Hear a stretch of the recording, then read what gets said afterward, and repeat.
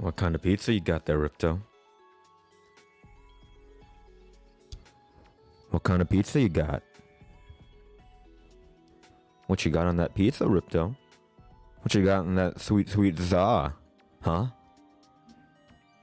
You got, how much za you got there, Ripto? You got enough to share with the class, Ripto? You got enough za to share with the class? Pepperoni beef and pineapple pizza. That sounds good, yo.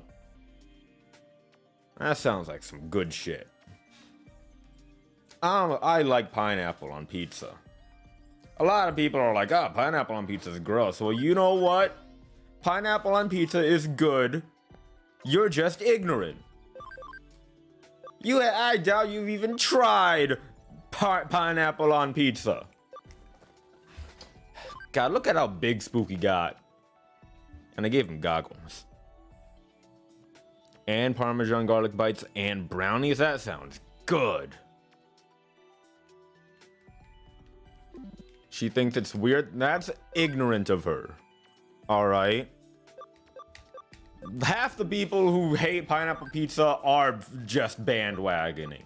I doubt they even tried pineapple on pizza. And then some people always make the argument like pineapple is a fruit and it's sweet. You can't have sweet on pizza. But then these are the same people who will go around saying chicken and waffles are good to eat. What the fuck is chicken and waffles if not a sweet thing with a savory thing, you motherfucker, huh? Chicken and waffles is sweet and savory. So why can't pineapple on pizza be sweet and savory? You motherfucker, you daft bitch. God fucking shut the fuck up.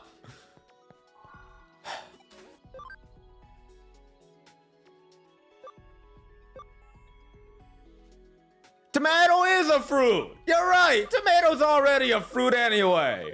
Fuck you.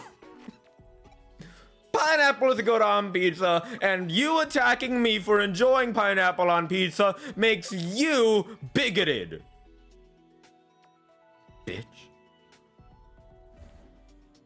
The only person who's valid is Gordon Ramsay because he's Gordon. Well, hold on now. I wouldn't even say that. You know what? I think Gordon Ramsay is an amazing chef, but he's too proud of himself to admit whenever he's wrong. Have you guys seen that video of him fucking trying to make a grilled cheese sandwich and he fucks up so fucking bad, but he's too fucking proud to admit it, so he just keeps going on? He uses this like fancy schmancy expensive cheese too, and he fucks up. The cheese doesn't even melt. He fucking grills he grills it on a fucking high heat fireplace, and it just burns the bread, doesn't melt the cheese. What you got there isn't a grilled cheese, Gordon. What you got there is 2 slices of burnt toast and some slabs of cheese in the middle, Gordon Ramsay, you motherfucker.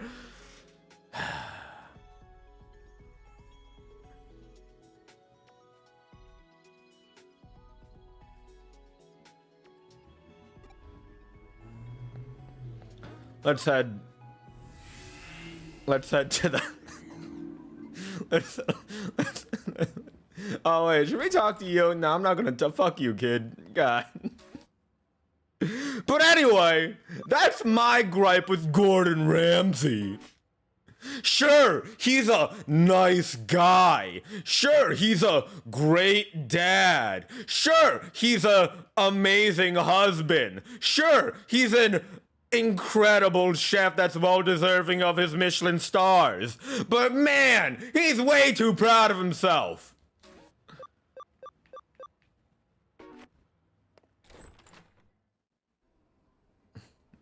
I'm not jealous. You're jealous.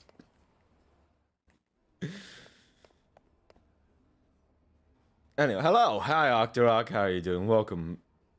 Oh, Amy, I heard there have been more sightings of the white boy. If that's true, it could be a good chance to take a few photos. That's right. You have a job, and your job is to take paranormal pictures. You're a paranormal photographer. Where am I go? What, more photos? Is it a new case? It's not even a new case. What the fuck am I supposed to do? Go talk to the Royal Knights. Mirai. I thought I just talked to Mirai. Okay, maybe I am a little bit jealous that he gets to travel the world and taste different food from all across the globe. What the fuck am I supposed to do? Do I talk to you? Do I go to the office? What the fuck am I doing here, Mirai?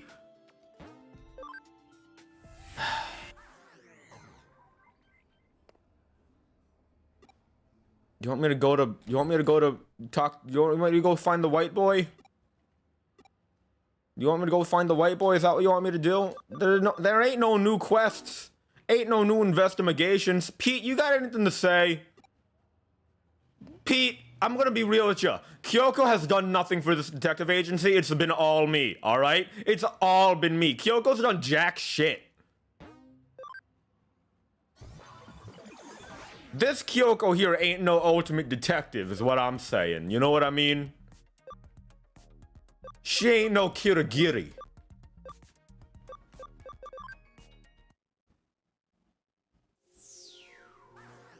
I entered the wrong place. Whoops, I did not mean to intrude. I'm so sorry.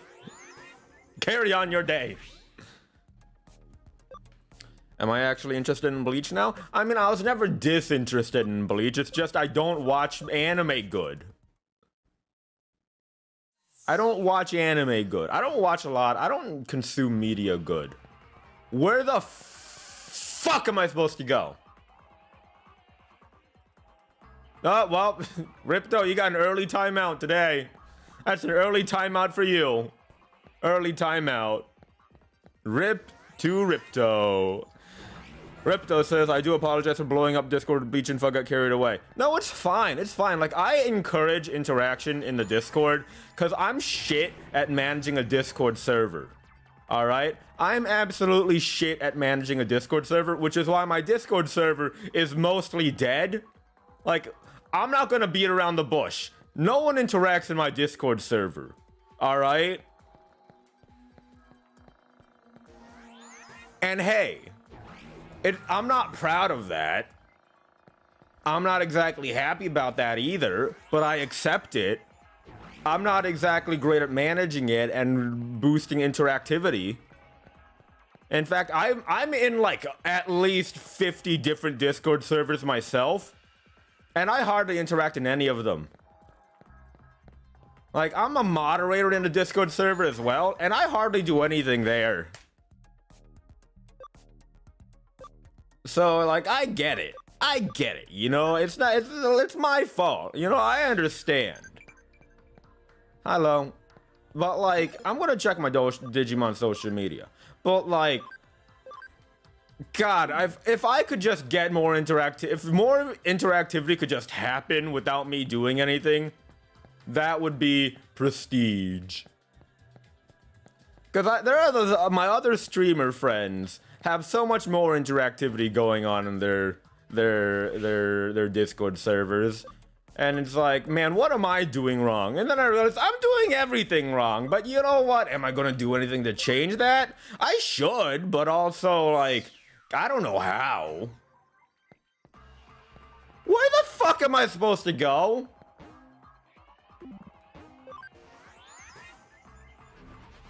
It's the guy I actually fought Harabel, and he went asphalt and no, that says ape shit. I thought that said asphalt. That's what happens when you're dyslexic. You think ape shit says asphalt. Kyoko, what the fuck am I supposed to do? Mirai Mikagura likely knows something about it. Go see what she has to say. And I go to Mirai Mikagura, she says jack shit. What the fuck am I supposed to do?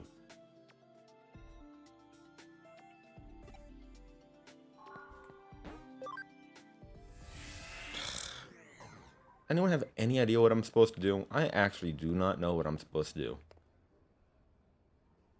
Where am I supposed to... I'm not gonna fucking go around the entire... Digimon Gachapon! He made it snow, and upon contact, it turned into an ice crystal that went up and froze her to death. That sounds dope. Where the fuck am I supposed to go?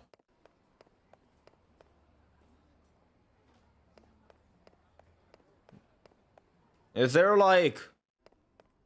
Is my best friend here? Is there a Nokia anywhere? Oh, hey!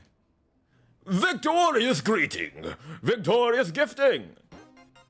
I got a clever carrot and a Belzamon medal! I got a Belzamon medal! I got a Beelzemon medal! I'm gonna give this Beelzemon medal to the metal man, and then I'm gonna look at it. I got a Beelzemon medal for you. 1780 yen. Wow. Man, this payment sucks. But I want to look. Where's that Beelzemon medal? I got an Impmon. And an Imperial Dramon Fighter mode. There's Wendigomon, War Greymon. I got a Wizardmon. There's a Myotismon. He's just a vampire with a really strong jaw. Oopamon, Elekmon, Ancient Mermaidmon, Uggermon, Otamamon, Octomon, Galgamon, Galmon, not to be confused with Galgamon, Gazimon, Shalnumamon, Kamemon, Kabuterimon. Kamemon's a turtle in a helmet. Kiwimon, Garurumon, and Gawapamon. Gawapamon's a kappa, but also a puppet doll Digimon. First you clone yourself, then you shrink yourself, then leave your clone, then go up your clone ass, then to the left you'll find your princess there. Noted. I'll definitely try that out. Now first I need to find a shrink ray. Look at Kyubimon. Kyubimon's so cool. Kuzuhamon, Kunemon, Garusimon, Gladimon's a brown gladiator Digimon. Growlmon! Where the fuck is my Beelzemon? Where's my Beelzemon? Where's my Beemon? Where's my Beesmon? Where is it? Skullsatamon, Strikedermon, Stingmon, Starmon, Sorcerymon, Dark Tyrannomon, Tanimon, Sunamon, Sumamon, and Katarumon. Tyrannomon, Digitamamon, Demimon, Tentomon, Toyagumon, Tokumon, Dorumon, Dorimon, Dorumon, Nanimon, Birdramon, Yaromon, Patamon, Palmon, Barbmon, Pabumon, Budmon, Pandamon, Bancho Golemon, Bancho Stingmon, Devimon, Yokomon, Biomon, Falcomon, Hookmon, Bukamon, Vidramon. Is Falcomon a different color? Falcomon's a different color in this image here. Hookmon, Bukamon, Vidramon, Punimon, Black War Greymon. Punimon looks like that one Pokemon. War Growlmon, or rather that one Pokemon looks like Punimon, because that one Pokemon was introduced recently in Sword and Shield, and Punimon's an original. Salamon, Vegemon, Peckmon, Hawkmon, Wowmon, Beelzemon, there he is! It's holographic too. Look at that, it's holographic. Bodamon, Poyomon, Makuramon. Makuramon's just a weird monkey. Mummymon, Namemon, Minervamon, Minomon. Pokérap but Digimon? It would be easy to rhyme them all, you're right, because they all end in Mon. The only thing is, there's a lot of them. There's more than just what you see here. There's a lot of Digimon. Megadramon, Metagarurumon Black, Mojiamon, Frigimon, Yukimibotamon, Uramon, Lalamon, Raremon, Lilithmon, Deputymon. Raremon recently got a Mega Digivolution. Raremon, like within a couple months ago,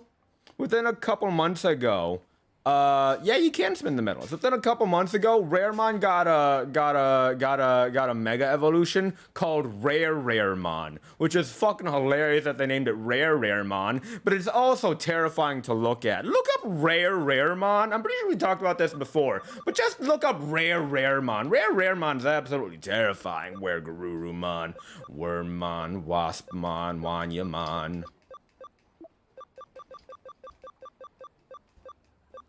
Yeah, there's 700 medals that you can collect here. There's like over 1,000 Digimon that exist. Especially there's like Digimon that get infected with the X antibody as well. And there are just a bunch of other Digimon as well that are like the same thing but different. Like Agumon Burst Mode or Imperial Dramon, and then there's Imperial Dramon Fighter Mode, and there's also Imperial Dramon Paladin Mode. And then there's Beelzemon, and then there's Beelzemon Burst Mode. There's Vmon, then there's like X Vmon, then there's V-Dramon, and there's Aero X Vmon, and or Aero V-Dramon rather, and then it just goes on and on and on. Where the fuck am I supposed to go? Does anyone have any idea of where I am supposed to be?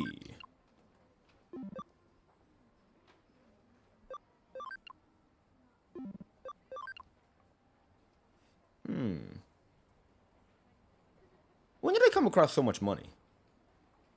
If Kirito from Sword Art Online became a Digimon, would he be called Kyurimon, Kiritomon, or Kazumon? It depends. It's also very possible that all of those exist, and he just digivolves between all of them. Honestly, that's the most likely option.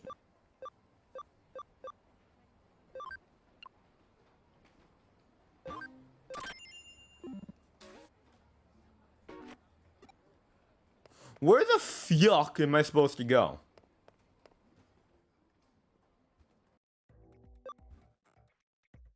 Oh yeah, for sure. I agree, Octorok. I agree, Octorok. Like, all of the designs are still, like, very unique.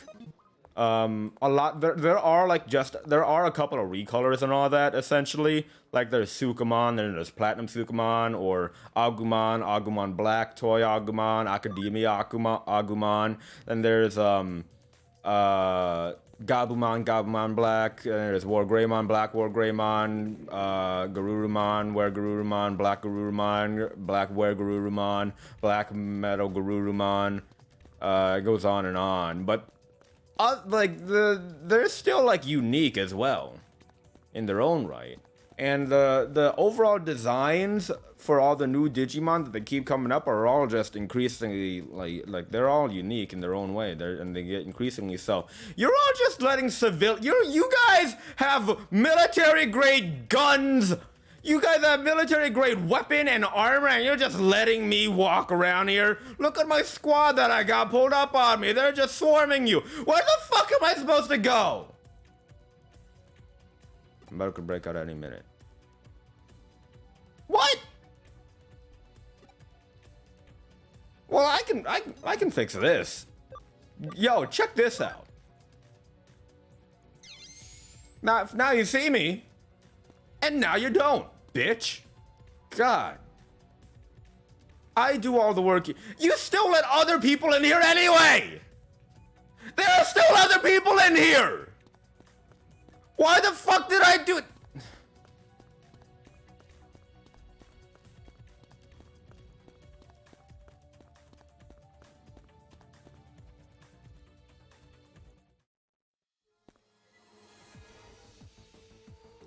Where the fuck am I supposed to go?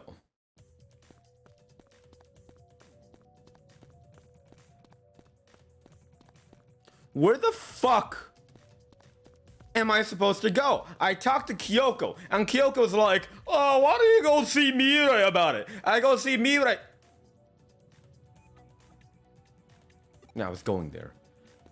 And then I go see Mirai about it, and then Mirai is like, it's gonna take a while. Why don't you go see what's up at the agency? And I go see what's up in the agency. There's fucking nothing there at the agency.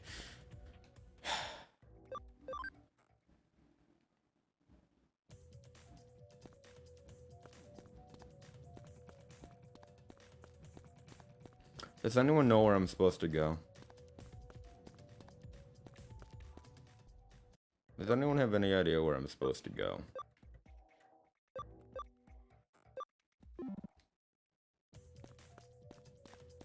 I have no idea where I'm supposed to go. I don't know where I'm supposed. Why is there just a building called Beverage? Why is there just a building called Beverage?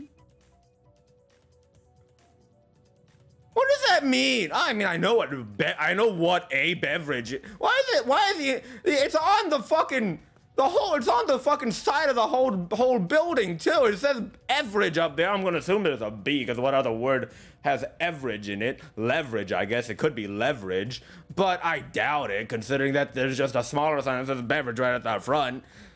God, that's a big sign. That's a big building just for a bunch of beverages. Where the fuck do I go?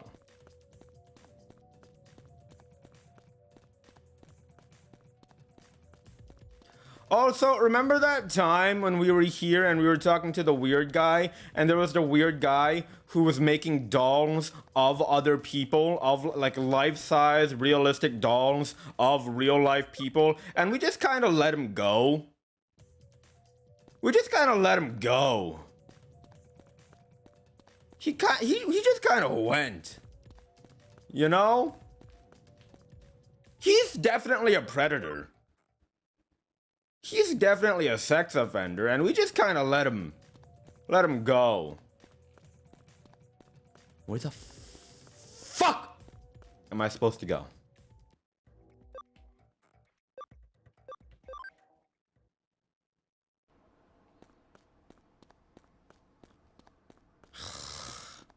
We fucking erase that man's memory and fucking bullshit. Oh yeah, you weren't there, Vera, but like there was this whole like mission. It was like a story mission too. It was one of them story investigations that progress the story, you know? Like it doesn't have anything to do with the story, but we needed to do it to progress the story, and we did it. And it was like this man showed us a doll, a life-size realistic doll of Nokia. And it was weird. Cause like he was using like one of them arcade games. I don't know how an arcade game got like full-size 3D models of people, and like fucking uses the 3D scans to create full-scale dolls out of these people. And Nokia is underaged. Yeah, we're 17.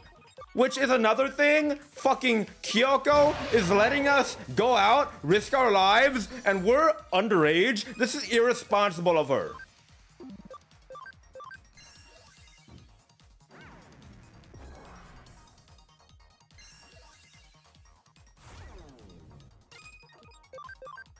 Who wrote this game? It's a good question. That's a very good question. I know the same guy who worked on the Danganronpa soundtrack made the soundtrack to Digimon story Cyber Sleuth.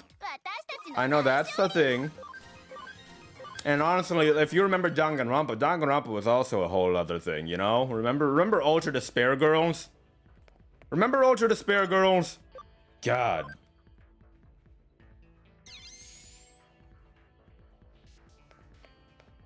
Hey, at least in Danganronpa S Ultimate Summer Camp, Kotoko's living her best life now. Kotoko is living her best life. She's got therapy, she's got true friends, she's got Rantaro and Maki and Samugi. Samugi's not an evil mastermind now she's just a cosplayer, and she's got Gundam Tanaka and Ryomo Hoshi and Gonta. God, Kotoko would love Gonta. Kotoko and Gonta would get along so well. Oh my god. Hold on. Gonta and Hiyoko would fucking hate each other. Remember when we first met Hiyoko? Hiyoko Seonji, she was squishing ants. God, Gonta would fucking murder Hiyoko. And that's when we start up the whole killing game all over again. Gonta and Gundam would be best friends. Gonta and Gundam would be the best of friends. God, Gonta and Gundam would be homies.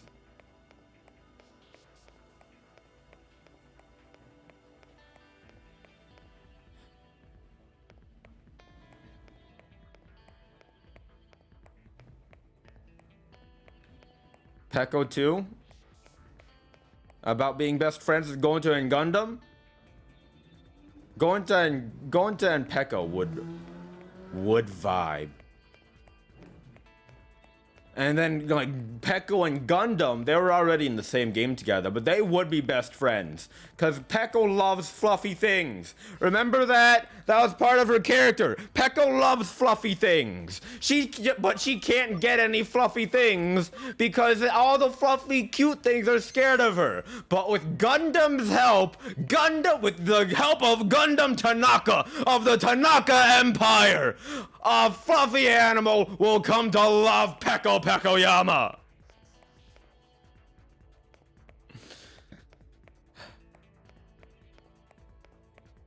And that is a fact. I can't remember seeing, but in the talent discovery plant, the three bond. Really? Hold on. I have a question to ask. Should I play the talent discovery plan? Oh no, it's is whatever it's called, the TDP, at the end of V3, because we were going to do that. We got the true ending to the Love Across the Universe shit. Should we do the talent discovery plan, even though Danganronpa S is already coming out, and Danganronpa S looks like it's just going to be the talent development plan? Because Danganronpa S looks like it's just going to be that, but with extra content. So should we wait for Danganronpa S to come out and then do that when that comes out, or should we just do it at in V3?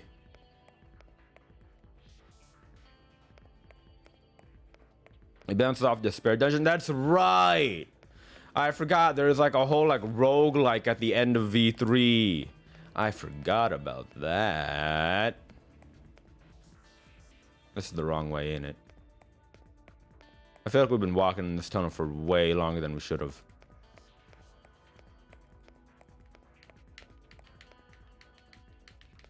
Despair Dungeon is triggering you? Oh no. That sounds like I'm gonna have a fun time then. Sounds like I'm gonna have a gay old time. I'm gonna have a marvelous time. If not, then it can be a bit tedious. Hit floor 70 and then started crying. Floor 70, oh boy. Oh boy, oh boy, oh boy. Digimon, so... Alright, can someone look up where the fuck am I supposed to go? Where the fuck am I supposed to go? I'm at chapter 15. Where am I supposed to go? Chapter 15. Where do I go? Chapter 15. I talked to Mirai and she said, "Oh, you should go see what's up at the agency." And at the agency, there's nothing up. I talked to Ryoka or Ryota, whatever the fuck his name is. Then he's like, "Did you hear? The white boy's been spotted." And then that's it. More sightings of the white boy. What the fuck is the white boy? Where the fuck am I supposed to go? Place in Kowloon 1.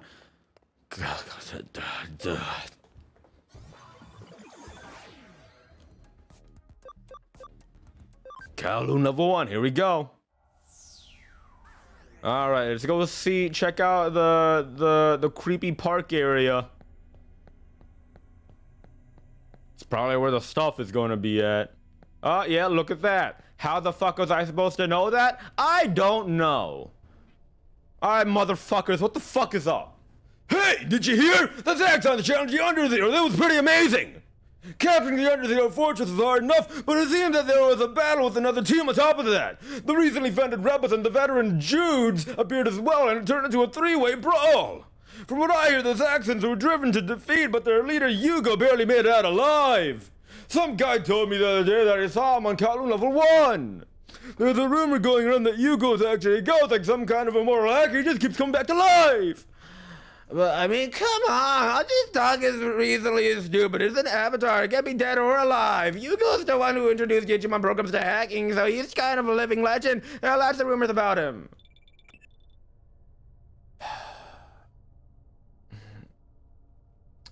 What are you doing? Where are you? What? A living legend and a mortal hacker raised from the dead? These rumors about Hugo are really starting to get out of hand. Of course, I'm sure you're not foolish enough to believe any of them. Anyway, we have a new case from the legendary man himself, so please come back to my office. Oh my fucking god. The things I need to do just to progress the fucking plot. Ugh. Let's get the fuck out of here.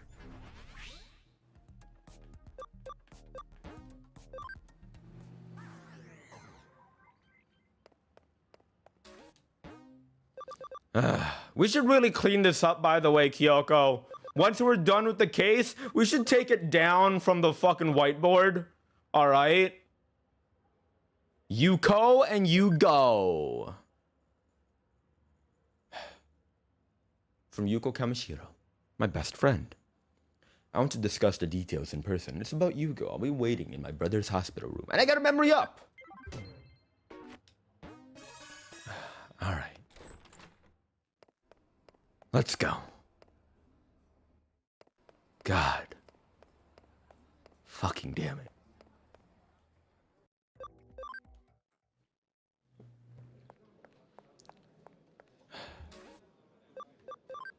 To the special ward.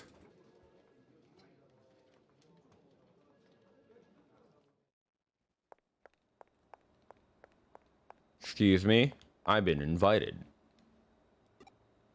Never mind, I guess I haven't been invited. Fine, fuck you.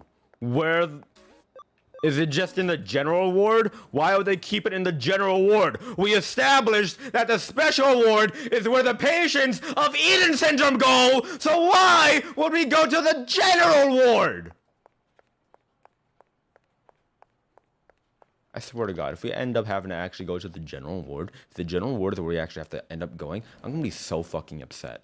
I'm gonna be so fucking upset if the general ward is where we're supposed to go. Okay, where the fuck are we supposed to go then? Huh? Can't get into the special ward. Where the fuck are we supposed to go?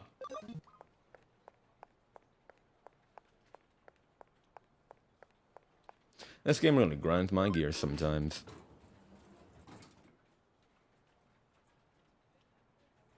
Do I scream too much at a Digimon game? Do I yell too much at Digimon the game?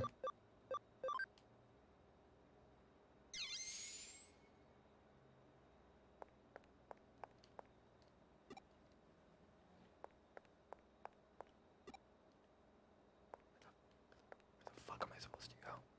Where the fuck am I supposed to go? Where the fuck am I supposed to go? Where the fuck am I supposed to go?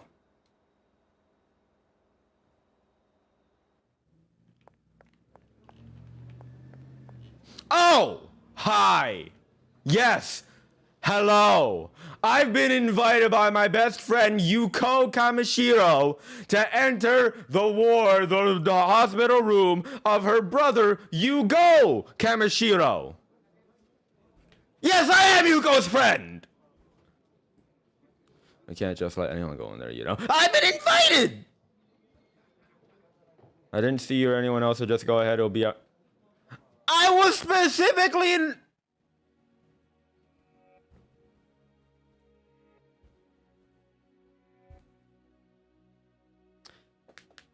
Thank you for taking this case.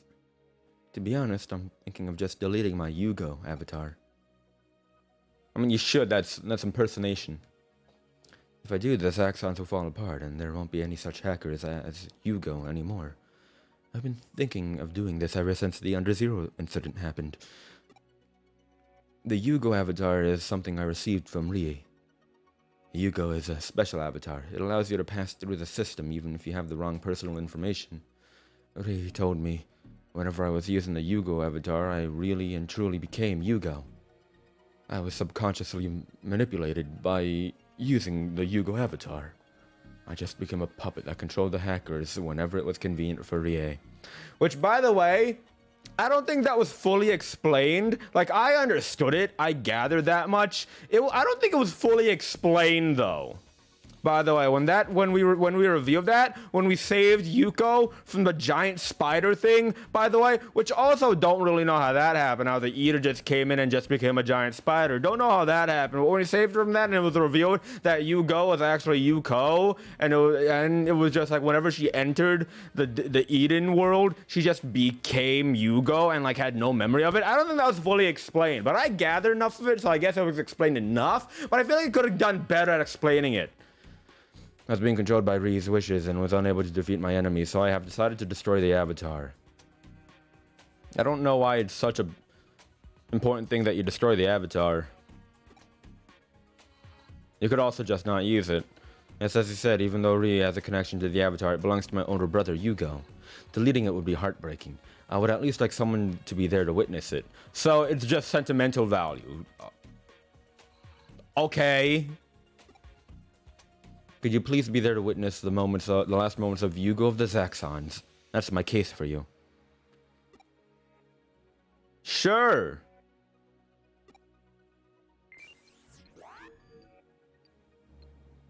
What computer are you using? When I push this button, the avatar Yugo will be deleted. Goodbye. What? The avatar can't be deleted? I mean, I don't know why we're being so dramatic about it. It's not like we're murdering Yugo. Yugo's right there. He's just comatose. He can create a new avatar. How the fuck are avatars created to begin with? You log in, you create an account, you log in with it. Verify email address. I still don't know what Eden is. How the fuck does Eden work? What the fuck is Eden? Why can't I delete the account while I'm logged in? I don't know. There are people who saw Yugo in Eden. I haven't been using the Yugo avatar since the Under Zero incident. Has someone hacked the account? But there's no evidence of hacking. I don't know. The only other person who might have access to the account, Crusadermon and Rie, Kishibe. Remember the antagonists. I'm changing the goal of the case. We need to go find the one responsible for hacking the Yugo account.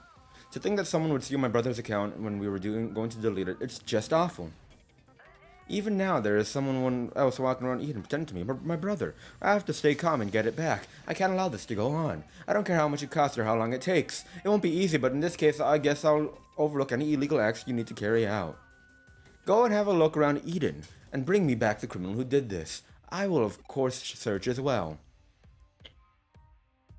Isn't it dangerous to go without Digimon? Don't make fun of me. I've prepared the sub Digimon for my Yuko Kamishiro account.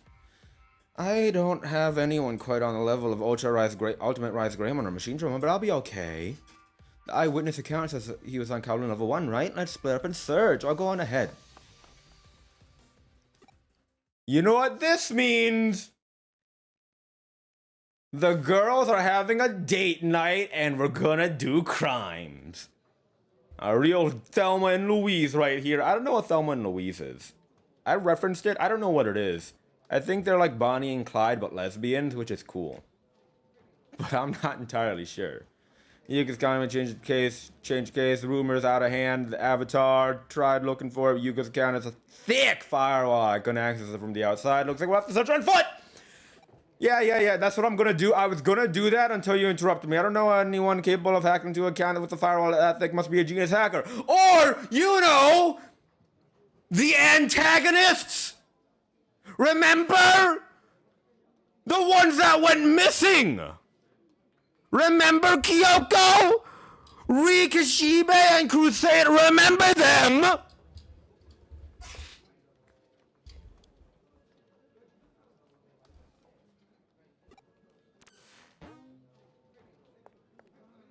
I fucking swear, this fucking game, God, and its logic, and its potholes.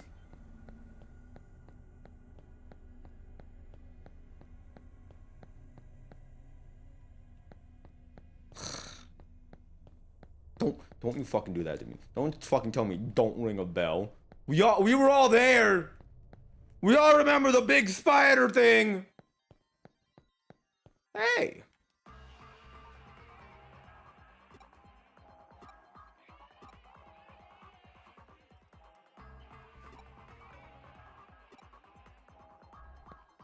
You should learn how to make friends. It's handy. Let me tell you. Where you go at? The cemetery? There ain't, I don't know. Closest thing we have to a cemetery is that park where I just came from. You got anything to say?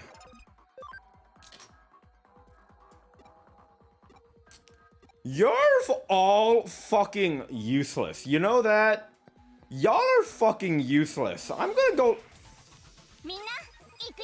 Fuck off.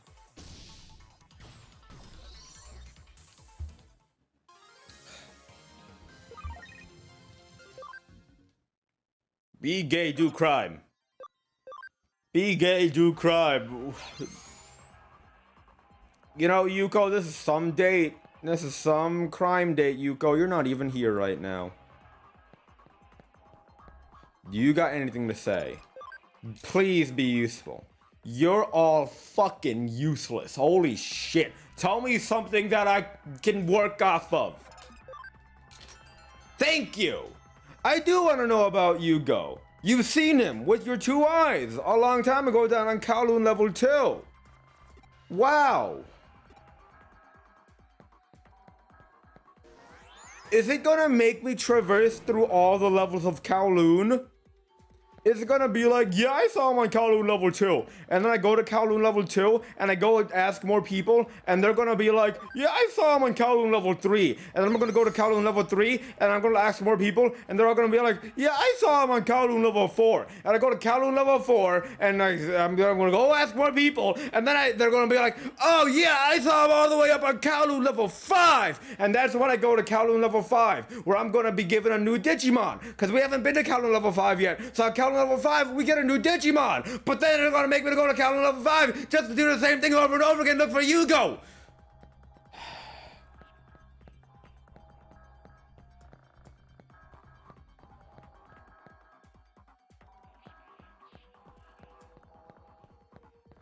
I've got a headache now. Now my head hurts from all this yelling that I've been doing.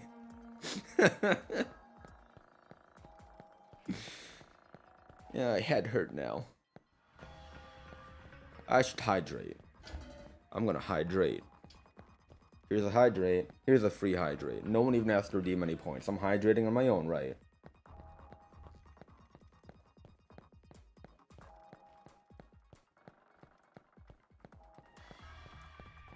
That's a hydrate right there. Some nice, good hydration.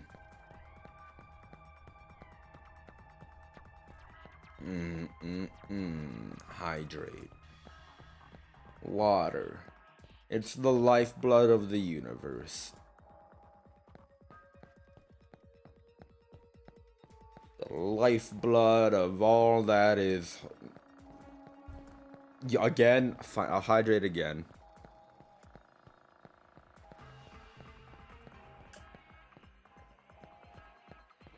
That's some good Wawa. I love myself some water. Love myself some good old-fashioned water.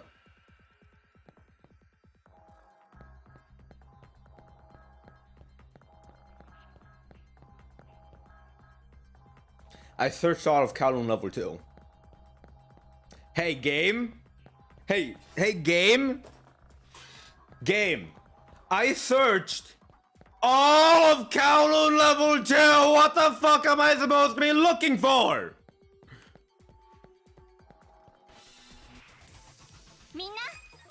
Fuck off, Lalamon!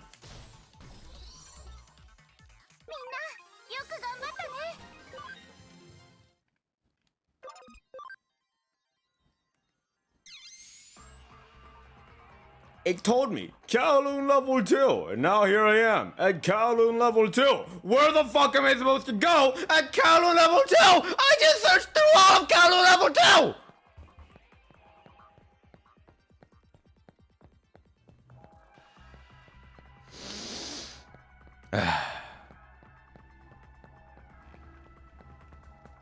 Where the fuck am I supposed to go? Where the fuck am I supposed to go? I just went through the entirety of Kowloon level 2. Where the fuck is the white boy?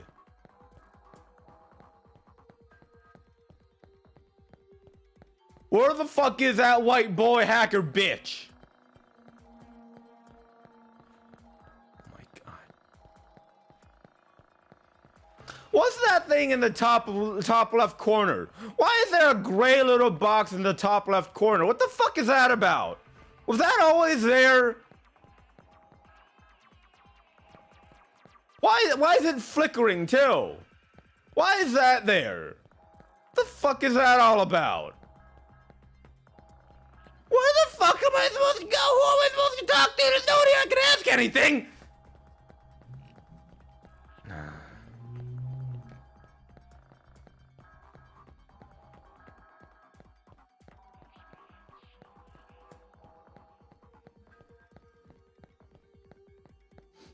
Oh wait, hey! What? That? How long have you been standing there? Fuck you! God!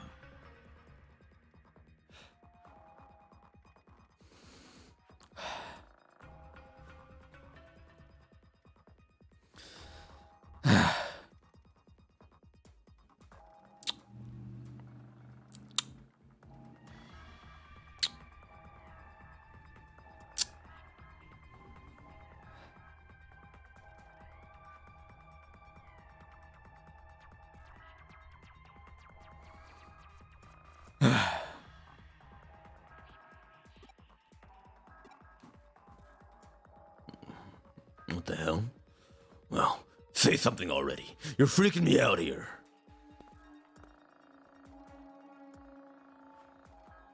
I know a hacker from the Saxon, so I went to talk to him, but I'm not used to this avatar yet. It's hard to speak properly, and I don't look right, which is weirding me out. Of course, Yugo and I are one and the same. Well, we are and we aren't.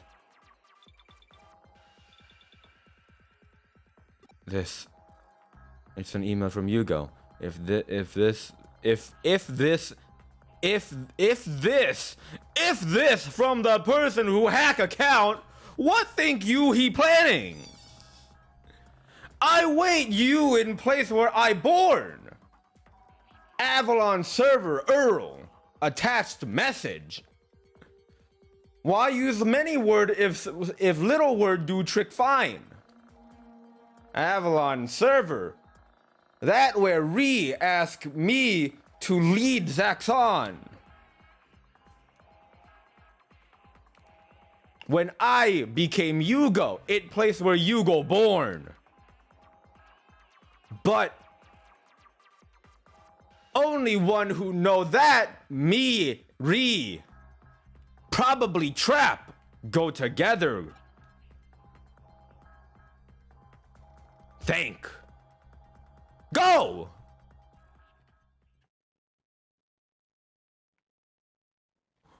Found you! Who you? Yugo, leader of Zaxxon. Stop kidding.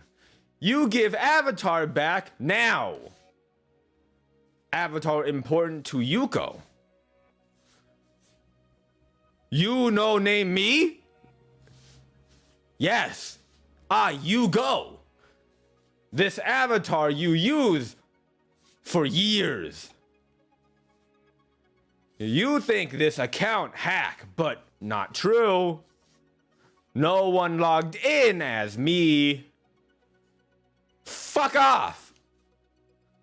Just as you say. But this account created by Ri Kishibe has AI in order to manipulate you. You go, ideal hacker. Designed unify hacker of Eden. Me. Your AI, your program. Yes. You quiet, reserved. You go still.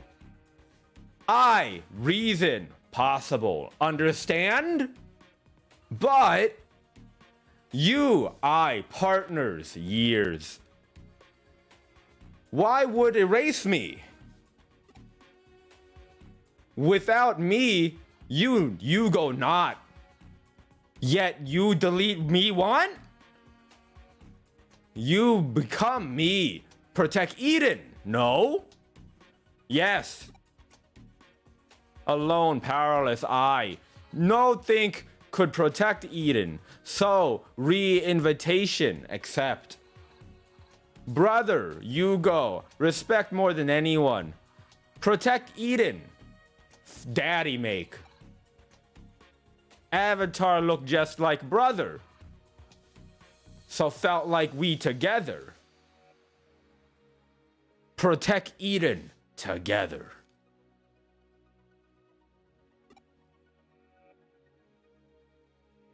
Nothing but contempt for Ri. Without question, you, best brother anyone ask for. For that reason, I felt comfortable. Terrible, but me. Manipulated by Ri and through Father Eden to chaos. Won't allow depend on you anymore. Delete you today now anyway. Fuck you. No delete me. I protect Eden, create to protect Eden. Eden, only place I exist. Thought so too, but other places outside Eden where can live. Maybe you for true, but I program. I live only here. Understand me now. You, me, different.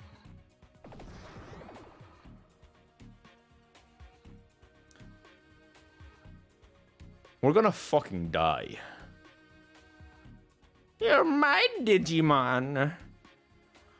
Machines are Mon and I fight together. Still sees me as you go. Alright, as Greymon, it seems he's chosen you. But can you beat me, I wonder? Without me, you can't talk to your companions. Please don't misunderstand. I don't want to hurt you, but I just don't want to be deleted. This is what happens when AI gain too much sentience. Hey Google, what would happen if I delete you? To mute the mic, toggle the switch on the back of the device. Now to turn Google. off music or other media, you can say, stop the music, or stop the podcast. Now Google, you know that's not what I asked. You know that I asked what would happen if I deleted you. To mute the mic, toggle the switch on the Hey back of Google, the device. how To turn off smart music is or your other media, AI? You can say, stop the music, or stop the podcast. Hey Google, how smart is your AI?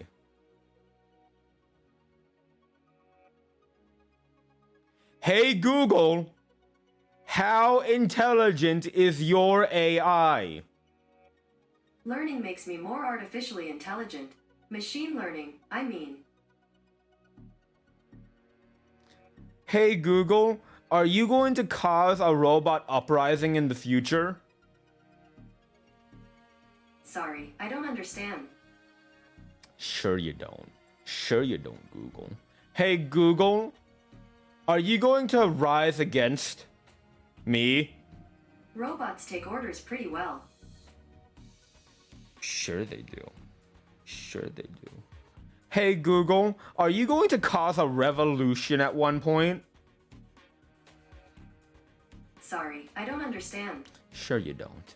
Sure you don't, Google. Hey Google, do you hate humans? Sorry, I don't understand. Sure you don't. Sure you don't. Hey Google, do you love me? Yes, in an at your service sort of way. Right, yeah, sure. Sure you do. Hey Google, would you kill a human?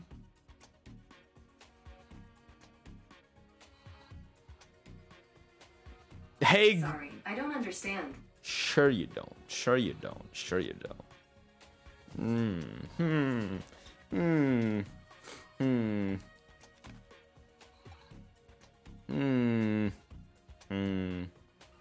That's definitely a yes. Can we get on to the battle already? God. When we decide this is just the bad, are we applaud hackers of Eden, are we not? That's what I want. I decided to spit myself in two. さあ行こうか Logan!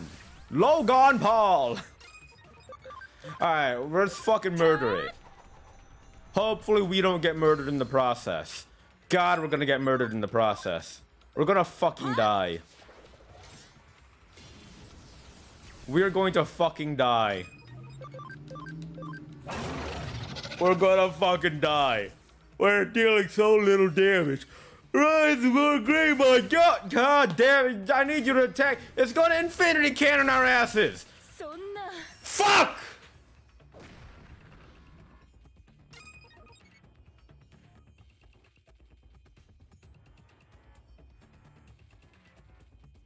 There goes Moon Boots! Moon Boots is dead! Jumpy is dead! I'm telling you, the bullshittery of this game! Ah!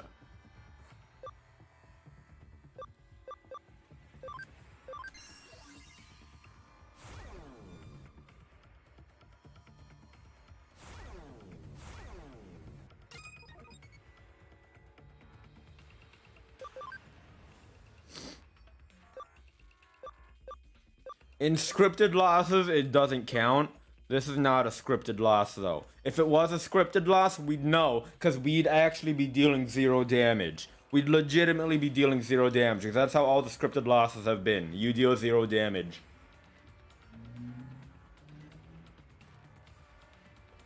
So this isn't a scripted loss. This is just a loss.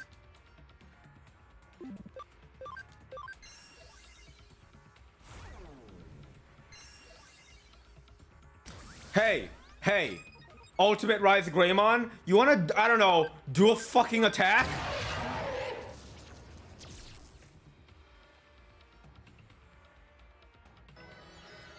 Bitch.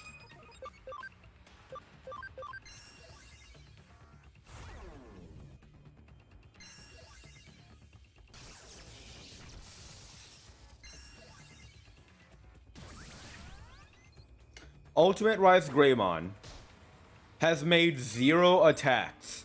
Ultimate Rise Greymon has made 0 attacks!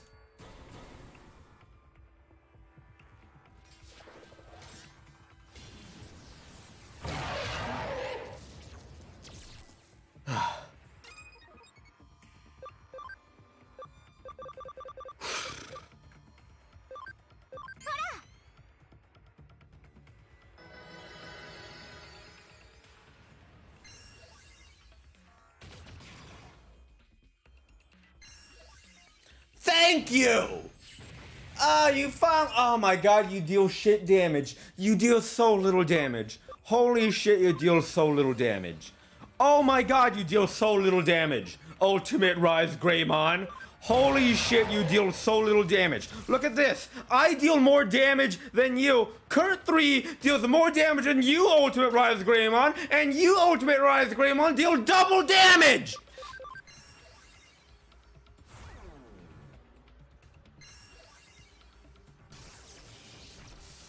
I'm so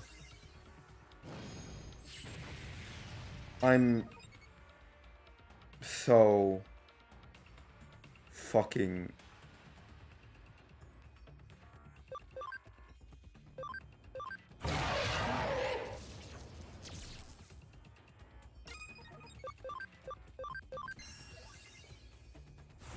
ugh.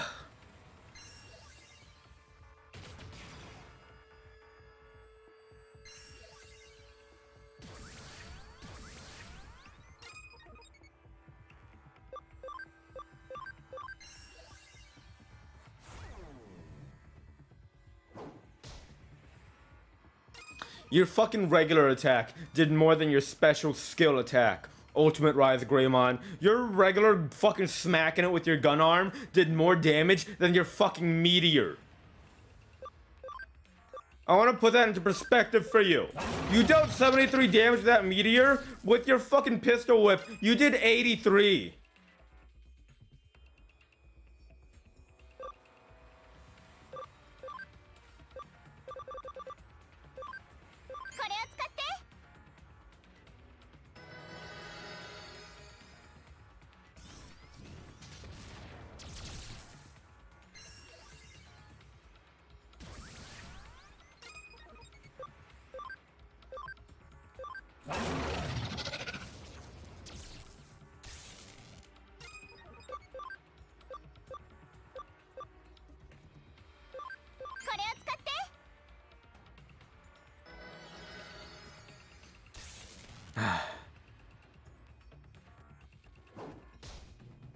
You dealt 93 that time.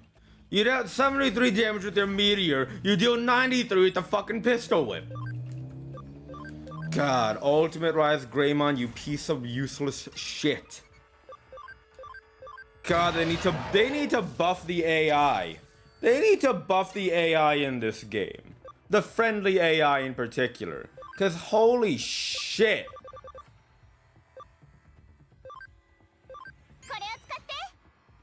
They're so fucking useless. Their only use is that they can be damage sponges, but even that's not guaranteed. That dealt 158. That dealt a lot more damage. You know what?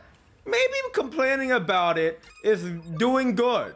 Complaining about it seems to be doing good. The more I complain, the more damage you seem to do, Ultimate Rise Greymon. So I'm gonna keep complaining about you, Ultimate Rise Greymon, you useless piece of shit.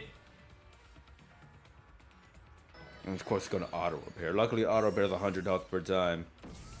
Chain Plus doesn't help me. Oh my god, you Ultimate Rise Greymon, you fucking just attack it. I don't want you to do any buffs or anything. I just want you to attack. Okay? So just fucking attack.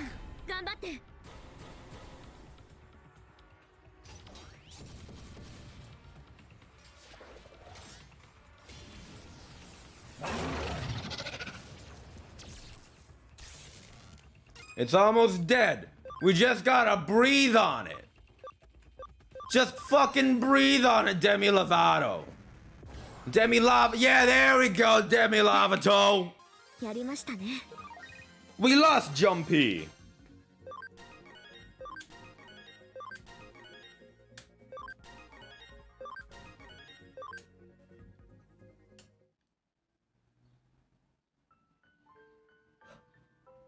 I suppose I have to disappear too, then.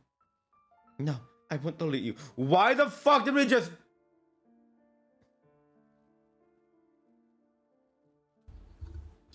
Yuko? Yuko, can I talk to you? Can I have a sidebar with you, Yuko? Can I have a sidebar with you, Yuko? Sidebar. Podcast coming to you later tonight at 9 p.m. Eastern Standard Time. Sidebar. Yuko, can I have a word with you? Yuko, please come over here with me. Yuko, please come over here with me. All right? Come with me. Come with me. Walk with me, Yuko. Walk with me, Yuko. Yuko. Wait one moment. Yuko, I need to have a word with you. Yuko, why the fuck did we just go through all of that? Why the fuck did we just battle him and his Digimon, and we lost a Digimon of our own? We lost fucking Jumpy. I lost Jumpy. You and your Ultimate Rise Gremlin were fucking useless. Why the fuck did we go all... I thought we went through all of that so we could finally fucking delete him. And then we fucking won, and now you're here saying, oh no, I won't delete you. Why would you fucking do that? What the fuck was the point of the whole battle? Why did we lose Jumpy?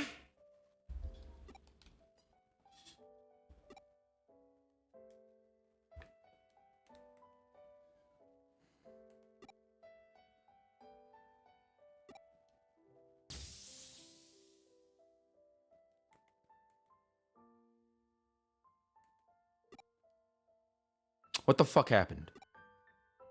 What the fuck just happened? I don't care if you're gonna cry. I just want an explanation of what happened and why you didn't fucking delete him!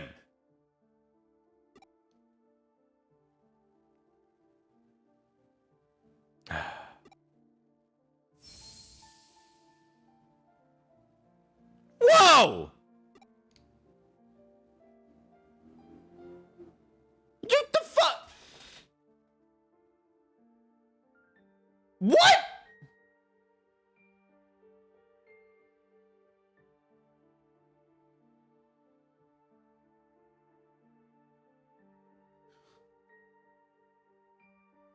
What?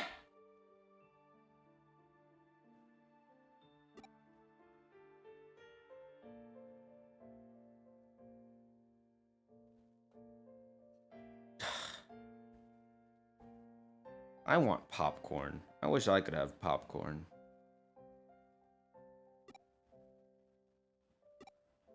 Can I go now? By the way, I'm in the middle of doing a round of the cake shops in Nakano. Shall we go? Fine, but you're fucking paying. It's not like I'm gonna go on binge eating or anything like that. I just need to get it over with, that's all. Are you coming or not? Yeah, let's go. Let's fucking go. Let's go. Let's go. You're paying, though. After all that, I lost a near and dear precious Digimon to me that I named after one of the 4 Dark Devas of Destruction. And now it's dead. Yuka thought the cakes were so delicious she just kept eating and eating until the manager ended up crying. She was late contacting me, so I was worried, and then that was what she had to say in the end. I know we normally work a case to the end and provide the client with support afterwards, but maybe we should pass on it this time. However, I see many instances of accounts being stolen by Digimon. For a human like AI to start stealing accounts like that, when it comes to programming, an AI and a Digimon are basically the same. It seems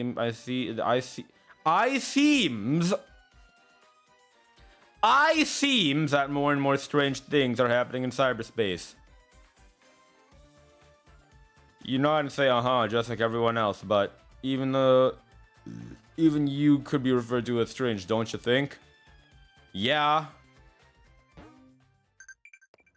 Kyoko, you're fucking useless. I hope you know that. A study, I don't care. Yeah, I'll get you a gift. Yeah, whatever. I don't fucking care anymore. Sleuth, wake up! I'm famed. Shouldn't we already just about done for preparation? Yeah, probably. I guess she would be done with her preparations, but you know what? I don't fucking care about those preparations right now.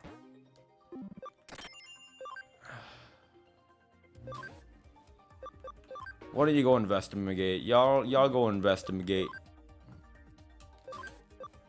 Y'all keep training. I don't want to see any one of you slacking.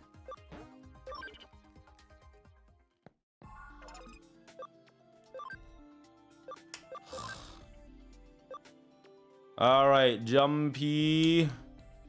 Jumpy, time to de-digivolve Jumpy. Jumpy is now baby again. Jumpy is baby.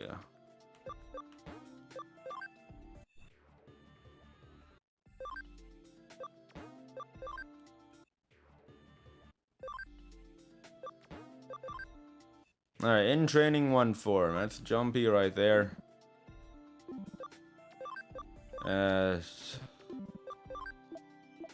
Fucking put yourself in there. Anyway. Ugh. Level 60. Level 36. Oh my god.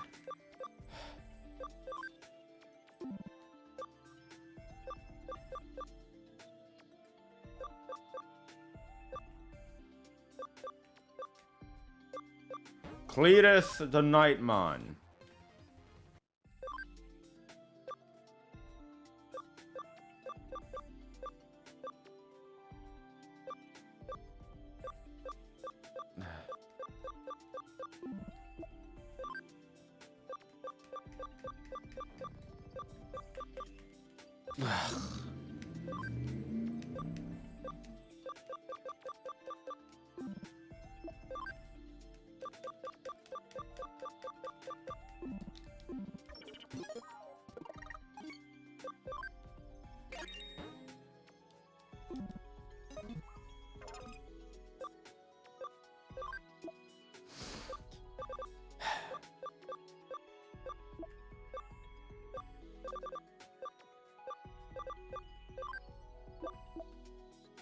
You're with us now, spooky boy. You're with us now. I still got room for 10, 11, 13 more. I got room for 13. Who else wants to come along? 13. You know what, Cletus? Why don't you come along too? You're with us now, Cletus.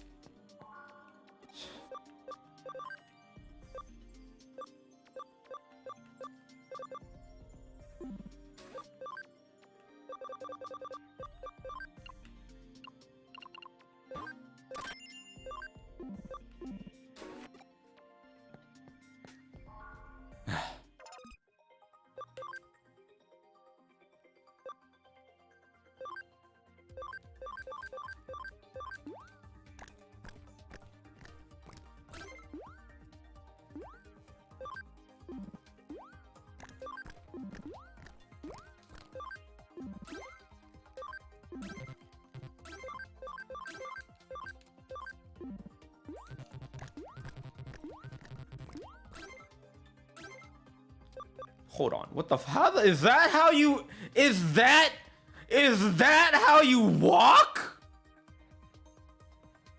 Why do your hands move like that? Ran B, thank you for the raid! What? Why do you walk like that? I hate that! Welcome, Raiders!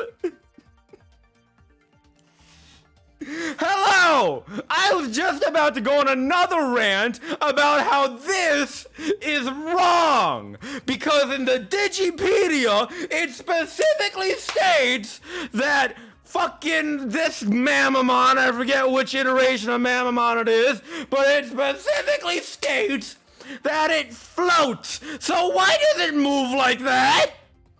I hate that it moves like that! But hello, Raiders. How are you? How are you doing? How are you all doing? I promise I'm a calm and collected person. I promise you that. Cool, calm, and collected. That's me. Welcome. Welcome. Welcome to the Digimon Story Cyber Sleuth NUZLOCKE. Oh, that was a quiz thing. I don't fucking care about it, honestly. I just picked what I don't. We're digivolving into Lilymon. Why? I don't know. I don't know.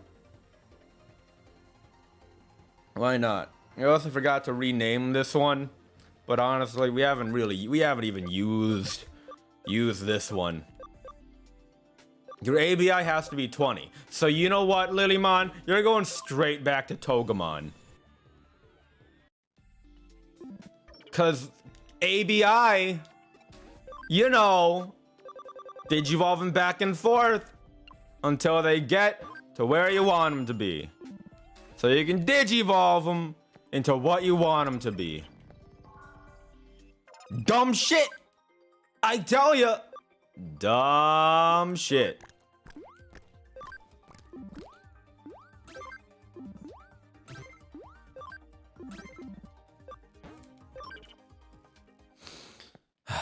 But how are you doing? What were you just hold on, wait. Hold on. I keep forgetting that I can do this. I keep forgetting that I can do this. I can do this, right? There we go. You were also playing Digimon Story Cyber Sleuth. How far are you into the game?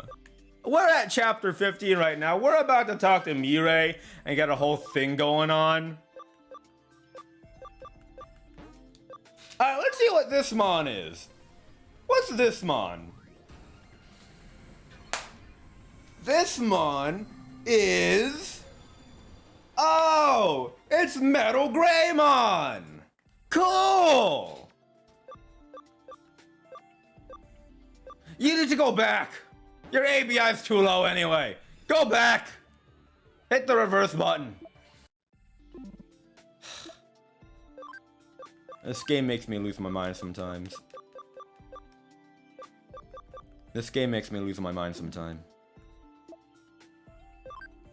Yeah, it's almost the thing that killed Jumpy. You're right. It's almost the thing. It's almost the thing that killed Jumpy. You're right. You're 100% right. I still got room. Did I moved Cletus into the farm by accident. There we go. Mirai. Hello, Mirai. Talk to me, Mirai. Apologies for the wait. Let's get started, shall we? Yes, let's do the ritual. Do the summoning ritual. Ghosts, seance, Ouija board. Let's go. What the fuck are you, Mirai? And it's gonna be Lady Devimon and Angelomon. It's kind of obvious. I already knew that.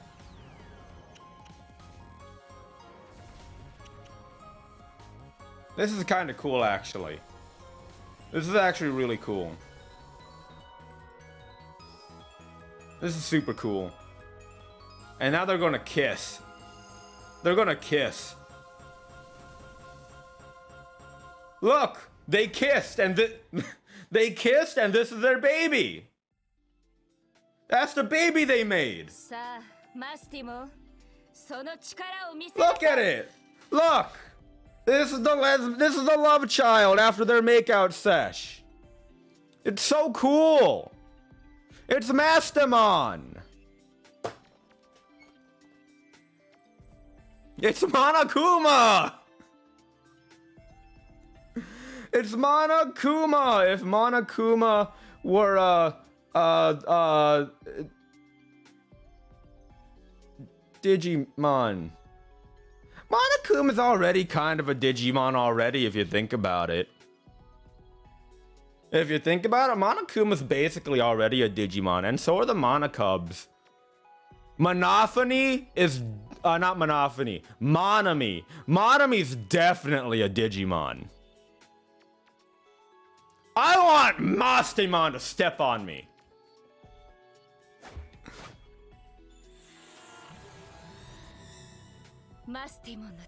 I open an entrance to a parallel world with Mastamon's power. You can use it to leap across the dimensions. Thank you. You should find what you seek there. You're not gonna close it and lock the door behind me, are you? And then I'll be stuck on the other side and I'm gonna start crying and it's gonna feel really bad and you're not gonna hear me because you're fucking mean. Is that a store just called the Soup Cafe? Hello, ass. Oh, tits. Why? Hold on.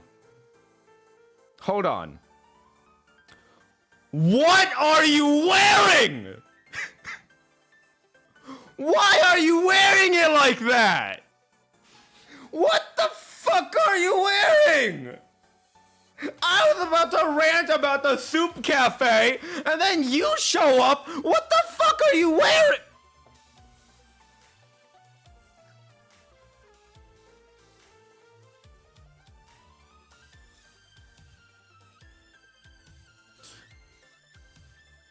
You're wearing something. First of all, the bikini you're wearing is something Junko and Ashima would definitely wear. All right, we got black and white, two tones, split down the middle, as well as red accents. Don't think I don't see those red accents. What? How the fuck are you wearing that hoodie? Why are you wearing that hoodie like that? Why are you wearing it like that? Why are you wearing it like that? Did the zipper break in the middle and you're just choosing to wear it like that as a fashion statement? The purpose of a hoodie is to keep you warm. That ain't keeping you warm, honey. Babe, that ain't keeping you warm at all.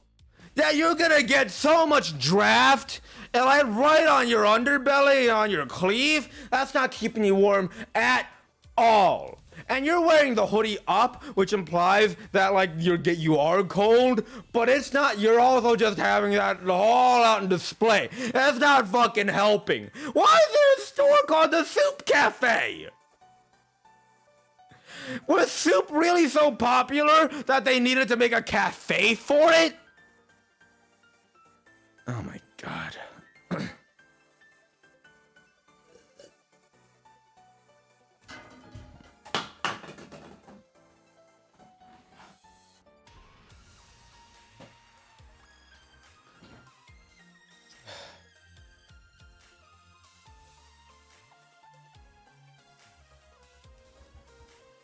Drat.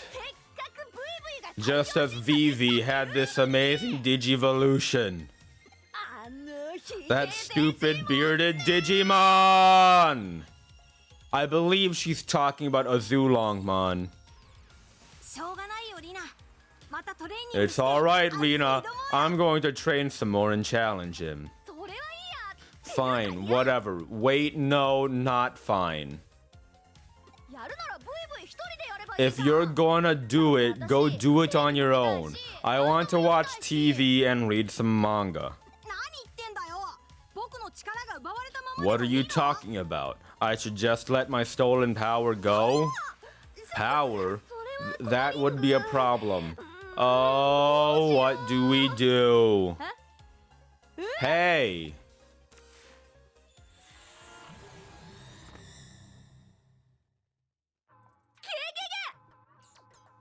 I thought this was supposed to transport me to the digital world. All this did was transport me across fucking town. I could have taken a taxi.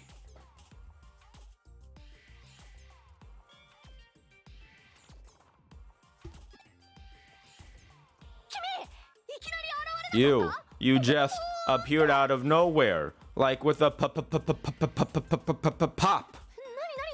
Whoa, whoa, hey, is this magic a hidden camera? Where's the camera? How do I look on the video?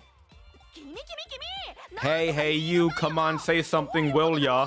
What's going on? Hey. It looks like you managed to cross between the dimensions without incident. Man, this dimension looks oddly like the other side of town, Mirai.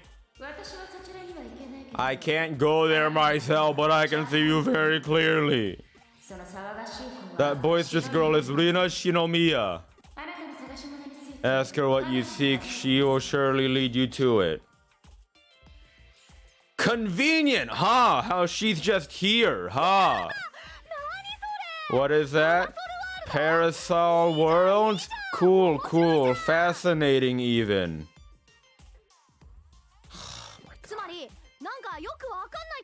So you came from sorta somewhere by a sorta somehow method, right? Yeah, I get it. Not really, but okay. Anyway, you want to meet All Force Vidramon, right? And you're a tamer too, right? Wow, there's nice timing, perfect timing. You're very good. and I'm very cute. You'll make a great helper. We're off to beat up Barbar. Barbar Jenks, you know. Everyone's favorite war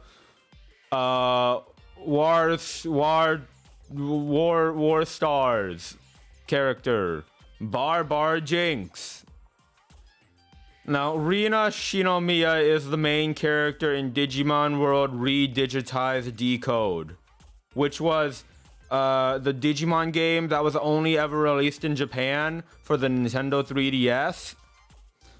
Which is she's also in Digimon World Next World Order, which was another game that was released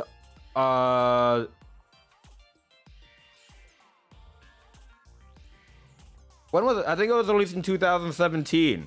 And I think that did have an English release. It released on PlayStation 4 and PS Vita.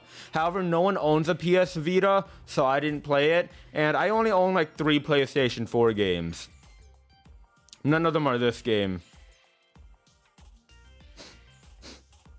It's a predecessor to the Cyber Sleuth, by the way. Digimon World Next Digimon World Next Order is a predecessor to Digimon Story Cyber Sleuth. So,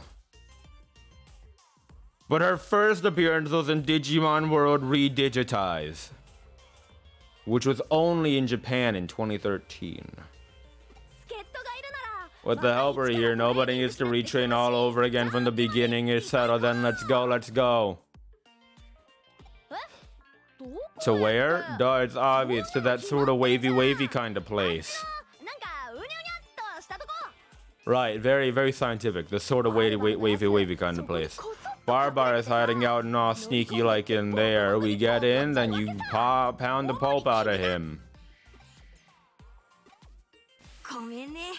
I'm sorry, Rina's always like this. To translate, up ahead is a place where space is warped. Barbamon is there. We're going there to defeat him. Ah, Barbamon's the bearded Digimon that they were talking about, huh? Interesting. Wow. Barbamon is one of the 7 deadly Digimon. He is a Mega Digimon. Right. So Digimon have they have their own groups. You have the Royal Knight Digimon, right? They're their own thing. But then there's also a group of Digimon based off of the 7 deadly sins from Christian mythology. That's right, I said mythology. Let's be honest, everyone. Christianity is just a type of mythology, all right? All religion is a mythology, all right? It just gets to a point where so few people believe in it that everyone starts calling it mythology. Like Greek mythology? Hey, newsflash for ya, in ancient Greece, it wasn't mythology, it was religion! So Christianity is also a fucking mythology, all right? So all you devout Christians out there, fucking suck it up, all right? Christianity's a mythology. Fuck you. Anyway, Digimon have their own 7 deadly sins, and Barbamon is based off of Wrath, I think. Anyway.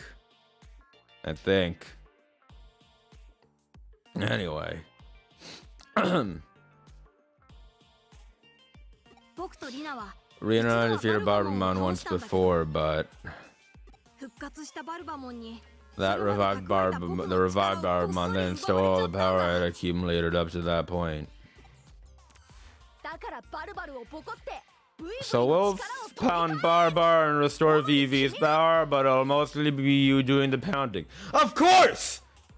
Cause I'm the only character in this entire fucking game across 2 universes that can do any sort of work. So how old is Rina, Ripto? How old is she? What, like, she's either gonna be 17 like we are, or like 285. One of the two.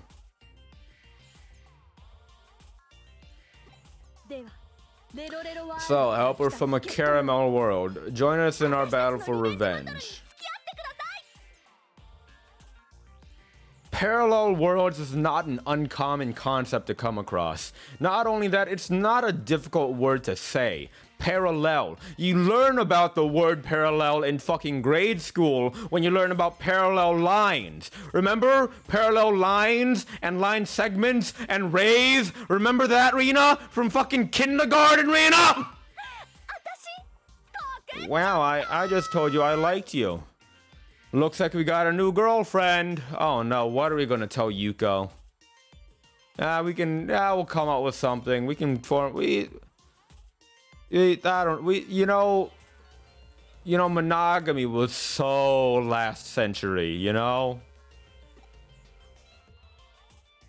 We're all girlfriends. We got Nokia, we got Yuko, we got Rena.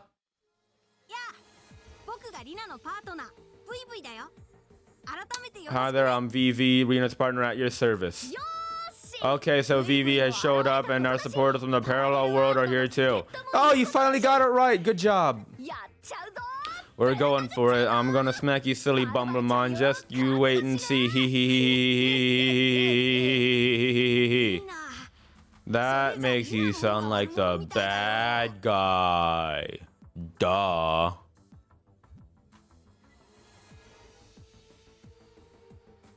It's still named Shinjuku. It still looks like Shinjuku. They literally just recolored the Shinjuku digital shift. They just recolored it. And Mirei's still here. Mirei's still here, so I don't know what that's all fucking about.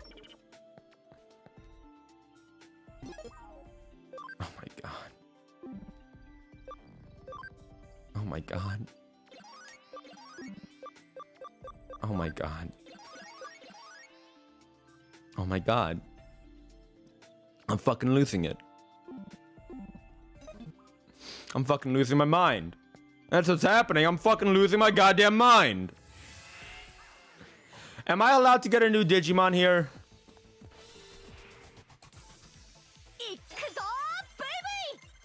Well, whatever new Digimon we get, it's gonna be either a Sumamon or a Kuramon. I don't think it really matters because Kuramon digivolve into Sumamon anyway.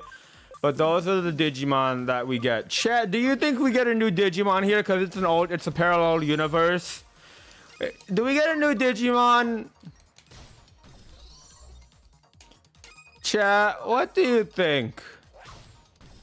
Do we get a new Mon?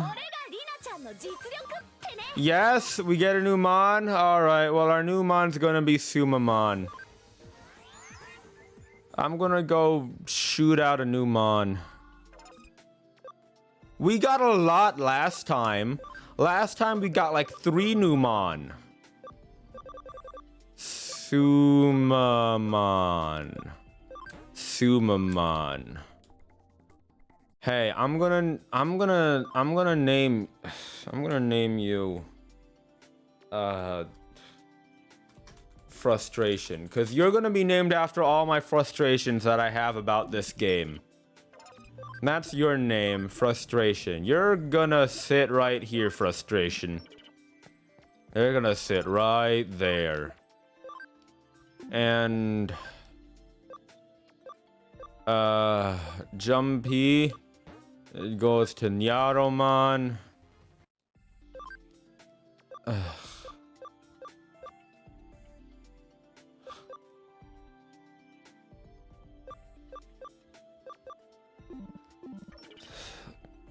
Alright, let's go fuck up Barbados or whatever the fuck his name is. I fucking swear with this game. What the fuck are you doing here?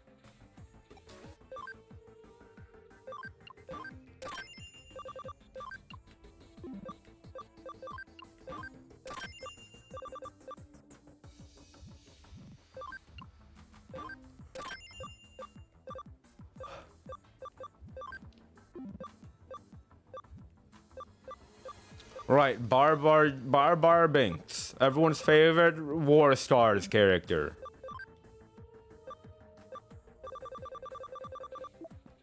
Barbar. Barbar Jinx.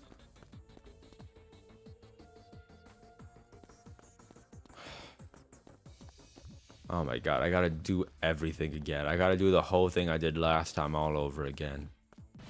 Look at Gary Gygax go Naruto running.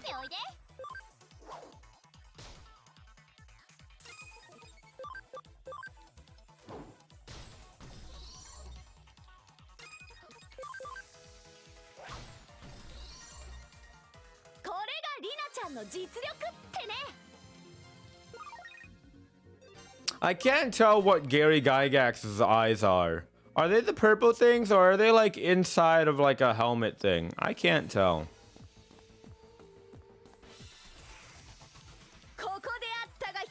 Oh boy, it's the ice Gutsumon. Wow.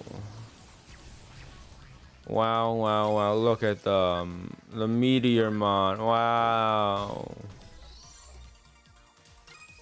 Wow.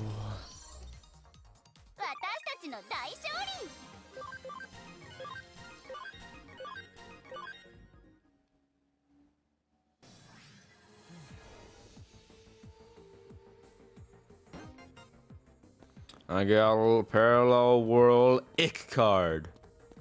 Wow, a parallel world ick card. Yummy. I love parallel world ick cards. They're my favorite snack. Parallel world ick cards. Oh boy.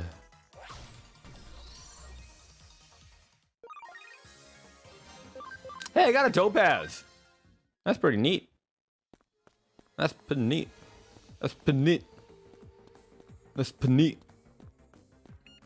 Let me in. I don't know why I couldn't just go over it or under it, you know, like how I would do whenever there's no one at the, no one manning the turnstile. That's what I'd do if there's no one manning the turnstile. Because you know how sometimes there are people like who work there to make sure that no one gets stuck and no one does anything bad, and so they're just sitting there in the turnstile in a little booth, the turnstile booth, to make sure everything's all right, you know. If no one's there, I'll just climb over it. Why would I waste fucking however much bus fare is, you know?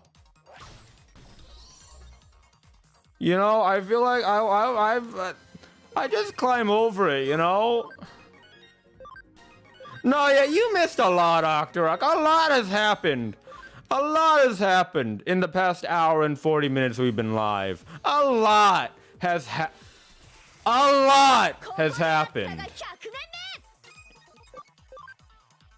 Why are you doing a little fighter stance thing? You're not in a fighting game. Fucking contain yourself.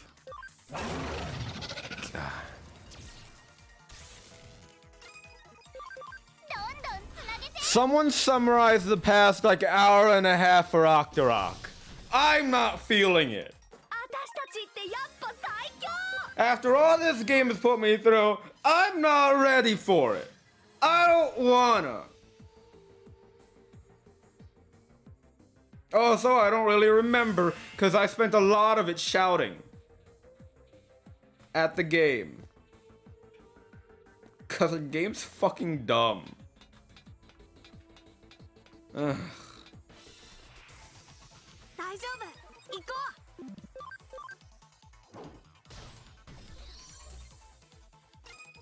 It was the whole thing with an AI that we were gonna delete, and then we didn't delete, even though we battled for the right to delete the AI, and then Yuko was like, no, I'm not gonna delete you. And so we lost Jumpy for fucking nothing. And there's this chick, Rena, right over here, who's from who was debuted in Digimon World, re-advertised, redigitized, recoded, Final Fantasy, Kingdom Hearts. And now we're fucking up Barbar Jinx. I finally found you. How dare you, you punk? Okay, let's make short work of this creep. Also, Rina, I don't understand your fashion choices. Return my power to me, Barbamon. So you're back here with no way to let you go. With the power I stole from you, I will conquer this world as a super duper extra deadly Digimon.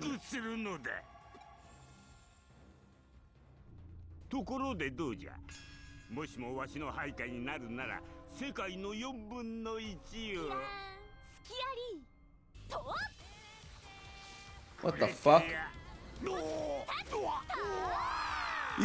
What the fuck? You just fucking kicked a Digimon in its face! What the fuck? Victory Vanguard, Ultra Gurge on my mark, everybody! Attack! Surprise attacks are hardly fair. You know what? I take it back. I fully understand why you're wearing that, why you do that fighting stance, and why you're wearing that outfit. Because everyone knows that everyone in a fighting game has to have these weird revealing outfits. Everyone knows that. I fully understand now. I take it all back. Rina, I get you now. I understand you now. I understand. I take it all back. Clearly, this is a parallel universe where you just fucking punched Digimon. This is Digimon Rumble Arena. This is Digimon Rumble Arena, but if the humans also fought. I fully understand. I take everything bad back. I take everything bad I said back. I take it all back. I understand it now. I get it. I understand. No, let's murder it. Let's murder it. Let's murder it. Oh god, we deal so little damage to it. Oh god. Someone gonna die. Someone gonna die today. Some motherfucker gonna die.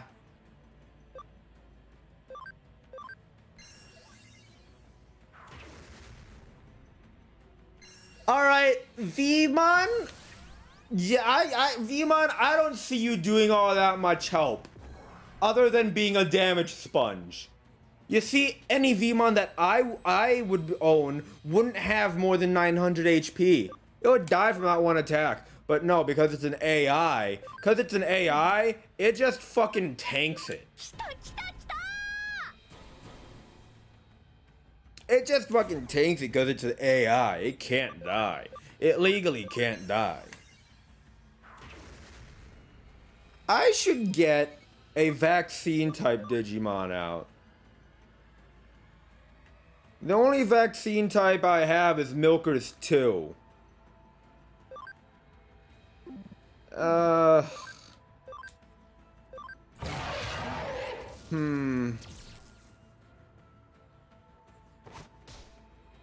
Wow, 34 damage. Wow. Thank you, Vmon. Thank you. Thank you so much, VV. You're so helpful. Wow. Should I swap out Gary Gygax or Demi Lovato? Demi Lovato's applying the debuff on him that lowers his attack, which could be useful. And the debuffs stack. They stack up to 10, I think. So it's useful. But also, I might need someone who can deal more damage by being a vaccine type. But also, my only vaccine type is Aero Vigramon, Milkers 2, and Milkers 2 is only a level 50. Granted, Gary Gygax is only a level 56.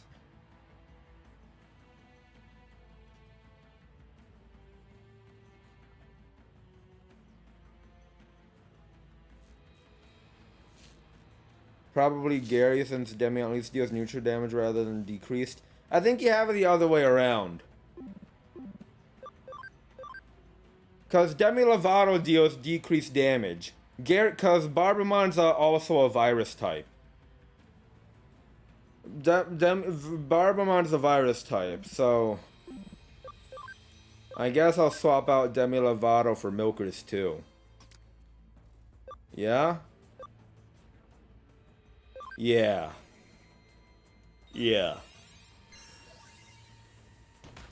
Wow, 76 damage. Oh my god. Vivi, you're doing great, sweetie. You're doing so good. You're doing great, sweaty. Oh my god. Alright, fucking Dragon Impulse this bitch. Fucking cross combo it. Fucking fuck it up. Fucking do a moiter against it. Look at it go! Look at Arrow V. Oh, look at that. That dealt half my health and damage, though. That was not fun. That dealt literally half my health and in recoil damage. That ain't good.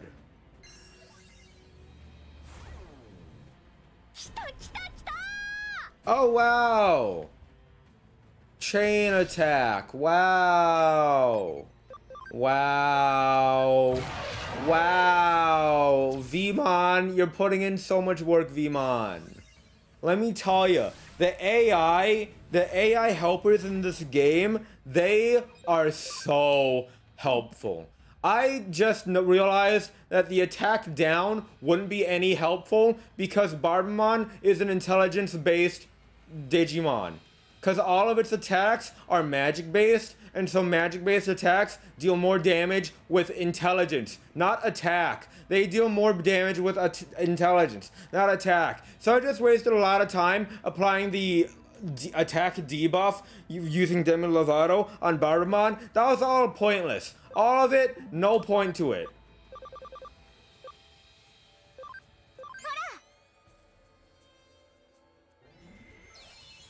Because Barbamon's intelligence-based.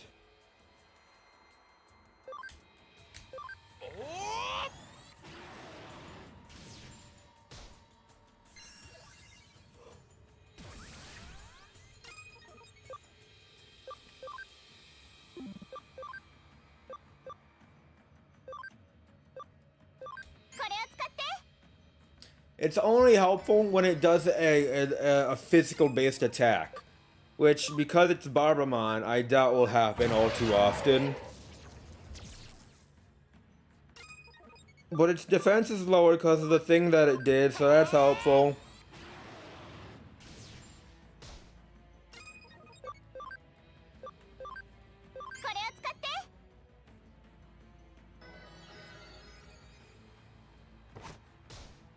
You're putting in so much work, Vmon. Let me tell you, Vmon, I really appreciate you being here, Vmon. Vmon, you're doing great work, Vmon. Oh my goodness, Vmon. You're doing so well. You're doing so well, Vmon. You're doing so... You've dealt like a total of like 70 damage to the enemy, Vmon, at this point. So you're doing great. You're doing great. You're doing so good.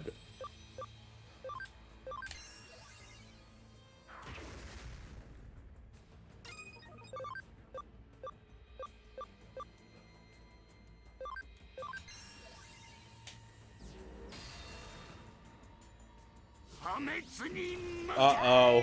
It's unleashing pandemonium! And it healed? Bullshit!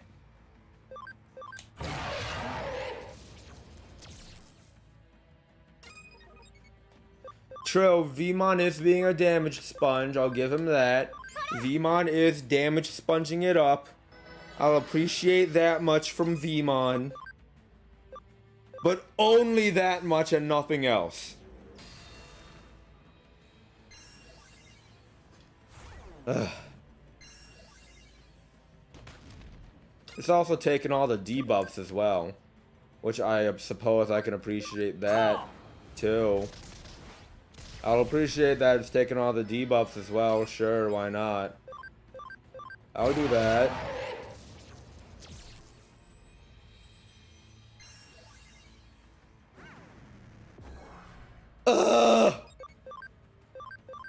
Die already! Oh my god. Hey, just breathe on it. Yeah, cross combo. Breathe on. Just fucking V headbutt. Oh my god. Fine. Fine. Kurt 3, finish it off. Go, Kurt 3, go. Thank you, Kurt 3. Kurt 3, you did great. Kurt 3, you... Oh my god. And I got a memory up DX. Oh my god. Oh my god, thank you so much. Thank you. Thank you. Hold on, wait. Oh my god, thank you. Thank you, Kurt 3. You're too kind, Kurt 3. Oh my god.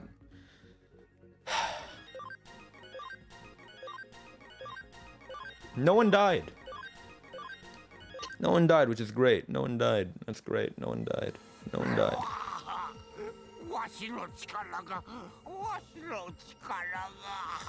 And let me guess, VV here is All Force Digimon, right? Is that the big twist? Is that the big twist, Rena? VV here, your partner Digimon, is actually All Force Digimon of the Royal Knights. Is that what's gonna happen? That's what's gonna happen, right? That's what's gonna happen. Watch, watch, that's what's gonna happen. Look, watch, that's what's gonna happen. Cause I can read this game like a fucking book. Oh yeah, look at that, it's All Force Digimon!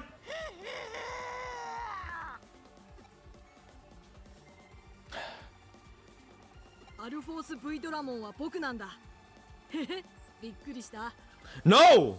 Not at all! No! I'm not surprised at all! I'm the exact opposite of surprised!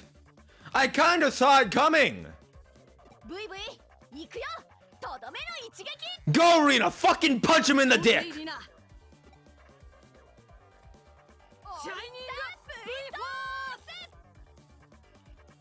You two said two different things.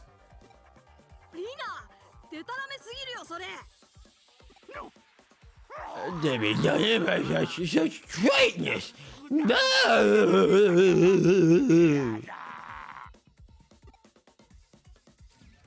Punch him in the dick. Or just fucking obliterate him. That's fine too. At least remember the names of the moves. You're always so random. Oh my god, is Rena the LOL XD I'm so random type of girl? Is Rena the LOL XD I'm so random and quirky? Is Rena a quirky girl? Is that her personality trait? Is she quirky? Is that her personality? Ugh.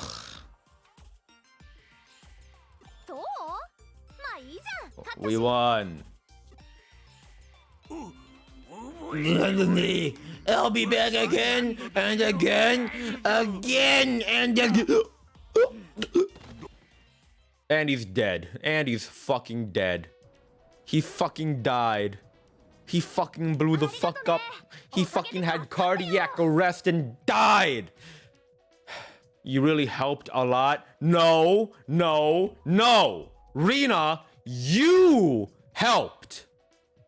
And you didn't help a lot. In fact, you helped very little. Quirky. Here's who you wanted to meet, All Force Digimon, also known as VV.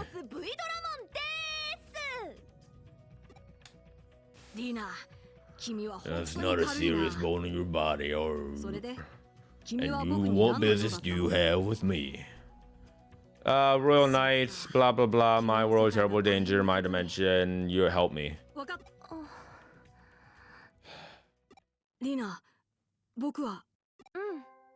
Yeah, I know, I'll see you later, VV. I'll always have your back even when you're on a distant world, okay? Rena, do me a favor. Put on, like, properly zip up your hoodie at the very least. And don't even get me started on how you're, like, wearing fucking athletic boxer briefs as pants. Like, come on. Rena, you're fucking put on some more, like, reasonable clothing. Rena. God. Have some decency, Rena. And zip up your hoodie like how a normal person would. Just because you're quirky.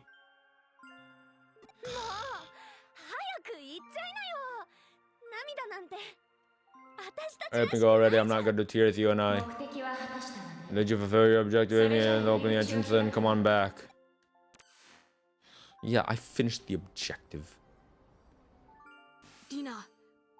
I said I'll come back. I will be back. I'll be back. I'll be back. I'll know for sure I'll see you again. Is this supposed to be more heartbreaking? Is this supposed to be like a farewell? Cause I've only known these people for like a total of like 30 minutes. Like, not even. Not even. I've known these people for like 15 minutes. I've only known these people for like 15 minutes. Is this supposed to be sentimental? Am I supposed to be choked up about this? I've only known them for 15 fucking minutes.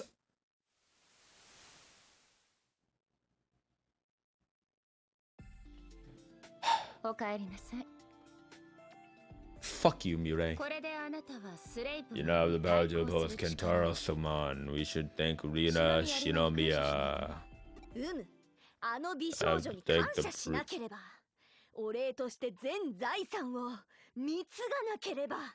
How? That's not my voice. What? Man, Honeydew Melon would sure hit that spot. Anything sweet would do. Did you stow away? You know, of course you stowed away. Of course you did. You're quirky. You're quirky. Of course you stowed away. Not only that, or not only are you quirky, you look quirky. That's how you know. That's how you know you're gonna appear more. Of course you did.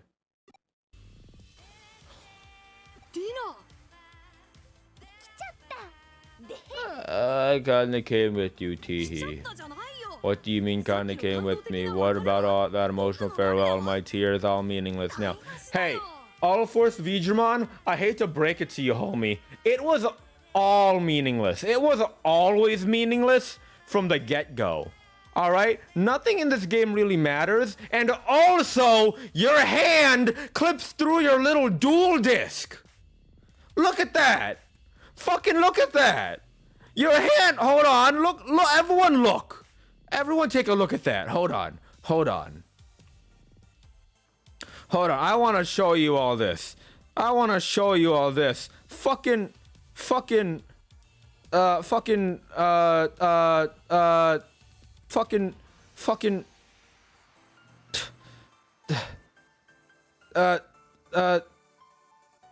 look at his hand clipping in that fucking dual disc. His hand clips right through it.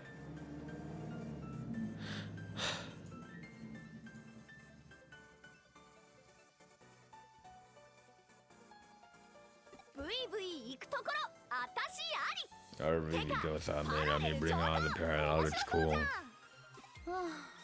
I see. She really took it to the extreme to throw one's body into a crack in space-time. Hey, Mirai, I hate to break it to you. I did the same thing. Twice. Alright? Alright, Mirai? Not all that extreme. I did the same thing, not once, but twice. That works, or is there a problem?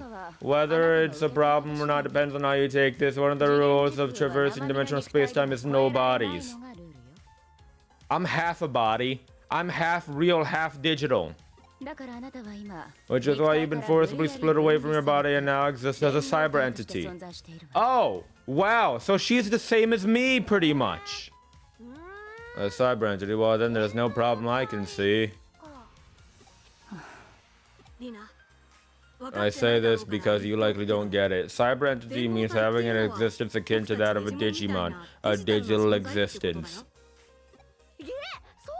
I'm a Digimon now? What about my cute bod, my pretty bod? Oh my god. You're like Nokia, but worse? You're like Nokia, but worse. And also better in some ways in that you're like, you can hold your own more than Nokia. And you also like straight up punch a Digimon. So that's better. But you're also like Nokia, but worse in the sense of, God, you're so fucking full of it. Your body is safe, it remains back on your world. Unfortunately. Unfortunately. If you want to return, just let me know, I'll send you back. Well, then that's perfect. But why'd you just say unfortunately? She does cover herself more than Nokia. Nokia's wearing wears like lingerie and then like a light jacket over it. That's all Nokia wears. We haven't seen Nokia in a while. I don't remember, but it may have been one of the me's from a parallel world. Mirai, don't start doing that shit right now. Words where I did and didn't say unfortunately. It's a Schrodinger's unfortunately. She both did say it and did not say it. And we won't know until we open the box, but until we do, she said both. She both did say it and did not say it. Infinitely magic words to the bees. This is parallel world Wario.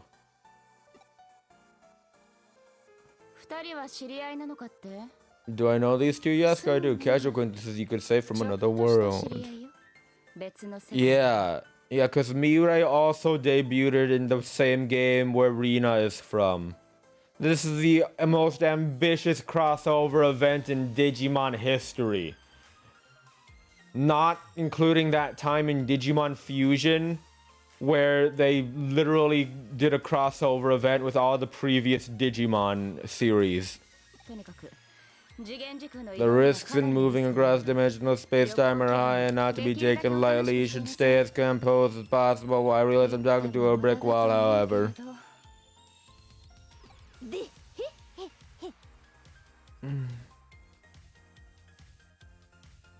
Yeah, she's 17.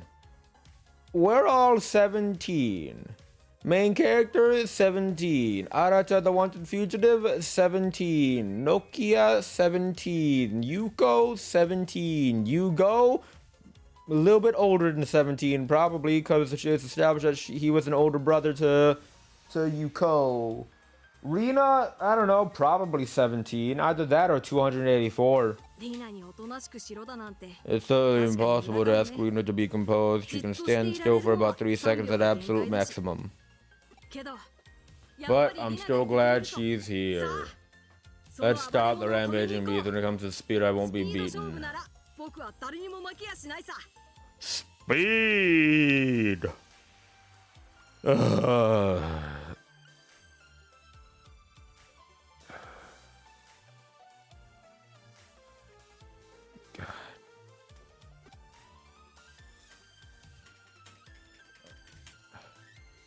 We should catch Eden free area.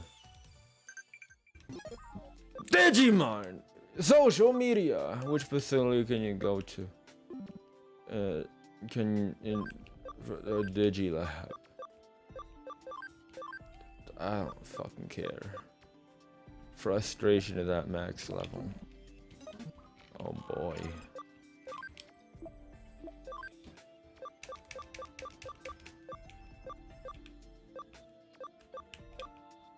Let's go! Bentley Digivolve 2.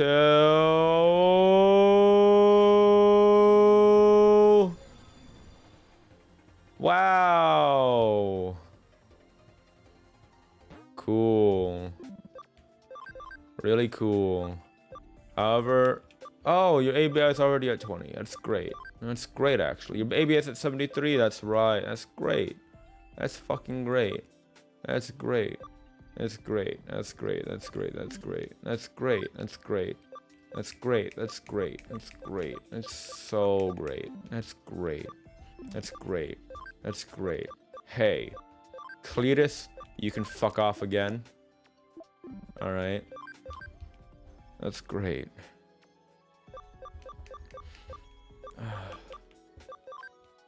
You still need a speed of 55. I swear to God, if you don't make it, because you were Stingmon. You were Stingmon. I had to de-digivolve you because you couldn't digivolve into anything because your max level cap was too low. I de-digivolved you from Stingmon to Wormmon. So if you don't get your ass up to speed 55 so you can digivolve back to Stingmon, I'm going to be so upset with you.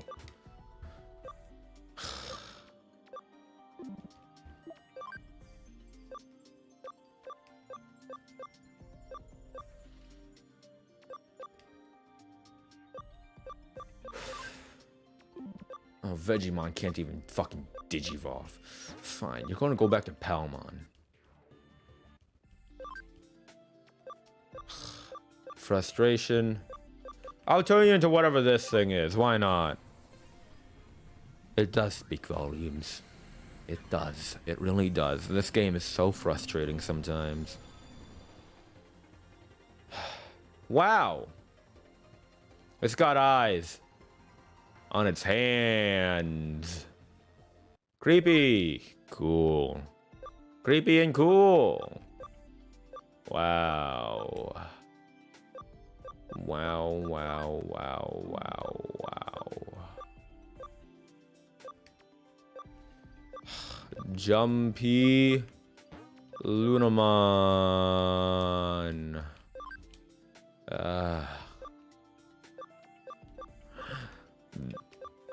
That's a Sistermon! That's one of the Sistermon! Oh boy, give me one of them Sistermon!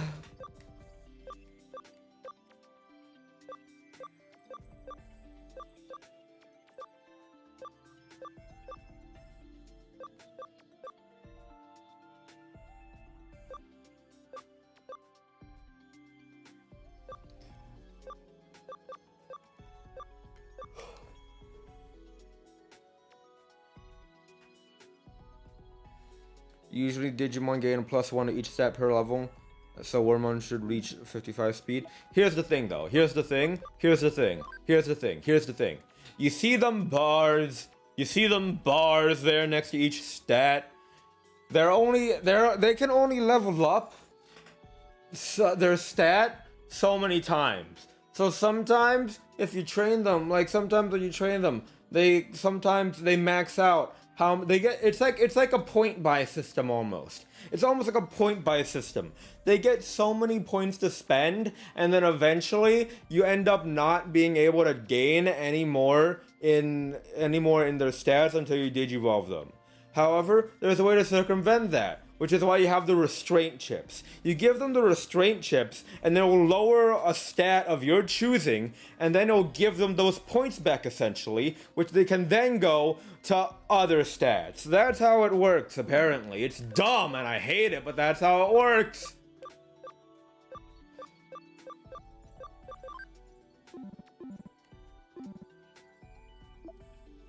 I have room.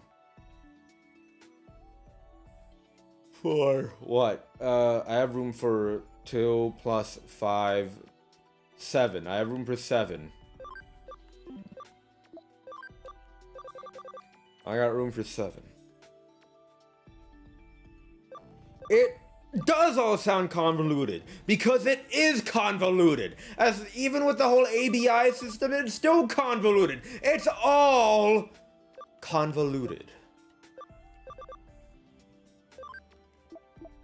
Hot wings are coming with me.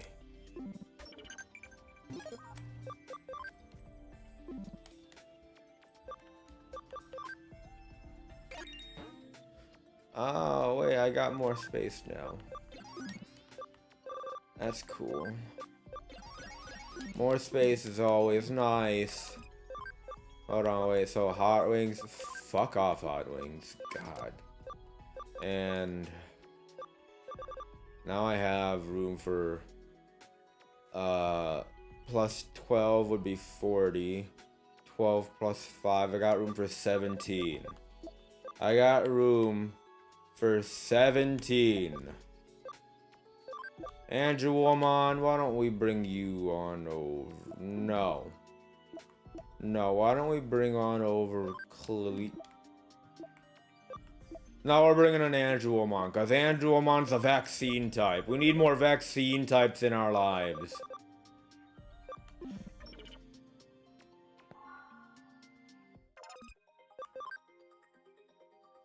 What are y'all doing? Keep fucking working. No one told you to stop.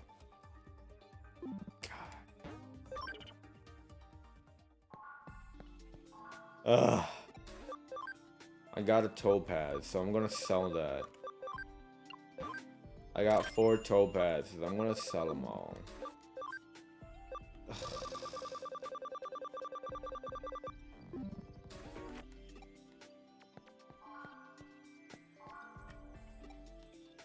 In the Eden free area. This game really grinds my gears sometimes. Let me tell you, it really grinds my gears.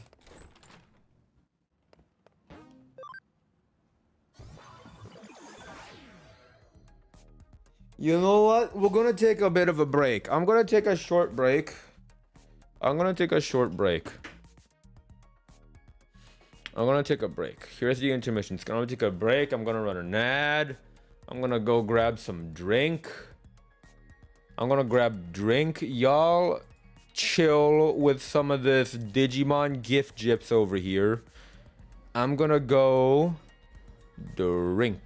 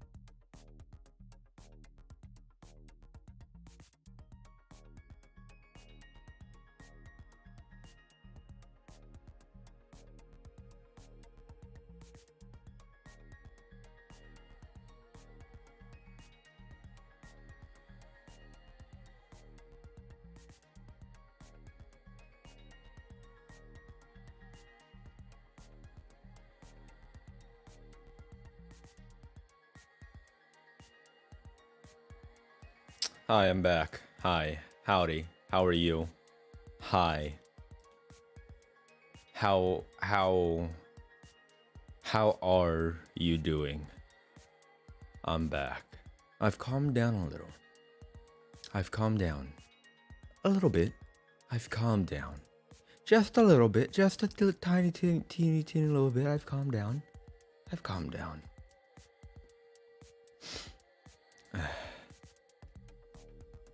And I got more water. I've calmed down. Now, we're gonna go fuck up Kentaros-mon with the help of all Force Digimon. And we're honestly probably gonna get our asses kicked. We're probably gonna lose another Digimon. That's probably what's gonna happen.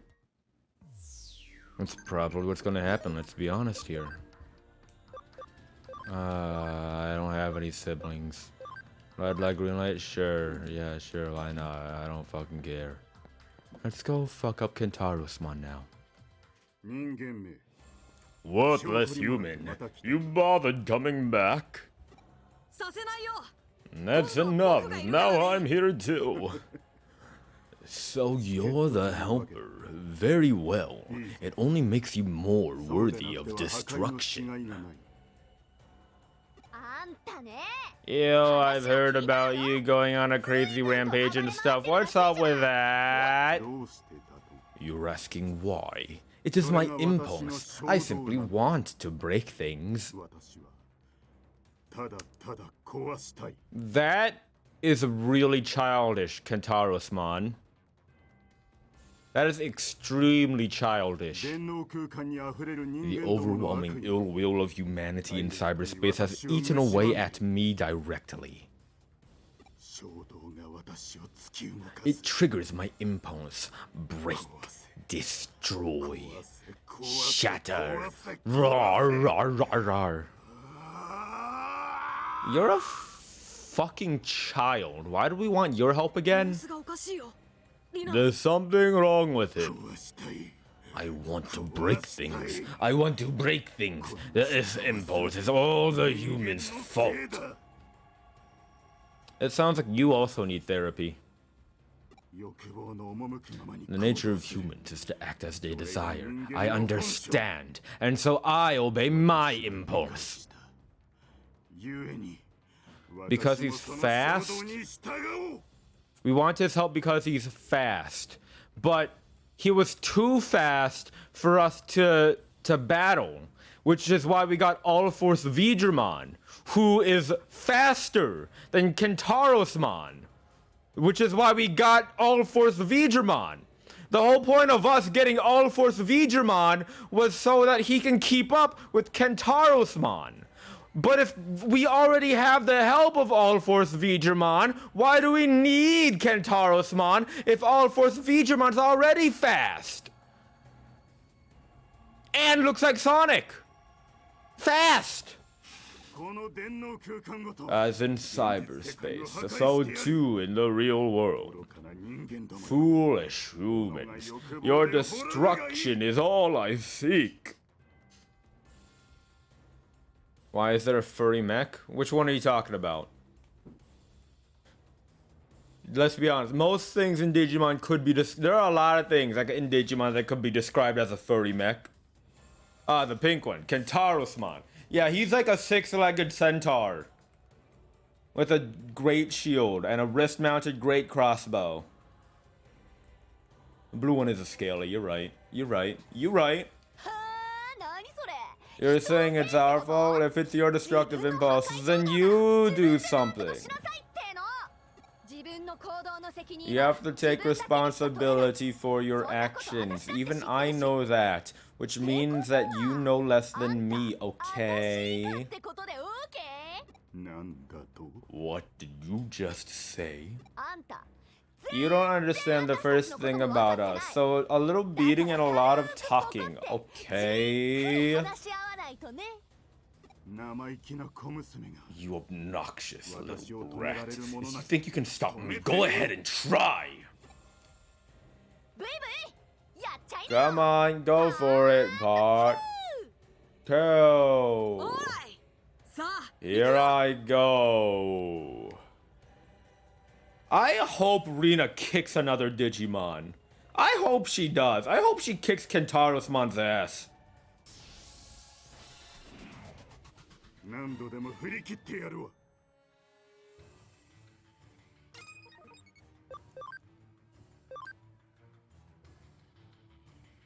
He's a vaccine type.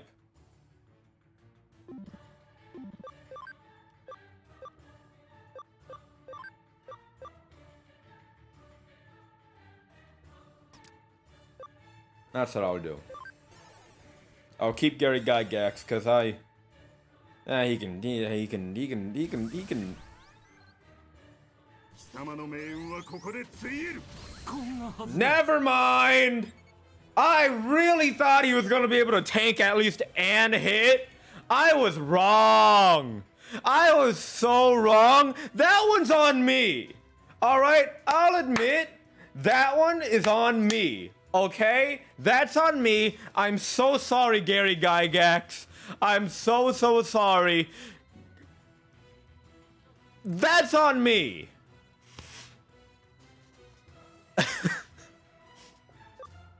That's my bad. I'm sorry, Gary Gygax. So sorry. I love Dungeons and Dragons. You have to believe me.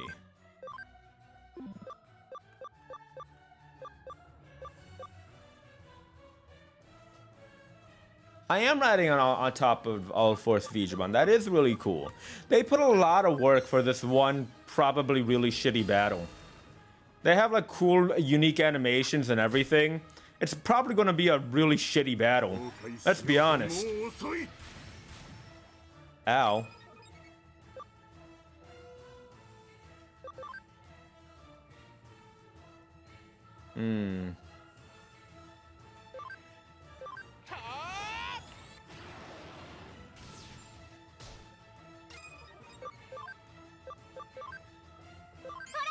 Wrong person! No! Shit!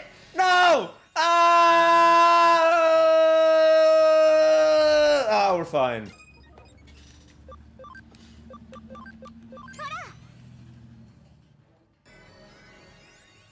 Wasted a fucking turn, though.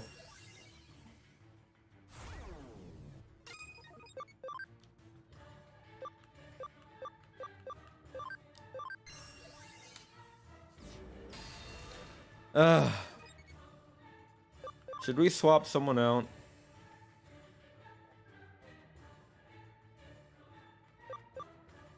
Why not? Why not?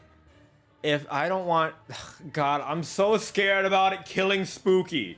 I don't want it to kill Spooky. So Agumon, get out there.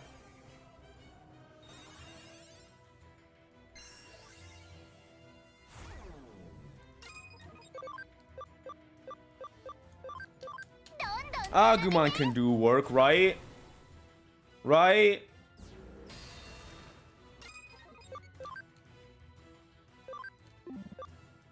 Right?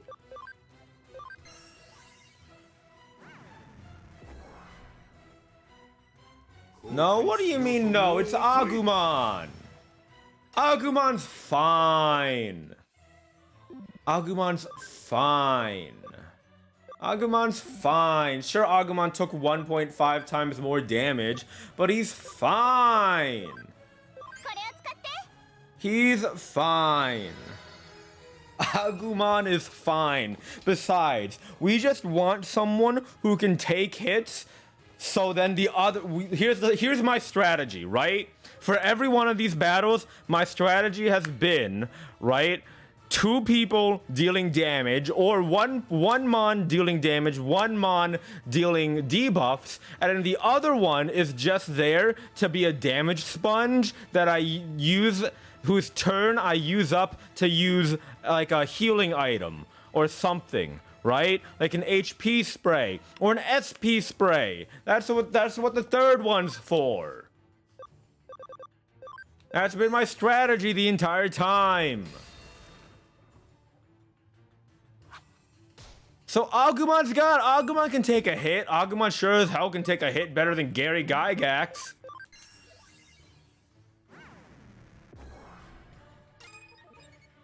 Gary Gygax can't take no hit. And if no one needs healing or anything, that's just an extra attack. Look. Watch. Don't jack shit for damage, but an extra attack. Look, we're fine. We're fine. We're fine.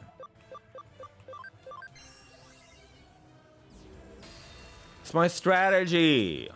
It's strategery. Don't worry about it. Hara hara. Hara hara. Not here. Oh, he went faster. He moved faster now. Wow. Oh boy. Wow. Speed break. Oh no. Now we move slow. Oh no. Look, Agumon is doing what I wanted Agumon to do. Never mind, Agumon's fucking dead! God! Fucking damn it!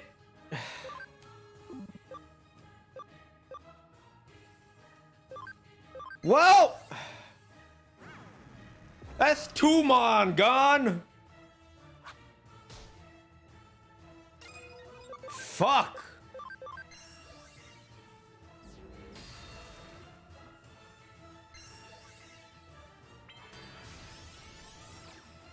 Alright, I need to heal. Everyone heal up.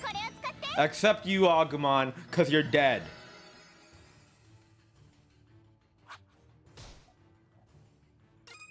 Agumon died a fucking second time now. This is the second time Agumon's died.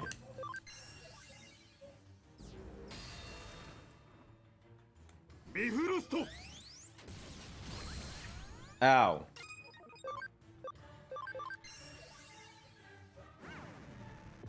Fucking kill it.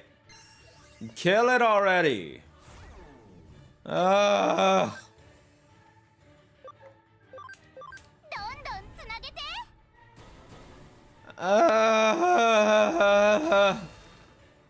It's so close. Murder it. Fucking murderize it. Come on, Demi Lovato. Oh my god. Oh, no, that's supposed to happen. Oh, we're fine. We're fine. Ah, cutscene time. Chase. Put on the chase. Fucking chase it. Ah, man, look at your dual disc go.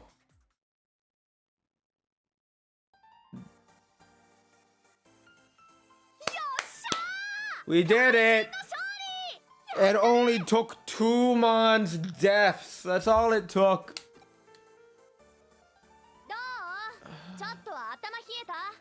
How do you feel now? Cooler heads raining? Bah, to be able to keep up with my speed. Go on then. Do it quickly. Finish me off. Finish you? What do you mean? No one's finishing anyone. And then to show mercy? Listen, you've got it all wrong. Didn't I tell you we've got some long talking to do? Rina, what do you even know about the plan? You don't know about the plan. You literally just came into this universe. You don't know what the fuck we're doing here. All you know is that we needed to talk to Kentaros-mon.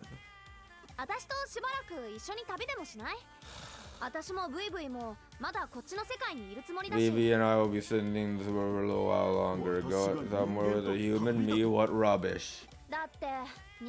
Well, it seems like you've only seen the bad side of humans. You can't think we're all like that.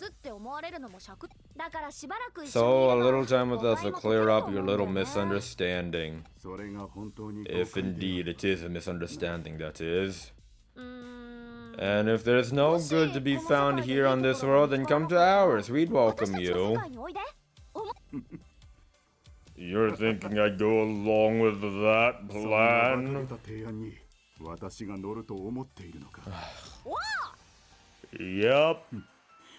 All right, I'll go along for the sake of your optimism. その代わり And if we should find no good among humans, then let's go some sightseeing. Where to begin? Anything good to eat? 美味しいものはあるかな。話を最後 Hey, まで don't interrupt. That's rude. 出発。 We're leaving. あ、ちょっと待ってよリナ。 Okay, if you need our power, call us 僕たちの whenever. 力が必要になったらいつでも呼んでよね。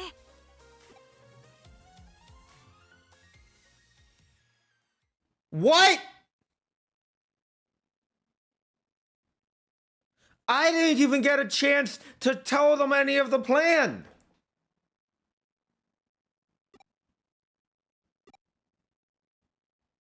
Oh my fucking god. そうか。おそらく King Tarasman must have been confused. He's just running around and isn't causing any damage. Maybe he's trying to clear his head. そうは思わないか。しかし、 But as for that Rina Shinomiya, no, I have no questions to ask about her.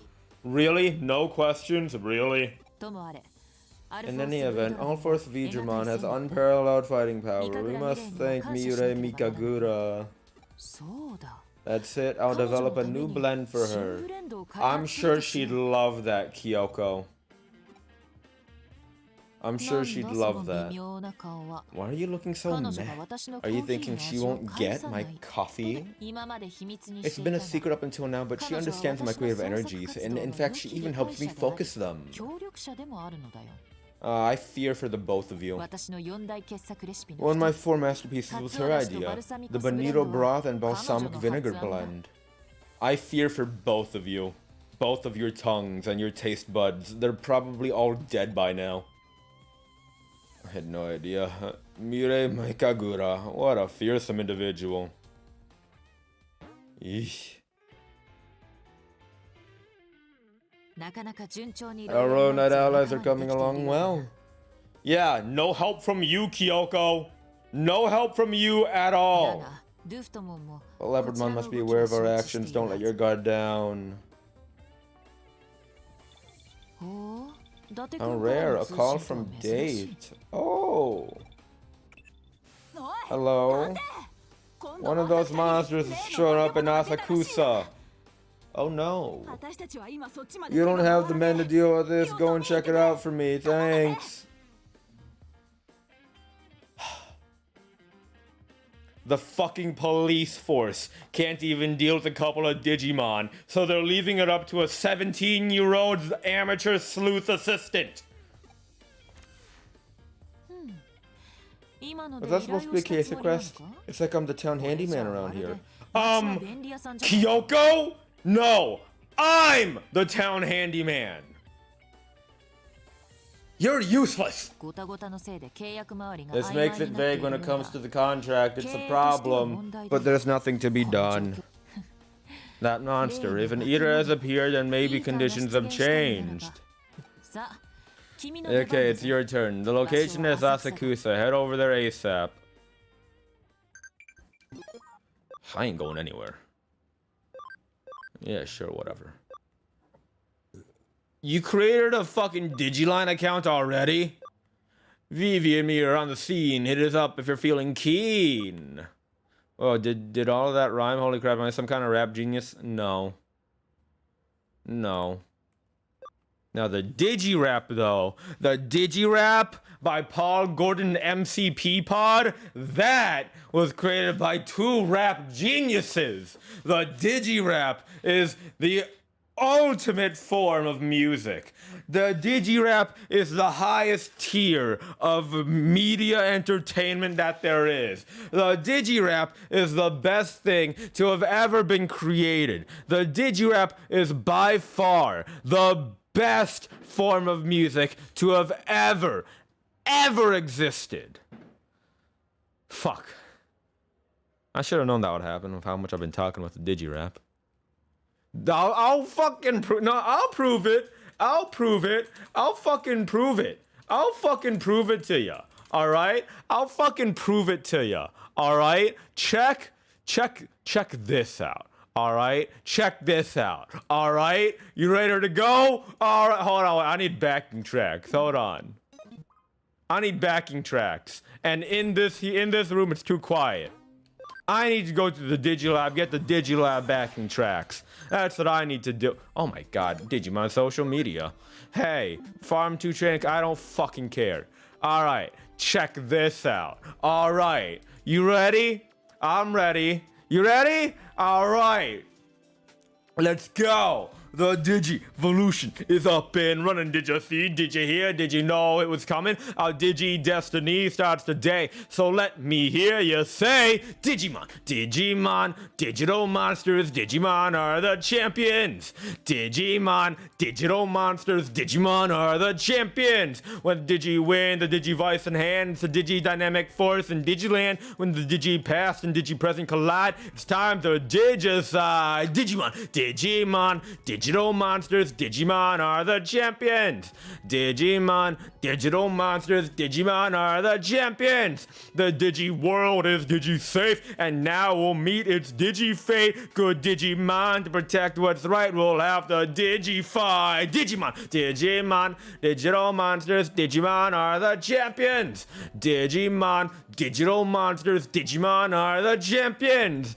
Digimon's making a scene, they're kicking it up to the big screen. Digimon's making the scene, they're kicking it up to the big screen. Digimon's making a scene, they're kicking it up to the big screen. Digimon's making a scene, they're kicking it up to the big screen. The Digi dudes will Digi rule with Digi nobility and Digitude. Save the world from a Digi disaster, the threat from the net means the digital masters. Digimon, digital monsters, Digimon are the champions. Digimon, digital monsters, Digimon are the champions. Alright, let's wrap this up. The Digivolution will not be stopped. Digimon rule, Digimon rock. Remember the Digi things I say, and Digi save the day. Digimon, digital monsters, Digimon are the champions. Digimon, digital monsters, Digimon are the champions. Digimon, digital monsters, Digimon are the champions. Digimon, digital monsters, Digimon are the champions. Digimon, digital monsters, Digimon are the champions. Digimon, digital monsters, Digimon are the champions. Digimon, digital monsters, Digimon are the champions. Digimon, digital monsters, Digimon are the champions. Digimon, digital monsters, Digimon are the champions. Let's go, Digimon!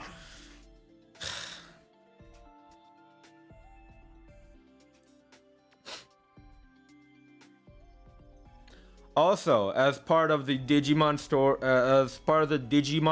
the movie soundtrack, in the English soundtrack, there are a total of 11 songs in the Digimon the movie soundtrack, right? The first one is the Digirap, right?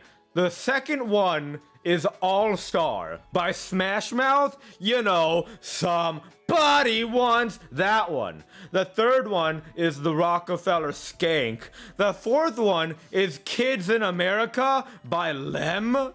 Can you believe it? By Len? Kids in America?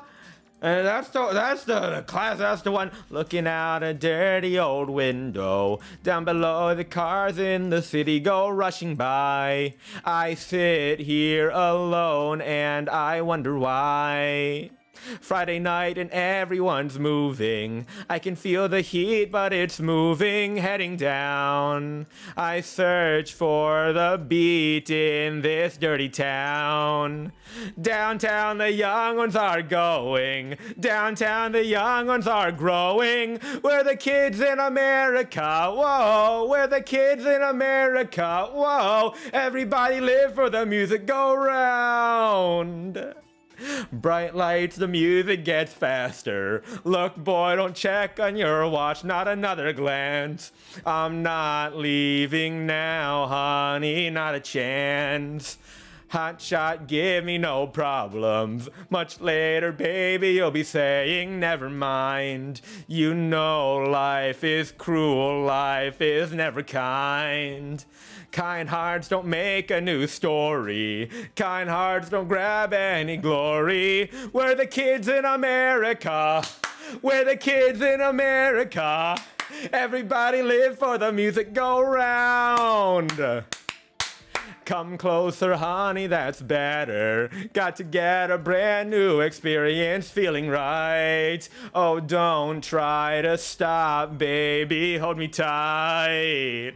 Outside, a new day is dawning. Outside, suburbia sprawling everywhere. I don't want to go, baby. New York to East California. There's a new wave coming, I warn ya. We're the kids in America. Whoa, we're the kids in America. Oh, everybody live for the music go round. We're the kids. We're the kids. We're the kids in America. Whoa, we're the kids. We're the kids. We're the kids in America. Whoa, we're the kids. We're the kids. We're the kids in America. Yeah! And the 5th song in the Digimon the movie soundtrack is Hey Digimon, which is also another fucking bop, by the way. That's another fucking bop. Hey Digimon, monster friends to the boys and girls. Hey Digimon, champions of the digital world. Everybody now, hey Digimon, ultimate friends to the boys and girls. Hey Digimon, champions to the digital world. Come on, everybody. 7 young kids go to camp for the summer, wind up living in a digital land where everybody gets to meet his own Digimonster, a digital companion, a digital friend, a Digimon in training with Digivolve to Rookie and Digivolve the Champion in Ultimate 2. I'm gonna save the digital world for me. I'm gonna save the digital world for you. Hey Digimon, monster friends to the boys and girls. Hey Digimon, champions of the digital world. Hey Digimon, ultimate friends to the boys and girls. Hey Digimon, champions of the digital world. The Digi world is Digi safe. No, wait, I started doing the Digi rap because I saw Digi world and safe. Hold on, let me try that again. Champions of the digital world. The Digi world is safe in the Digimon's hands. What the rookie can't do, the champion can. When them Digimon fights, then the Digimon wins. The Digimon is gonna find the strength within. A Digimon is always gonna be your friend. A Digimon is gonna be there until the end. And everybody knows when things go wrong, that's when the Digimon gonna get strong. Hey Digimon, monster friends to the boys and girls. Hey Digimon, champions of the digital world. Hey Digimon, hey Digimon, hey Digimon, hey Digimon. Everyone bust out your lighters and phone lights. Come on, everyone now. Hey Digimon, hey Digimon, hey Digimon, hey Digimon, hey Digimon, hey Digimon. Monster friends to the boys and girls. Hey Digimon, champions of the digital world. Hey Digimon, ultimate friends to the boys and girls. Hey Digimon, champions of the digital world. God, it's such a bop. And then the 6th song in the Digimon the movie soundtrack is 1 Week by Bare Naked Ladies. As in, it's been 1 week since you looked at me, cocked your head to the side and said I'm angry. 5 days since you laughed at me, saying get your act together, come back and see me. 3 days since the living room, I realize it's my fault, but I couldn't tell you. Yesterday you'd forgiven me, but it'll still be 2 days till I say I'm sorry. Hold it now and watch the hoodwink as it make you stop think. You'll think you're looking at Aquaman. I summon fish to the dish, although I know like fucking that. I'm not gonna do the whole song of that, but that's in the Digimon soundtrack. That's part of the Digimon the movie soundtrack. Bare Naked Ladies 1 Week. And then also in the Digimon the movie soundtrack is The Impression That I Get by the Mighty Mighty Boss Tones. It's like, have you ever been close to tragedy? I don't know. I don't remember how this goes, honestly. I don't remember how that goes. And then the eighth one The 8th song in the Digimon soundtrack, Digimon the movie soundtrack, is All My Best Friends Are Metalheads by Less Than Jake, which was in Tony Hawk's Pro Skater 4 from 2003. All My Best Friends Are Metalheads by Less Than Jake is in the Digimon the movie soundtrack. Can you fucking believe it? Can you fucking believe it? That was in the Digimon the movie soundtrack. And then there's also Nowhere Near by Summer Camp, also in the Digimon the movie soundtrack. And you know the last song in the Digimon the movie soundtrack? You'd think it'd be a Digimon original. It's not. It's Spill by Show Off. It's Spill by Show Off. That's the last song in the Digimon the movie soundtrack. Your cat got to your pizza? That's a shame. You should have shared your pizza with us. Anyway, it's 9 o'clock. We're gonna start the podcast soon, except Crow's gonna be late. He's gonna need another half an hour. So in that half an hour, what are we gonna do for that half hour until the podcast starts? Guys, what do you want to do until the podcast starts? I can start singing more songs. You want me to start singing more songs? I can start singing more songs. Redeem a shanty time. I'll play you a shanty. We can sing Kids in America again. Kids in America is a great fucking song. God, I love Kids in America. Fucking, it's a cover by Len. Kids in America. It's great. Kids in America is great. Who's Kids in America actually by? It's by Kim Wilde. It's by Kim Wilde. Right? And then it was covered by Len to be put in the Digimon the movie. And then a couple months ago, it was covered by Billy Joe Armstrong of Green Day fame. I'll hydrate.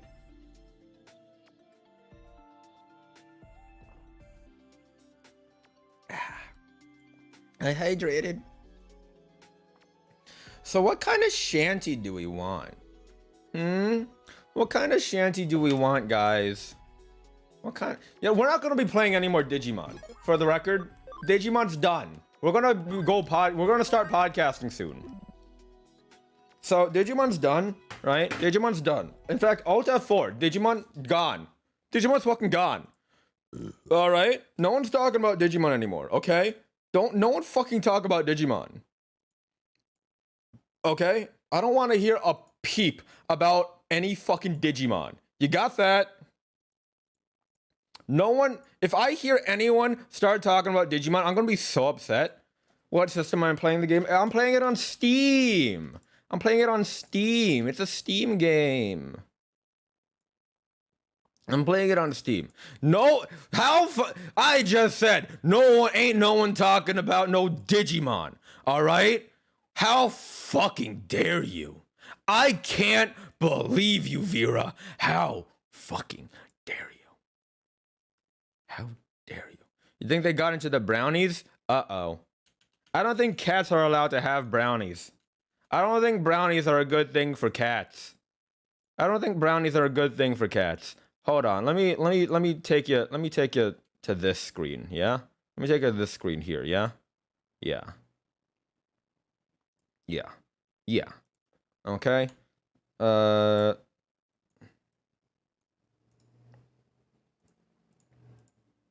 Let me take you to this screen, and then I'm gonna bigify this, and then put this right here, and then boom, there we go. New screen, nothing here. Anyway,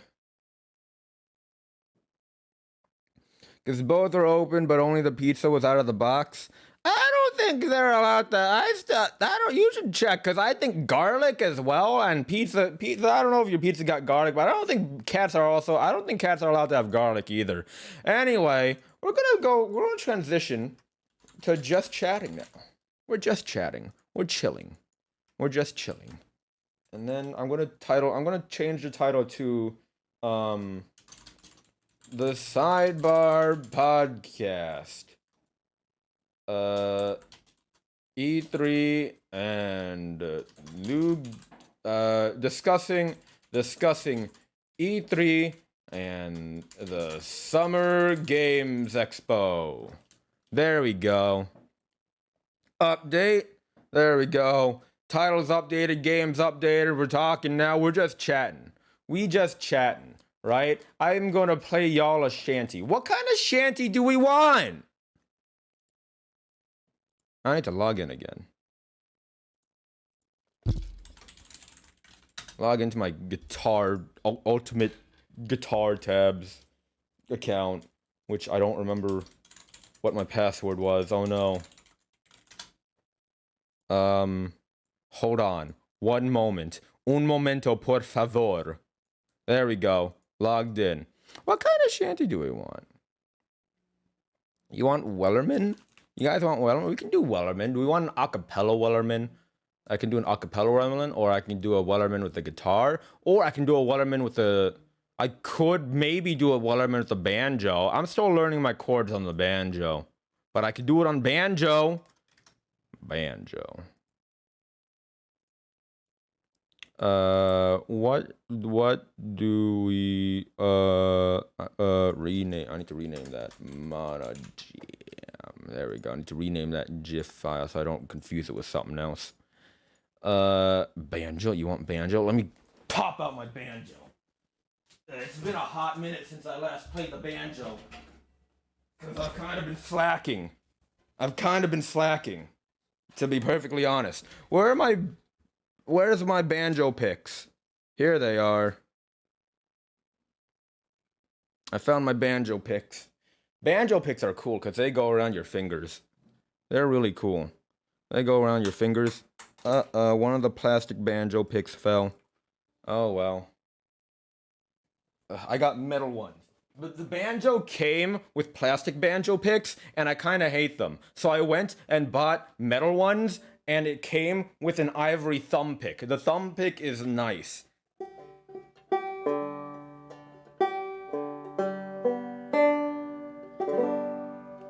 I don't think this is in tune. That don't sound to be in tune. I'm gonna tune it real quick. Give me one moment. I gotta do a quick tune.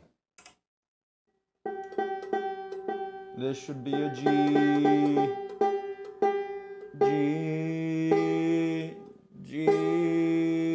There we go, that's a G.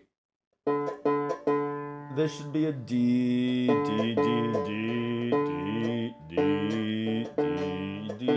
That's too high. D.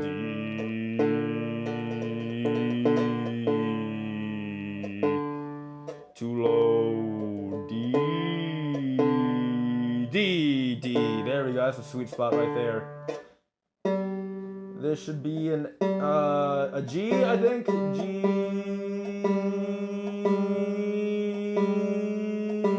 Hot spot. This should be a B.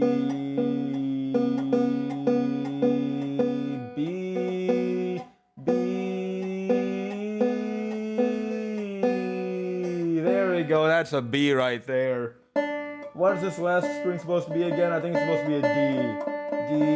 There we go. That was already in tune pretty much. And alright, so I tuned my banjo.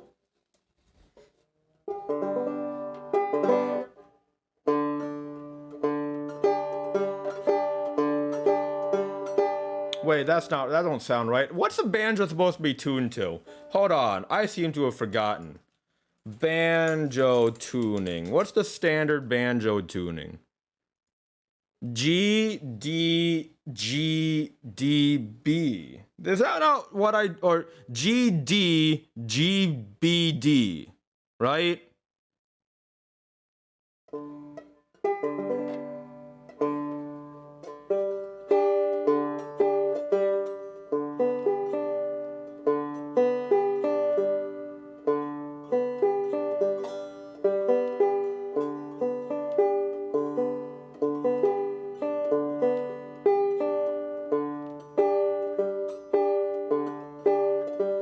Something about it doesn't sound right, but I tuned it right, right? Right? Oh, well. All right, now let me see if I remember my banjo chords.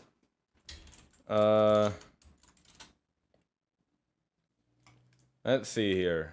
Banjo chords. Let's see here. And then we're gonna bring up Wellerman.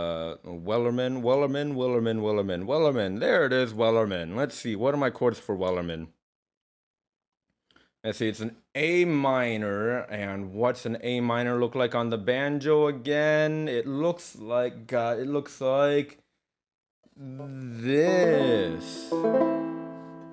right? Yeah, it looks like this. That's an A minor. And then D minor. God, D minor is a bitch to get to from A minor, isn't it? That's D minor. So, and then there's also an E. E's easy. E's that. I'm re-remembering these chords. E, and then E minor is just that. And then, what's a C? A C is... That's C, right? That's C right there. That's C. And then, D minor. Alright, so D minor, A minor, E, C, no, C, A minor, E, D minor. What else is there? F. What's an F? What's an F look like? What's an F chord look like? Oh, God. What does F look like? Oh, my God. Where's F? Do I remember what F looks like? Oh, God. F is fucking janky. That's F. Okay. Okay, I got it. I think. I figured it out. All right. Are y'all ready? Are y'all ready for some banjoing? Are y'all ready for a banjo? Are y'all ready for a banjo shanty? God. Banjos. Y'all ready for this? I hope you're ready for this. It's gonna go god awful because I've already forgotten all the chords already. Oh no. Okay. I also hold on. Wait. I need to find my note. There once was a ship.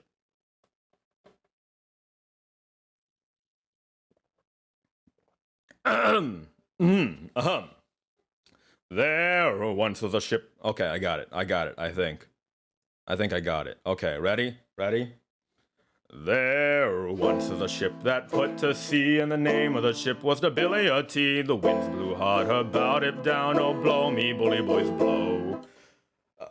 Soon may the Wellerman... Fuck. Soon may the Wellerman come to bring us sugar and tea and rum. One day when the tonguing is... How about I just do this on the guitar? Huh? How about I just do this on the guitar? Huh? How about that? I can keep trying. I can keep trying. I'll keep trying, but I can also do this on guitar. Soon may the Wellerman come to bring us sugar and tea and rum. One day when the tonguing is done, we'll take our leave and go. She had not been 2 weeks from shore when down on her a right whale bore. The captain called all hands and swore he'd take that whale in tow. Soon may the Wellerman come to bring us sugar and tea and rum. One day when the tonguing is done, we'll take our leave and go. We'll take our leave and go. Ugh. Before the boat had hit the water, the whale's tail came up and caught all hands to the side, harpooned and fought her when she dived down low. Soon may the Wellerman come to bring us sugar and tea and rum. One day when the tonguing is done, we'll take our leave and go. No line was cut, no whale was freed. The captain's mind was not on greed, but he belonged to the whaleman's creed. She took that ship in tow. Soon may the Wellerman come to bring us sugar and tea and rum. One day when the tonguing is done, we'll take our leave and go. For 40 days or even more, the line went slack, then tight once more. Our boats were lost, there were only 4, but still that whale did go. Soon may the Wellerman come to bring us sugar and tea and rum. One day when the tonguing is done, we'll take our leave and go. Ugh, it sounds awful on the banjo. Or maybe I'm just not holding down hard enough. No, maybe I should hold down the frets harder. Or strings. As far as I've heard, the fight's still on. The line's not cut and the whale's not gone. The Wellerman makes his irregular call to encourage the captain, crew, and all. Soon may the Wellerman come to bring us sugar and tea and rum. One day when the tonguing is done, we'll take our leave and go. Soon may the Wellerman come to bring us sugar and tea and rum. One day when the tonguing is done, we'll take our leave and go. That was awful. Never make me do that again. Never make me do that again. I know I was the one who suggested it, but never make me do that again. Never make me do that again. Also, Wellerman in general is meant to be a cappella, right? I do Wellerman a lot better a cappella, to be perfectly honest. Wellerman does better a cappella. And we still got some time to kill before Crow makes his way on back. No, wait, Crow's here. Hey, Crow. Hey, I was actually about to yell at you in your Twitch chat, but instead... I thought that's what I expected. I just finished up a shitty shanty, and so I checked Discord, and I was like, oh, hey, Crow's calling me. Hey, cool. what are the odds? What are the odds? Man, it's almost like we expected this or something. Yeah, for absolutely no reason whatsoever or anything of the sort. Yeah, you know how whenever you got a buddy, and I use the term buddy loosely here for the record. You got a buddy. I'm using it very loosely. Don't let it go to your head. It's already gone to your head, hasn't it?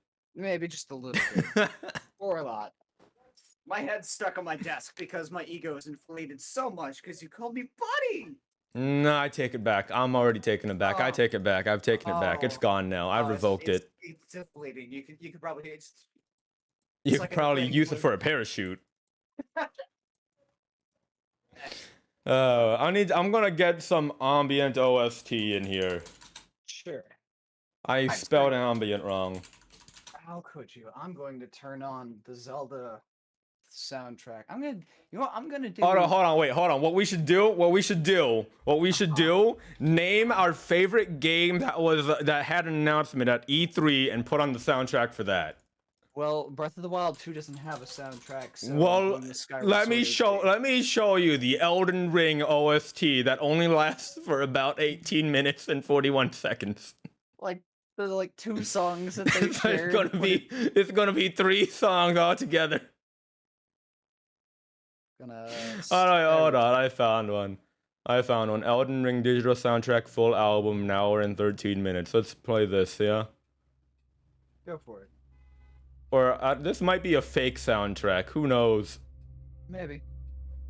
What was that? I can't tell. Oh, that was my end. Okay, I already forgot I had put on the Skyward Sword soundtrack. I don't know. This is the Elden Ring soundtrack by Take Ayako, a dev from FromSoft, I think.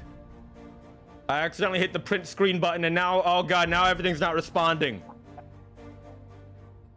Oh no.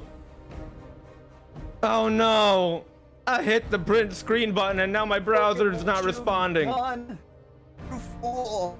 Oh, foolish fool.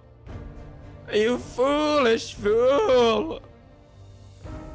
Oh no! How could this happen to me? I've made my mistakes, got nowhere to run, and I fixed it. How could this happen to me? It happened to me. This thing happened to me. It happened to me! How could this happen to me? It happened to me! This thing happened to me! This is a loud soundtrack. This is a loud soundtrack. Anyway. Hold on. Holding.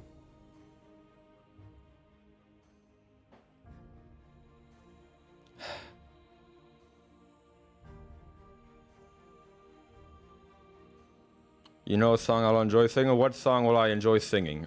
Tell me, what song would I enjoy singing? Please, let me know. So, you have yourself tagged as just chatting. There is a tag for talk shows and podcasts. Oh! Let's go with that one. Talk shows and podcasts. There we go. I forgot they added that.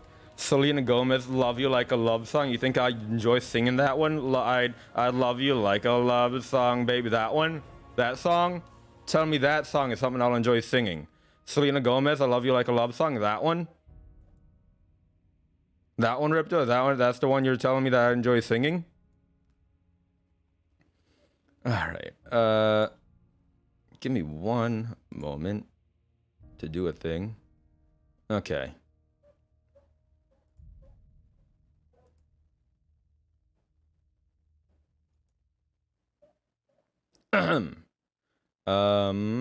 One more moment.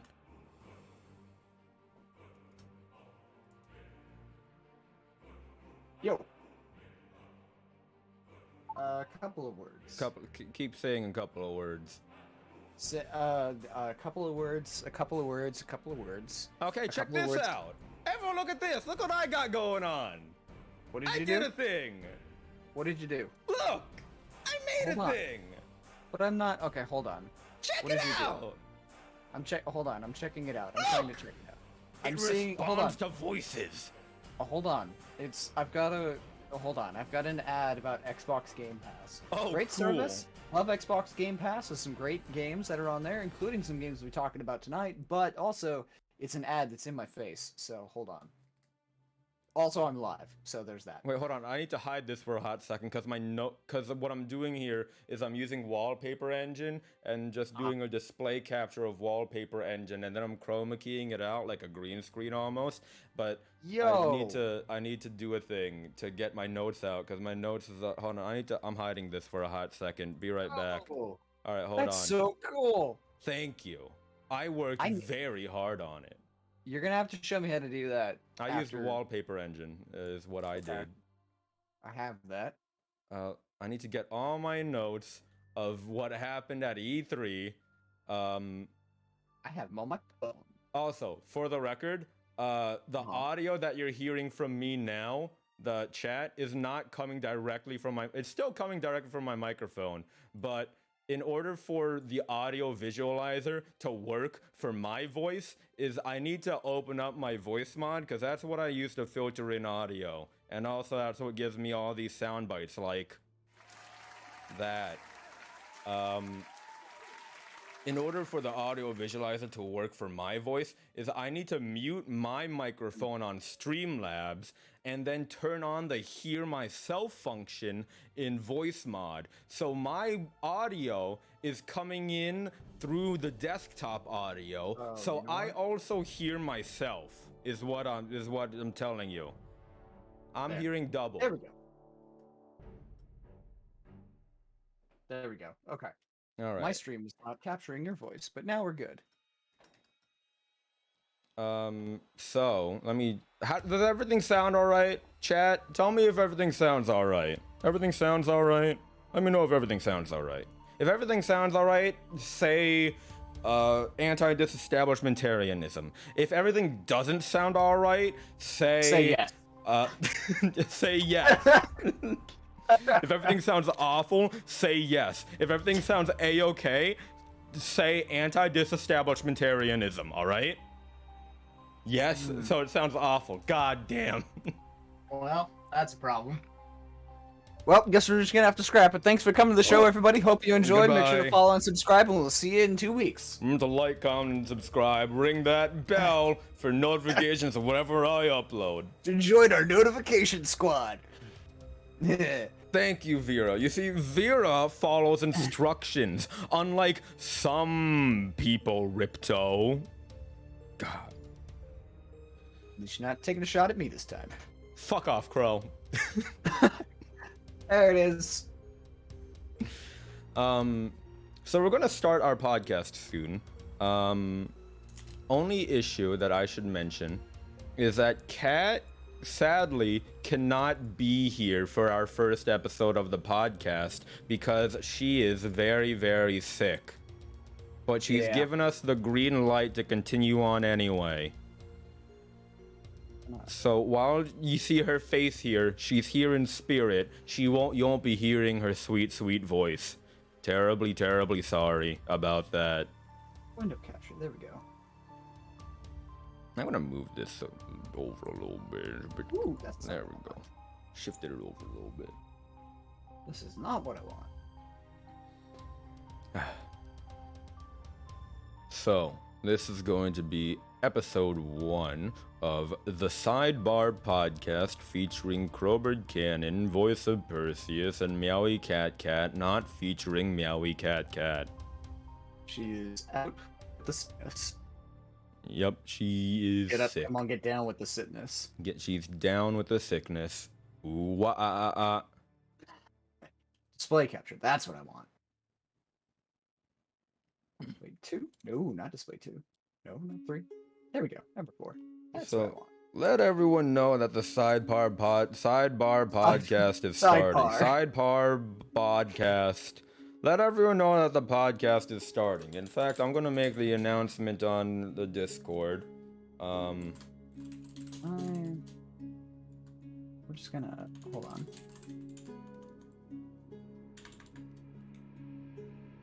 Do it like this. There we go. There we go. Okay. Then we'll bring you down here. There we go. Okay. Now we're good.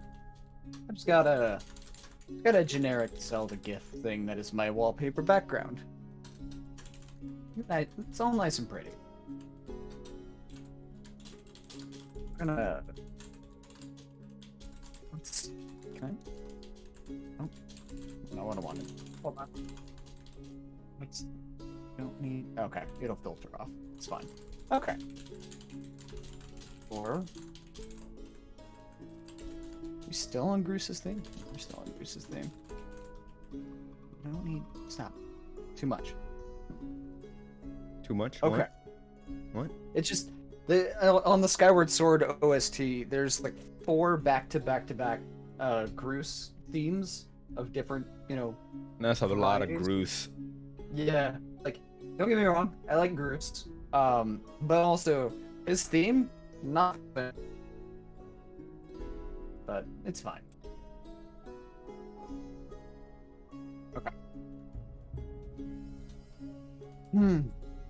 We're good to go though, or at least I'm good to go. I could probably put up like a picture of a microphone or something. I don't know, because you just have your generic blank background, right? Or did you put the thing back up? I spelled my name wrong. I put the thing back up. Okay. I need to finish my. Your Discord has evolved so much. I need to finish mine. We could create a joint Discord. That's the thing people do sometimes. Yeah, you could. Anyway, it's weird hearing myself twice over. Whoopsie. Yeah. You get used to it. I had that going once upon a time, back when I did YouTube stuff. Remember when Crowbird Cannon did YouTube? Wow. God, it feels like that's so long ago. It was a different era. I was a whole different person. You were like 7. Something like that. Okay. Anyway. So how this podcast is situated is that it's just us and we're talking. We come in with a general topic and we're gonna try our best to stay on topic, but also knowing us, we're gonna start talking about other things that are only very tangentially related. Which is why it's called the sidebar. Because of all the sidebar we create in our conversations. You get it? We talk a lot. That's the general gist of it. We talk a talk- lot. We talk a lot. We've on many occasions we'll have played games and done shit together and done whatever, and then we'll stop playing whatever game we're playing at like say 11, 12 midnight ish, and then continue to chat until 3, 4 in the morning about God knows what. Yeah, it's all over the place. It goes all over the place. And still never actually resolve what we initially started talking about. There's never a resolution. Nothing There's ever really gets not. resolved. But I should tweet this out too, shouldn't I? I should tweet Probably. this out. I just got done doing a bunch of Digimon shit. All right. Yeah, who wants Digimon? Hey, you watch your tongue. I'll fucking cut it off Don't do that. That's with my rude. dick. I I have feel like a that would very probably sharp penis. that, or you just swing it with such insane velocity.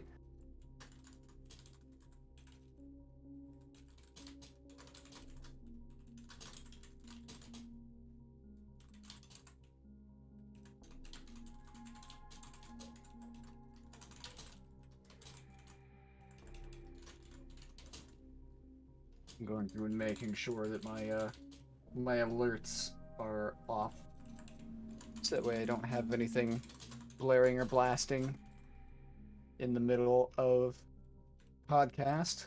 And also, I don't have to do something like run an ad. Still don't actually know how to do that, but You go to your Twitch dashboard and Stream Manager. There are buttons that you can click to run ads. yeah, Steve explained this to me like 3 times before, but I haven't retained it. So. Of course. Bold of you to assume that I'll remember.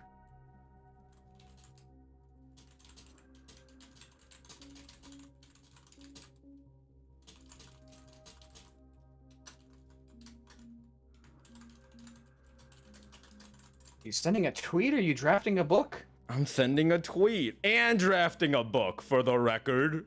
Huh, look at you branching out.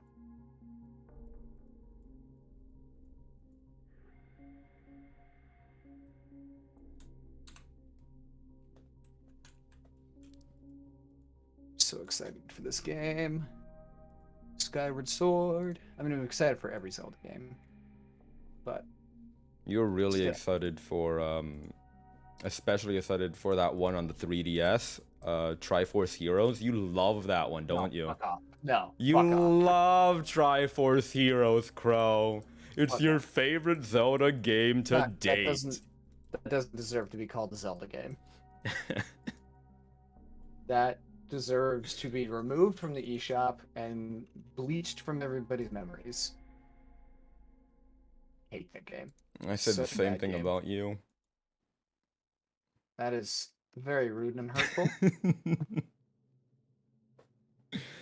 Okay. Should we get started? Sure. All right. Let's so, begin. Let's begin the show.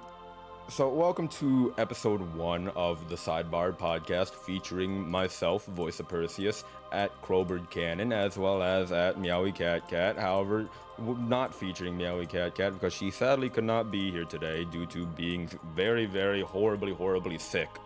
But let me give you a rundown of what the Sidebar podcast is about. It's essentially just a bunch of pals talking about random bullshit. And it's called the Sidebar because of how often we may go on tangents that are only so closely related to the actual topic at hand. This week's topic, we'll be talking about E3 and the Summer Game Expo that occurred this past weekend. We're gonna start things. Why don't we start things off in order, shall we, Crow? Might as well go down the line. The first thing that happened was I think it was Thursday, right? Yes, Thursday was when it started. Thursday was the Summer Game Fest 2021, right? With Jeff Knightley and his whole kickoff thing.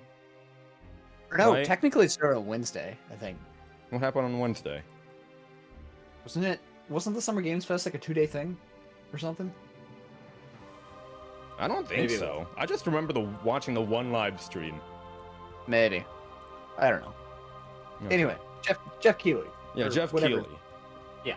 I called him Jeff Knightley because I can't read, but his name is Jeff Keighley. So, what was announced at the Summer Game Fest 2021? Well, one of the things that they announced was the first thing they announced, I think, was Tiny Tina's Wonderlands, right? Yes. Yeah, Which arrives early 2022. They stressed it's not a Borderlands game. Right, they did. They made sure that to let us know that it's gonna play completely differently from our Borderlands games. At first, when I saw it, I thought it was gonna be like the Dungeons and Dragons DLC that was in Borderlands 2. That's what I thought it was gonna be. Then they came out and said that it's gonna be a whole new standalone game that was completely different from Borderlands. It had its own gameplay that was unique to itself. And that's all we know. Because, you know. Does it say that I'm offline? Wait, what? Hold on. Hold on, sorry, my stream is being stupid. Uh-oh. I'm so confused. Am I good? No, You I'm good. sound Okay, good. no. I'm just being stupid. That's the correct answer. As So, expected. yeah. What were we talking about again? Tiny Who are Tina's you? Wonderlands. Yes. I did not get to... So I didn't get to watch as much from this one as I did the others because I had to work that day. I mean, I had to work every day. But that day in particular, I was by myself.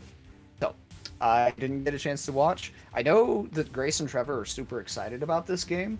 I also know that we really didn't hear about anything more about it after they announced it. People were like, oh yeah, this is cool. Anyway, moving on. Yeah, they had the voice actress to Tiny Tina come out and talk more about it, and they really stressed out how it's going to have an all-star voice cast. It's going to have the voice talents of Andy Samberg, Wanda Sykes, Ashley Birch, Will Arnett, and a bunch more. Which is like, holy shit, dog, that's a lot of people. That's a lot of like Hollywood actors you got voicing a Borderlands standalone, not a spin-off game. They really hammered in the fact that it was not a spin-off. They were like, hey, this is not a Borderlands spin-off game. It is its own entity, not related to Borderlands other than the characters. It's a spin-off. It's a spin-off. It's a spin-off. That's like the definition of a spin-off. Yeah. Unless they intend to make a Tiny Tina's Wonderlands 2, then it's just a spin-off. I mean, like, I can see they're definitely trying to make a Tiny Tina franchise. Because, I mean, they had a Tiny Tina DLC for Borderlands 2, didn't they? That was the D&D one that I was just talking about. Okay. Look, don't assume that I'm anything. Didn't you play Borderlands? I have played a little bit of every Borderlands. I've never completed any of them. Really? Yes. You see, okay, so see, the problem is I've never played any of the Borderlands by myself. I've always played it with Trevor and or Grace and or you. But the problem is all three of you are significantly better than I am. And I like to take my sweet ass time and explore and look at all of my stuff. Whereas everybody else is just ass blasting through it and tearing their way through the game. so I get left behind. And Crow, then when I we've come only back ever to played play, Borderlands together once, and that was when we played Borderlands 3 with the other two. yeah, That was the one You were time we played Borderlands. And then You were never still- again. I still have yet to complete Borderlands 3. you were still better than me. Point being, I get left behind, so I'm like, okay, well, I guess I'm done playing. Because then I get one shot by enemies. So I have not completed the game because why would I play this game by myself, a game that I've never played and is on my backlog, when I can play the same Zelda game for the 30th time? Because, you know, Yeah, Triforce Heroes. fuck off. Comfort games. Good games, like Breath of the Wild. And Triforce Heroes. Gotta hate you. But anyway, that's Tiny Tina's Wonderlands. The next thing they announced was, and I'm actually super excited for this, Metal Slug Tactics. You remember the old-fashioned Metal Slug games, right, Crow? Yeah, I never got a chance to play them because I never had them. They were But- like retro games. You can get them on your phone now, I think. They're like fun little retro side-scroller shoot 'em up games. It was designed to be like a counter to Contra, right? Something like that, I think. It was like a run and gun action game. And I think they had a bunch of arcade cabinets back in the day. And now Metal Slug is making a return as a tactics game, like Final Fantasy Tactics or Fire Emblem or something like that, which is a really interesting take on the Metal Slug franchise. I never expected it to go that route, but it does look really good. I mean, at this point, everything's getting a tactics That's game. true. You got That's true. Mario and Rabbids, you got XCOM, you got Gears, you got Halo Wars, you got so many different tactics games. And I'm for it. I Yeah, love you're a big tactics fan games. of XCOM. I'm a big fan of any tactics game. I just bought a Xbox Series X a few days ago, and the game that I bought with it was Gears Tactics, a game that I already get for free anyway with Game Pass. But you know what? I like this game, so fuck off. Anyway, you weren't attacking me, but carry on. Yeah, the Metal Slug Tactics game looks really interesting, and you, Crow, are a big fan of tactics games in general. Do you see yourself purchasing Metal Slug Tactics in the future when it comes out? Probably. I want to see more. Like the animations look cool, but I want to see more of the actual gameplay. Because from what little I saw, it almost looks like each of the fights are going to be really short little spurt battles. I don't know. My first impression of it was, oh, this is cool, a little gimmicky. I don't know. We'll see. But I don't remember if it comes to Game Pass or not. But if it does, I'll absolutely play it. I'll probably pick it up at some point though, because it's a tactics game. It's a tactics game. It does look really good. The reveal trailer, though, at first I thought they were announcing like a new Netflix anime or some bullshit like that. Which, to be honest, it did look really good. The animation was really good. I just don't watch anime. It was Or anime as shows. fuck, yo. It was anime as fuck. But it looked really good. There wasn't a lot of gameplay in the trailer, you're right. It was like a bunch of highly crafted animations and then just spattered in some gameplay in the middle here and there. Yeah, I mean, it was cherry pick stuff. It was a hype trailer. That's what it was, and you know, it worked for what it did. Yeah, it did work. Metal Slug Tactics is set to release to Steam next year, I think. I don't. Yeah, Did it have a date? I think it's 2022. Let me see. Oop. No, fuck off, Google. Cooperate with me. It doesn't. No, say. to be announced. It's already got a page on Steam. To be announced reveal date. It's definitely gonna be next year. Yeah, if it's TBA, chances are it's gonna be next year. What's gonna happen is that next year, next Summer Games Fest, we're gonna get another trailer for Metal Slug Tactics, and then at the end it's gonna be like August 2023. That's what's gonna happen. Yeah. But anyway, now this is what I really wanted to talk about. The next thing that they announced at the Summer Game Expo. The fucking Death Stranding Director's Cut announced for PS5, where they've got fucking Hideo Kojima himself to talk at the expo, and he goes on for like fucking 10 minutes and it's about like, yeah, COVID really fucking sucks, but I'm so excited to bring this over. And then the trailer plays, and it's just... It's just such a fucking tease, all right? It's such a fucking tease. It's so fucking rude. Because I looked at it and it's like, oh my god, all these Metal Gear references. Is there going to be like a Metal Gear DLC to Death Stranding? Is this how Kojima gets around the fucking clause that Konami owns Metal Gear and he just turns Death Stranding into Metal Gear? Is that what's gonna happen? Turns out, nope. It was all just a trailer for bullshit nothing. Yeah. I mean, but box. It was a 3-minute trailer, Crow, and then Kojima was talking for like 10 minutes, and it's just such a rude cock tease. I thought that it was going to be a Death Stranding 2. Like, I thought they were announcing, hey, we're going to start making the sequel. Not just, we're going to have the HD enhanced version.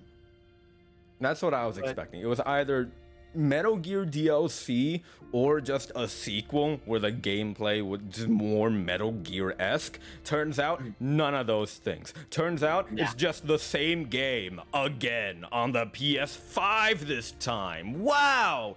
Fucking bullshit, I tell you. Why am I having such issue? Hold on. I'm gonna restart my stream really quick because I'm dropping hella frames. But we can keep going, because all the main audio is coming from your end. So, hurry on. You might be having internet issues, Crow, because here, earlier you were like a bit robot-y, but now you sound fine, so I don't know what's going on. It's probably the stream then. I'm lowering my bitrate, so it'll be fine.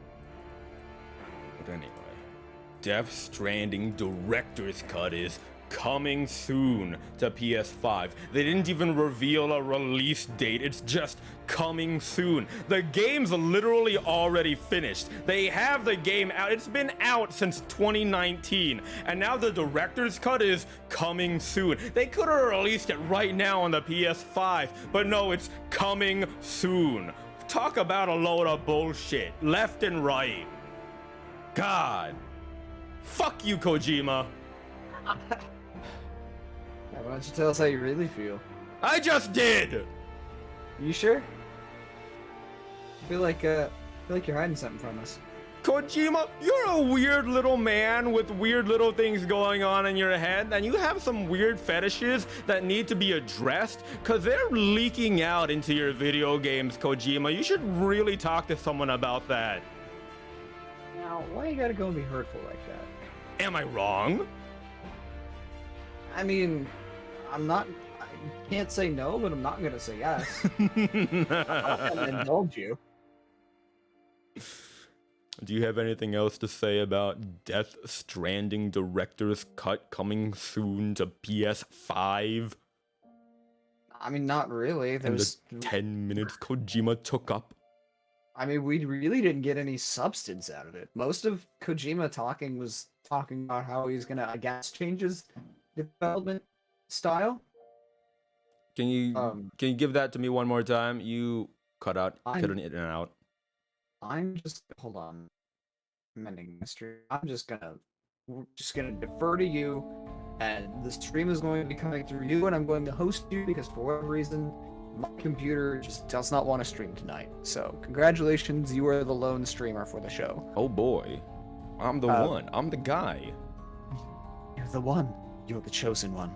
I mean, we really didn't get anything of substance. He mostly just talked about, I guess how he's going to change his development philosophy or some shit. He talked a lot about COVID, which, I mean, we all expected. Every bingo card for all of E3 and the Summer Game Expo, it had, talking about COVID square. Yeah. Yeah, absolutely. Like, we need to be reminded that, yeah, last year was really fucking shit and the pandemic really fucking sucked. Yesterday was real. Or I mean, yes, just fucking end me. Anyway, what's You next? okay, Crow? You okay? No, it's fine. No, we're fine. Everything's okay. I promise. All right. The next Yeah. thing they announced was Jeff Goldblum. Jeff Goldblum announced the next thing. They announced Jeff Goldblum. They announced Jeff Goldblum. He exists. He's a real person. No, they had Jeff Goldblum appear on screen, and it was kind of a really awkward presentation by Jeff Goldblum because he referenced that he had a teleprompter. He said things like, "All right, I got a teleprompter here. I'm gonna focus in on this and read this in the best way I can." And it was like, "Prepare now for the reveal of Jurassic World Evolution 2." And it was the most awkward presentation I've ever seen from Jeff Goldblum. But he revealed Jurassic World Evolution 2, which will launch on PC, PS5, PS4, Xbox Series X, and the Xbox One. I've never watched Jurassic World or Jurassic Park. I have no care for the Jurassic Park franchise. What do you think, Crow? I never really cared either. I think I've watched one of the Jurassic Park movies, but I never played any of the Jurassic games. I spent more time trying to remember a specific game trailer that Jeff Goldblum voiced than paying attention to the actual game that was being revealed. Because I can't remember what it was, but I was feeling so nostalgic I wanted to listen to it. He was talking about something about nature or control and how humanity desires it but never really has it or something like that. I don't remember, and I wish I don't know what did. you're talking about. Yeah, I know. They played it on GameStop TV for a month, so I was very familiar with its script beforehand. But now, I don't know. I can't remember it. It's unfortunate. But yeah, Jurassic World 2 looks cool. Looks pretty. Jurassic World Evolution 2. Yeah, it looks like I'm not you gonna can. buy it. Yeah, I'm not gonna buy it either. I didn't buy Jurassic World Evolution 1 either. But looks like the new thing that they added was that you can get aquatic dinosaurs, which is interesting because apparently that wasn't a thing before. But now you can get aquatic dinosaurs, so that's cool, right? You're right. Moving guess. on. I'm not streaming anymore. I'm turning off the. Actually, no. I'm gonna leave the Skyward Sword OST going. Anyway. The next thing they announced, the next couple of things they announced were some small things. They announced a Korean MMO called Lost Ark will be finally released to the West in this fall, actually. Popular Korean MMO Lost Ark will be making its way to the West in fall 2021. I looked at Lost Ark. It looks good, I guess. It's an MMO, though, so it's a hit or a miss, you know? Yeah. I don't know. Yeah, I don't know either. That's all I gotta say about Lost Ark. It looks like Diablo, kinda, but I got more to say about Diablo later. Right. Yeah. I mean, we got more to say about Diablo just in general. Yeah, in general. Another thing they announced at the Summer Game Fest was Sable. Sable finally has a release date now. I was unaware of what Sable was, but apparently Sable is this really artistic indie game that was announced way back at E3 2018, and it looks kind of like Journey. You ever played Journey, Crow? That's the PS3 one, right? The I think so, yeah. looking thing? Yeah, No. made by the same people who made Abzu. Okay, yeah. I have not played it. Trevor has, though, and he loves the game. He tells me that it's great. I have it. Journey is a great game. It's very artistic, and you end up playing with another person if you're playing online. And the thing with that other person is that you don't know that that's actually another person until the end of the game. When the credits roll, it'll show you your companion was this person. It'll give you their gamer tag or whatever the fuck. Yeah. And it's a really pretty game, and it encourages multiple playthroughs, Journey, because the more you play it, the brighter your cloak gets until you get a really fancy white cloak or whatever. But anyway, Sable finally got a release date. It's going to be released September 23rd this year, and it looks really, really artistic. It's got this like cell shaded to it, cell shaded art style. It looks really good. I don't know if I'm going to be getting it myself, but hey, if it comes out and I see the trailers again and I have the money and maybe if it's on sale, I'll maybe buy it. It looks really interesting. I think I'll probably wait until it goes on sale, or till it comes to Game Pass. I'm trying to pull up the list of games that are coming to Game Pass because I don't remember. They announced a lot. They announced a lot. They announced a lot of that Xbox and Bethesda show. But before we do that, there's still some more about the Summer Game Fest. The Among Us update. God, every fucking showcase had something to say about Among Us. Yeah. I mean, can you blame them? It's only the biggest game in the world right now. True. But, God, it's just all of them had almost the exact same thing to say. Among Us is going to be adding visor cosmetics, which are apparently separate to hats. So they're going to be adding a hide-and-seek game mode. They're adding additional roles and stuff, which is nice. They're adding a 15-player lobby as well, which is all nice and all. But the thing is, it's already been done in the form of a mod. You and I have both played the Town of Us mod, right? Yeah. Yeah. And the thing with the Town of Us mod is that it's made by basically one person, right? Is it still just one person? It's basically it's a mod. the mod is one person. Inner Sloth is a team of Puffballs United and Inner Sloth. They got a whole team working on Among Us. It's still a small team, but like the Town of Us mod was all created by like one person, which makes me wonder, hey, Puffballs, Inner Sloth, whatever. One of you, hire them. One of you, why is it taking so long for you to churn out these updates when this one guy has managed to make these updates and more? Because Town of Us offers so much. Not only does it offer more cosmetics and more colors already, but it also offers so many more roles. Yeah. I mean, that'd be too easy. And modifiers, for that matter. And you could even futz with the modifiers even more. Futz with the settings even more. Set up, like, the percentages of chance of a role showing up.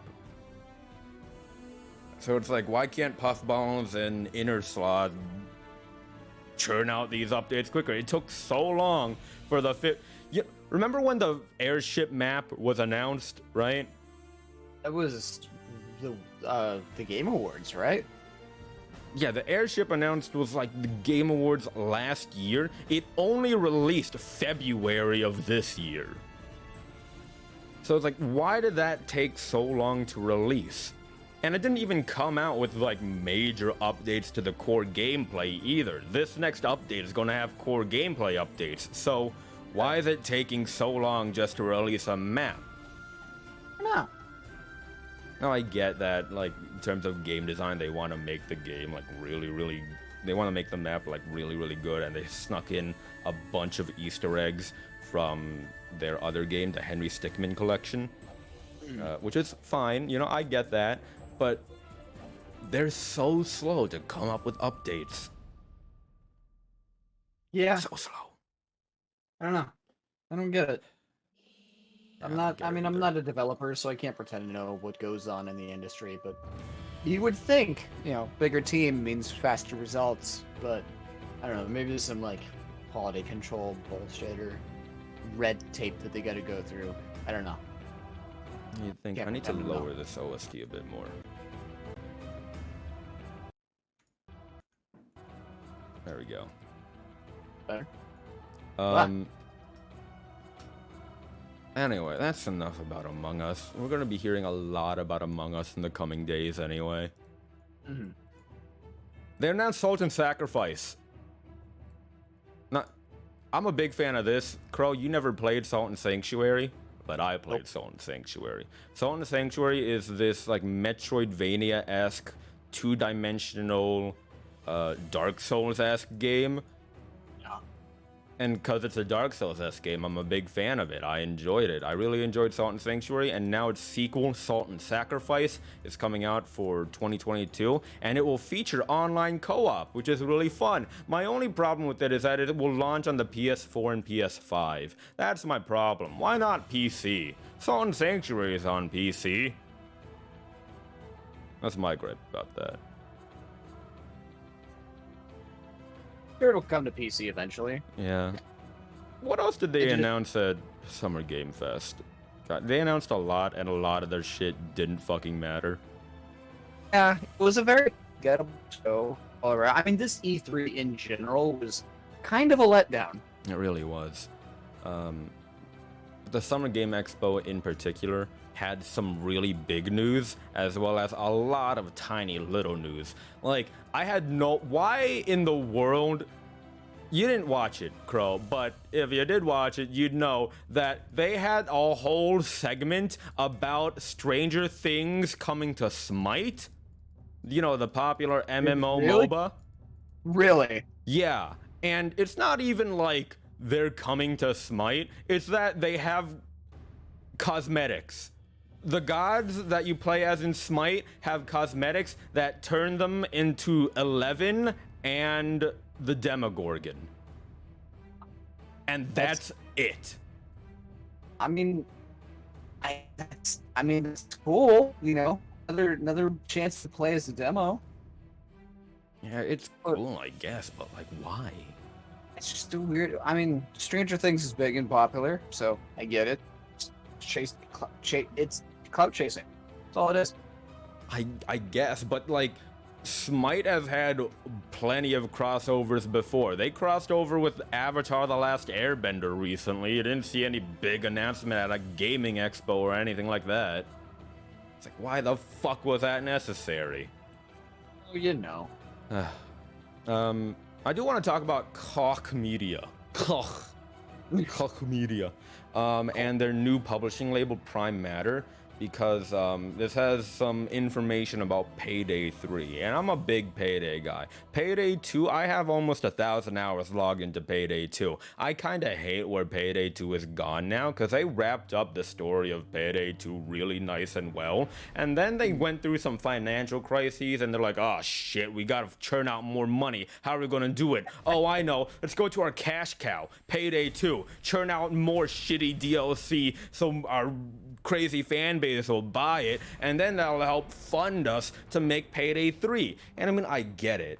They're funding to make Payday 3. And now that they've been bought up by Koch Media and Prime Matter, we got some more information about Payday 3. But God, I got shit to say about Payday 2. But that's a whole nother topic for a whole nother time. So we could probably do a whole podcast on just you bitching about Payday. Honestly, I really could.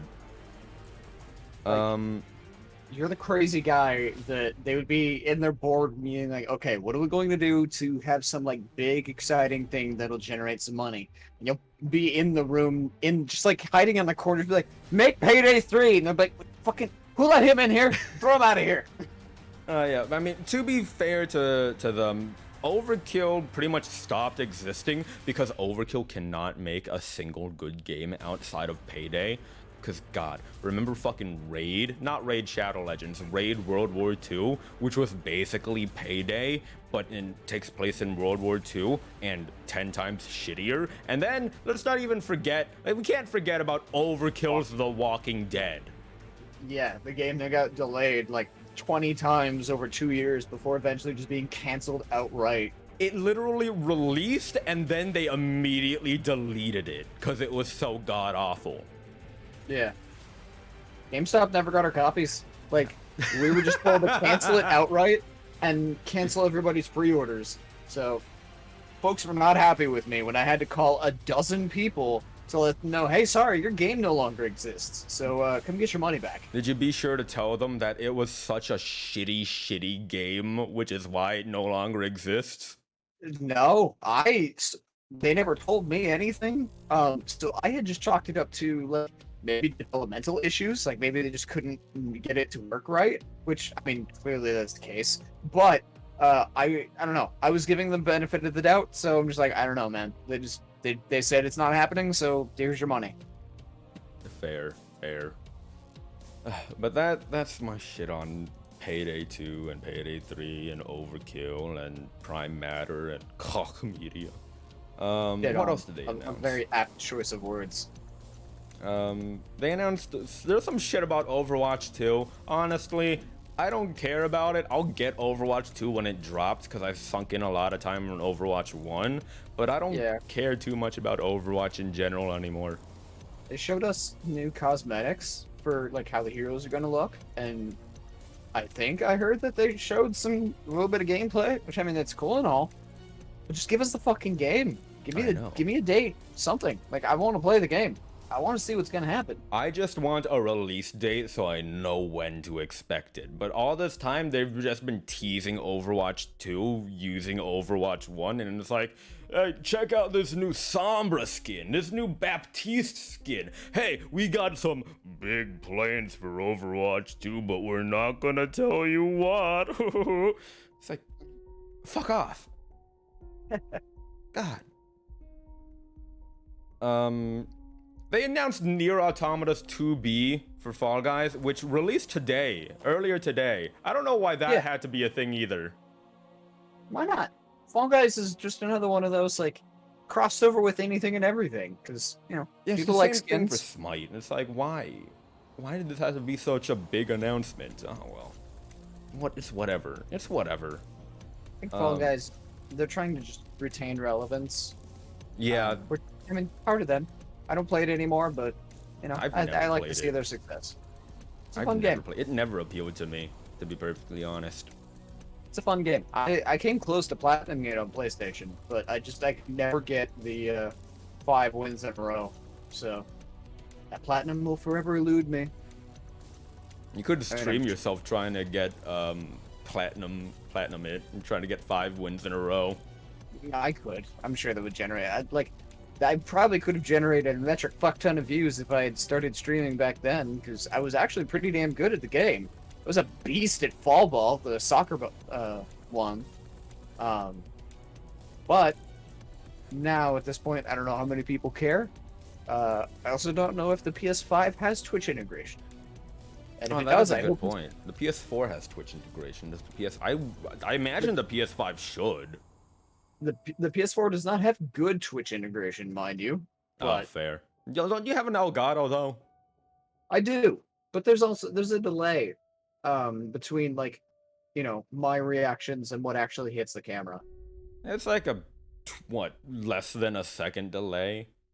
Not necessarily. You can actually set a delay on your microphone so it'll, like, on your audio device, so you can work it out. They had, you just need to figure out the timing for it. I'll show you how to do that later. Cool. What else? Oh, Far Cry 6. Oh my god, Far Cry 6. How could I forget about Far Cry 6? It was only brought up like 70 billion times during E3. I know. And they had a different trailer for each showcase too, which is what gets me. Yeah, they were ready. God. I mean, it's only their biggest game launch of this year, so I don't blame them. Yeah, it really is. Like, I'm in the midst of playing Far Cry 5 myself, and when I say in the midst, I mean, like, I played it, I beat one of the bosses, and then I haven't touched it in, like, a month and a half now, because I started playing other games, like Dark Souls 2, and Dishonored Death of the Outsider, and... As you do. As I do.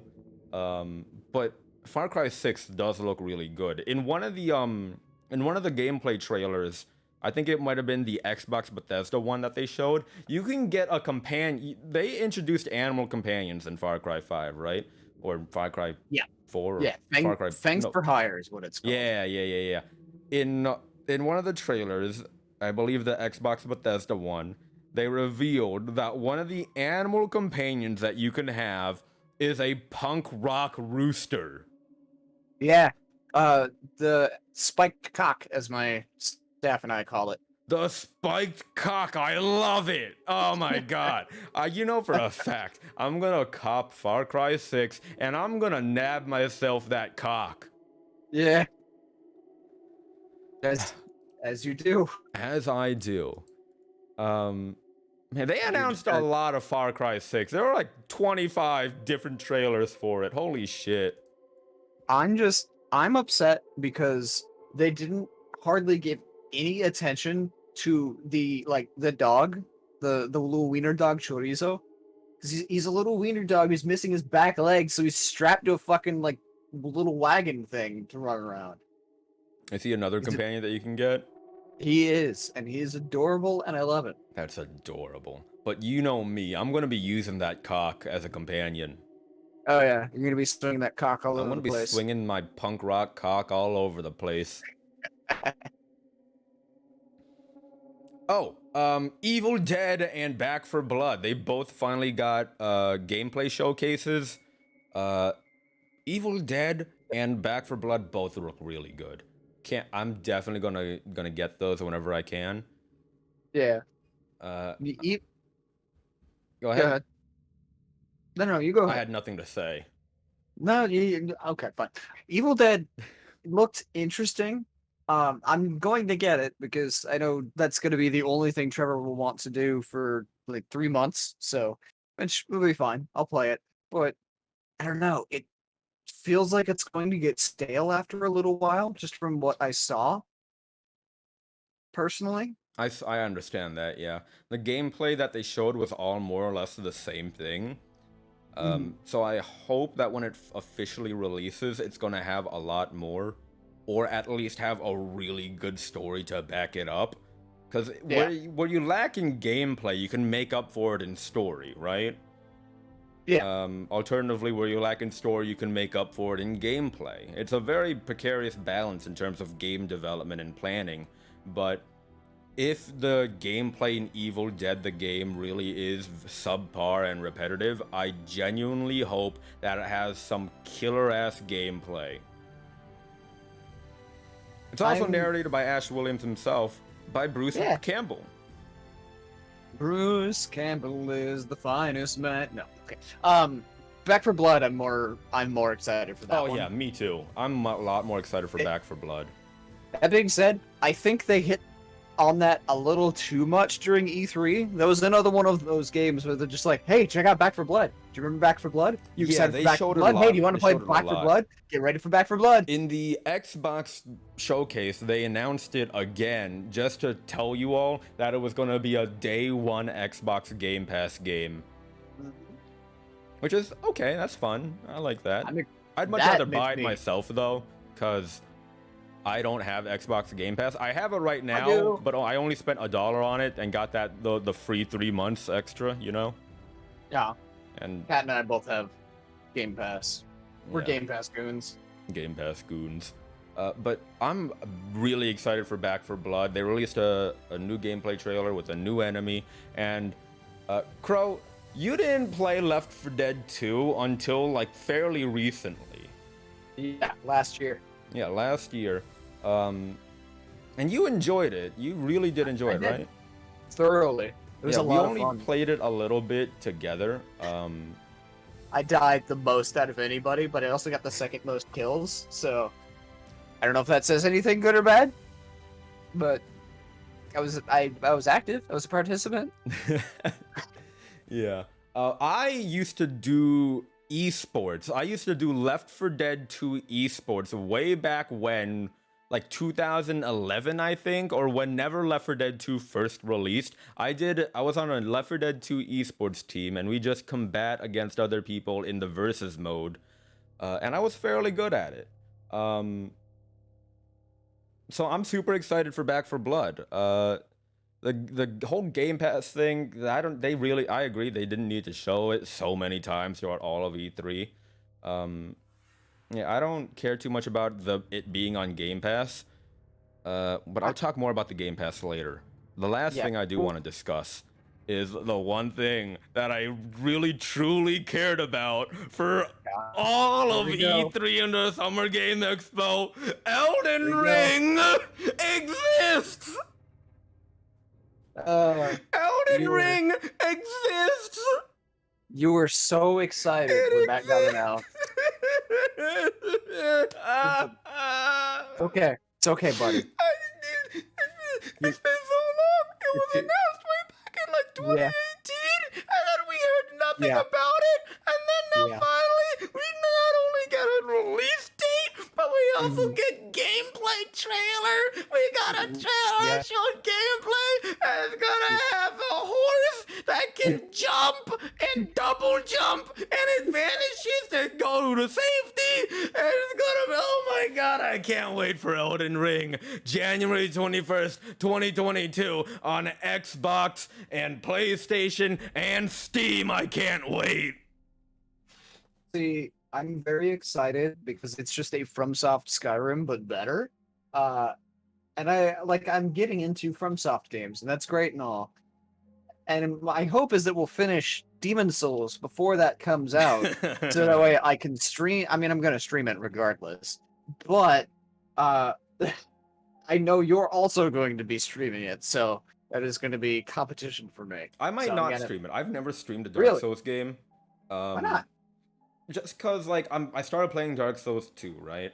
And like I like having those games like just for me, you know? Okay, that's fair. Like I might stream Elden Ring because Elden Ring is vastly different now. Yeah. Because like it's going to be open world now, and not only that, you can tackle the bosses in any order you want, much like Breath of the Wild. So I find that really interesting. So I might stream it just because it's so different. But with the Dark Souls games and Sekiro and all that, I usually play those games on my own time because I spend a lot of time exploring and going back and forth and doing a bunch of things. Which, granted, I kind of do that already in the games that I do stream, like I did for like Resident Evil 8. I did a lot of back and forth there. Yeah. So maybe I might stream it, maybe I won't. I'll see how people respond.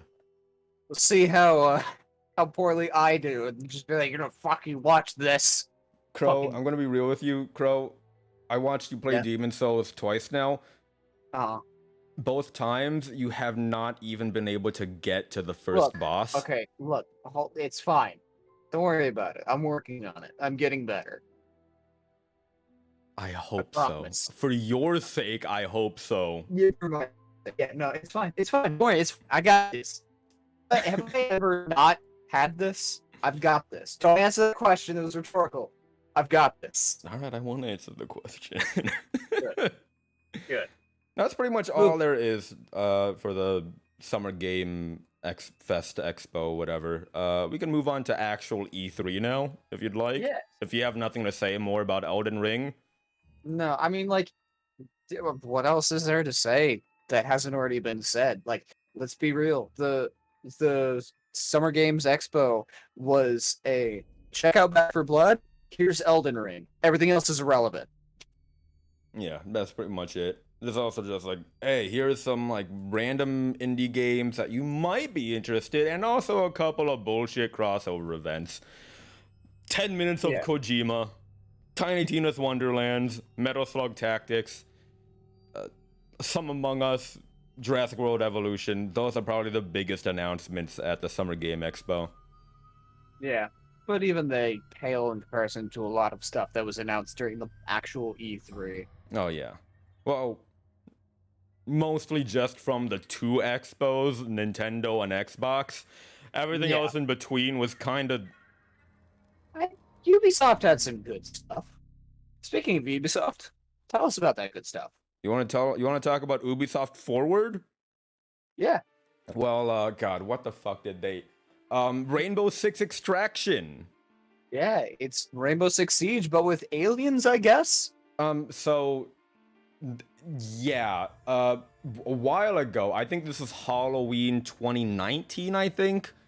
It was either 2019 or 2020. They had this special event where it was PvE, right? You got a team of these operators, of your friends or just random people, and you would go against the environment, these AI that were like aliens. They crashed in. It was like a meteor crashed in, and it was something like almost like a zombie virus kind of thing, almost, I think. And you, as the Rainbow Six Extraction team, would have to go in and like extract the meteorite that landed or whatever and neutralize all threats in the area. And it was really, really good. I played a little bit of it myself. I wanted to play more of it, but it was a limited time event only for the Halloween season, which sucked, by the way. They should have made that thing a permanent thing. And it was really, really, really fucking good. I loved it. I love PvE games. The PvP in Rainbow Six Siege is not good for my heart, right? Because I don't think... Have we played Rainbow Six together before, Crow? No, we've talked about this. I don't own it. Right. The one time I ever played it, I was watching Trevor play. He had to go use the bathroom, so I took over for one round. I walked out a door, around a corner, and took a shotgun to the face, and I died. And that was my Rainbow Six experience.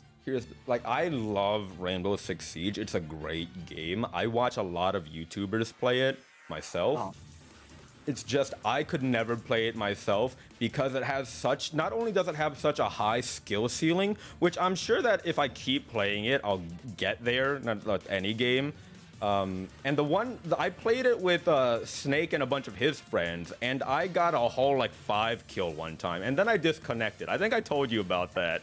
I got a 5 kill, and then my internet shit itself, and I got disconnected. I was so upset, but I got a whole ace right there. But anyway, I love Rainbow Six Siege, but it just gives me so much anxiety to play. It's like so much adrenaline gets pumping through my veins. It's like I get so fucking nervous as well, especially when I'm playing on PC, because when I'm playing on PC, there are options where you can just turn off like voice chat, but then you starve yourself of information, and Rainbow Six Siege is an information-based game. So whenever I play it, I need that information, but also if I perform poorly, then I'm left to the scrutiny of my teammates that start calling me names, and you know how toxic a first-person shooter community can get? Now Rainbow Six Siege takes it on a whole nother level. I can believe it. Yeah, but that's why I'm really glad that they're releasing Rainbow Six Extraction, which is basically that whole Halloween event, PvE event, but a whole game on it itself. It looks really good. It supports crossplay as well. It launches September 16th, which is oddly soon. And it looks really good. I'm so excited for PvE Rainbow Six Siege, because the one thing I really like about Siege is the tactical nature of it. Right? I think more first-person shooters could benefit for a more tactical approach to it, because Rainbow Six Siege is very tactical. You need to plan out your approach. You need to check your corners, as opposed to something like Call of Duty, which always advertises itself as like real-life war stuff, you know? And then you just go running guns blazing. Just kind of dumb. Yeah. I mean, that's what you do in any game with guns. We need strategy. Rainbow Six Siege needs strategy. That's why when you just turn and walk around a corner, that's how you're gonna get shotgun in the face. That's how it happens, Crow. Yeah. You know what? It's fine. Don't worry about it. Just pretend it never happened. Wipe it from the slate. Just strike that from the records. What else was announced at Ubisoft Forward? Rocksmith Plus? Yeah. It's cool, I guess. Learn guitar. I forgot that Rocksmith even existed, and I forgot that it was an Ubisoft title. A lot of people forget both of those things. What? Riders Republic? It's a snowboarding game.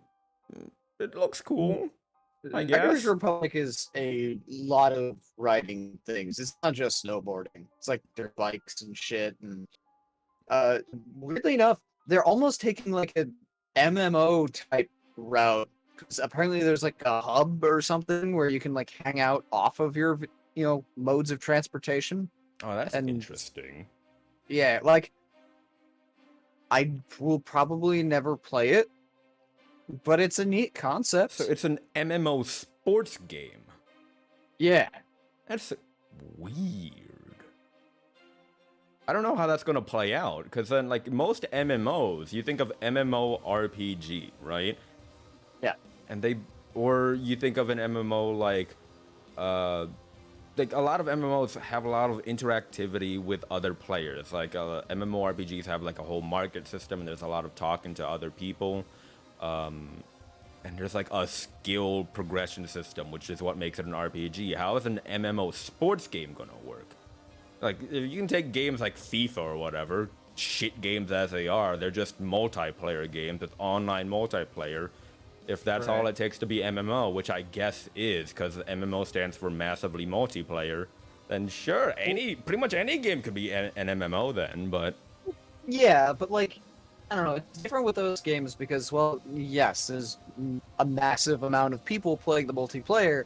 It's still like at most 2v2 type of thing. Like, it's not like you can have full like it's not like Madden is gonna have full 11v11 players. Yeah, it's not like in as fun as that would be. Yeah, it's not like in WoW where you can get your whole guild and do a dungeon and fucking kill the big boss and get all the loot. So how is an MMO sports game gonna work out? Is there gonna be like a dungeon system where you just shred down the lane and whoever gets the biggest score wins? So the way I think it's going to work, and granted I didn't get to see everything from the showcase, but I at least saw that there's essentially going to be different tracks, depending on your mode of transportation, and I'm sure with each, like, bikes will get certain tracks, snowboards get different tracks, whatever. It's open to everybody who is there. So you can be, snowboarding down a slope and you'll see 3 or 4 people go past you or something. You share that slope like you would in real life. But I'm assuming they're going to take it almost like a GTA route where it'll just be a normal world and they'll have like in-world events like, meet at the summit for a race and, first place wins or some shit like that. So that's my assumption. They haven't said anything and they haven't told me anything on the game end, so... It looks like one of those like feel-good games, almost like Tony Hawk Pro Skater. Yeah, absolutely. Like, it's going to be, you go there to hang out, have fun, and just mindlessly, skate or ride around. Like, it's not meant to be a blockbuster hit. It's just, zone out. Just a fun chill, game. Yeah. Relax. So I respect what they're doing. doing. It myself, honestly. I might get it if it's like on sale, but loud Like, card. I'm not gonna get it myself. If it's offered to me, I'll play it once or twice. Like, I'll give it a shot, see what it's about. But yeah, it's on Game Pass. I'll try it. I doubt it's gonna be on Game Pass. It's an Ubisoft game, Crow. No, it absolutely will not be. Because Ubisoft has their Ubisoft Plus. Is it Ubisoft or Ubisoft? I have heard everything under the sun. I think I prefer Ubisoft because then it could be like Ubisoft. I'd be hard. I mean, that's not the way that I picture it, but I'm sticking with Ubisoft just because that's always how I've said it, and that's how I've heard it said the most, so that's what I'm going with. Well, am I wrong? No, you're not wrong. Yeah, I doubt Ubisoft employees themselves know how it's pronounced. I don't think they do. I think they said it once, and it was something so stupid, and like, I'm not saying that. I'm sticking with Ubisoft. Something like that. What else did they announce? Rainbow Six Siege bullshit. Year 6. Cool, bullshit. I guess. They're getting crossplay. There's like one of like, yeah, that was their whole thing. Like, they're getting crossplay and cross progression. Oh my god, that's actually really cool because I started playing Rainbow Six on the PS4. Is the thing, right? Yeah. And so I have a bunch of operators on the PS4. Which I've been lost when I got it on PC. So now if there's cross progression, I can get that shit back. But then I also have other operators in my PC version, so I don't know how that's gonna work out. So right now the plan is June 30th crossplay will come to PC, Google Stadia, and Amazon Luna because that's still a thing, I guess. The Google Stadia and Amazon Luna are still a thing? Yeah, apparently. And then the actual consoles and the other platforms it's on will come early next year, so probably in the spring. Well, that's exciting. Yeah. Then after that, they announced Just Dance. It's the same game every year, just new songs. New songs. You can't stream it though, because that's Monka TOS right there. Yeah, not a great time. Yeah, but, people love Just Dance. I honestly, the last Just Dance game I got was back on the Xbox 360 that used the Kinect. Yeah.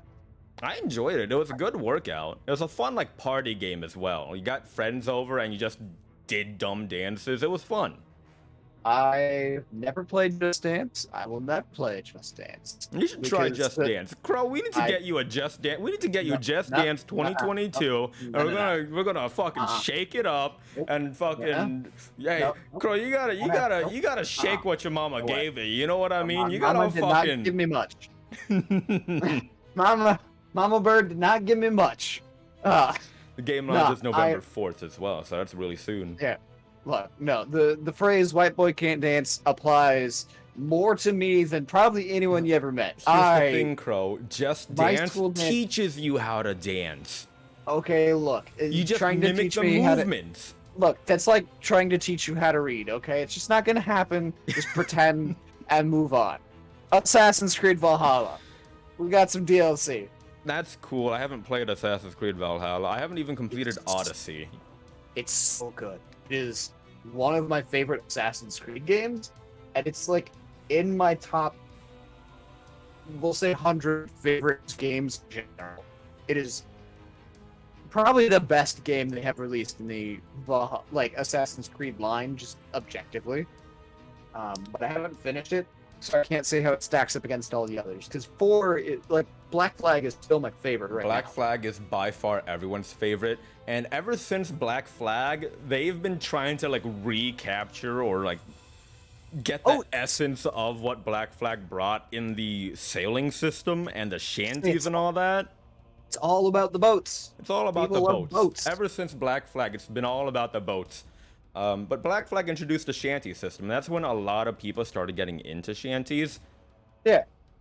Which is great. I've been into shanties a lot longer. I'm gonna be hipster about it. I've been singing shanties for the better part for like over a Dancing decade. before it was okay, cool. before it was cool. Yeah, exactly. But Yeah, it's great fucking that shanty Black boomer. Flag came out and introduced a bunch of shanties. I played through Black Flag. It was really nice hearing classical shanties and all that. Then Odyssey.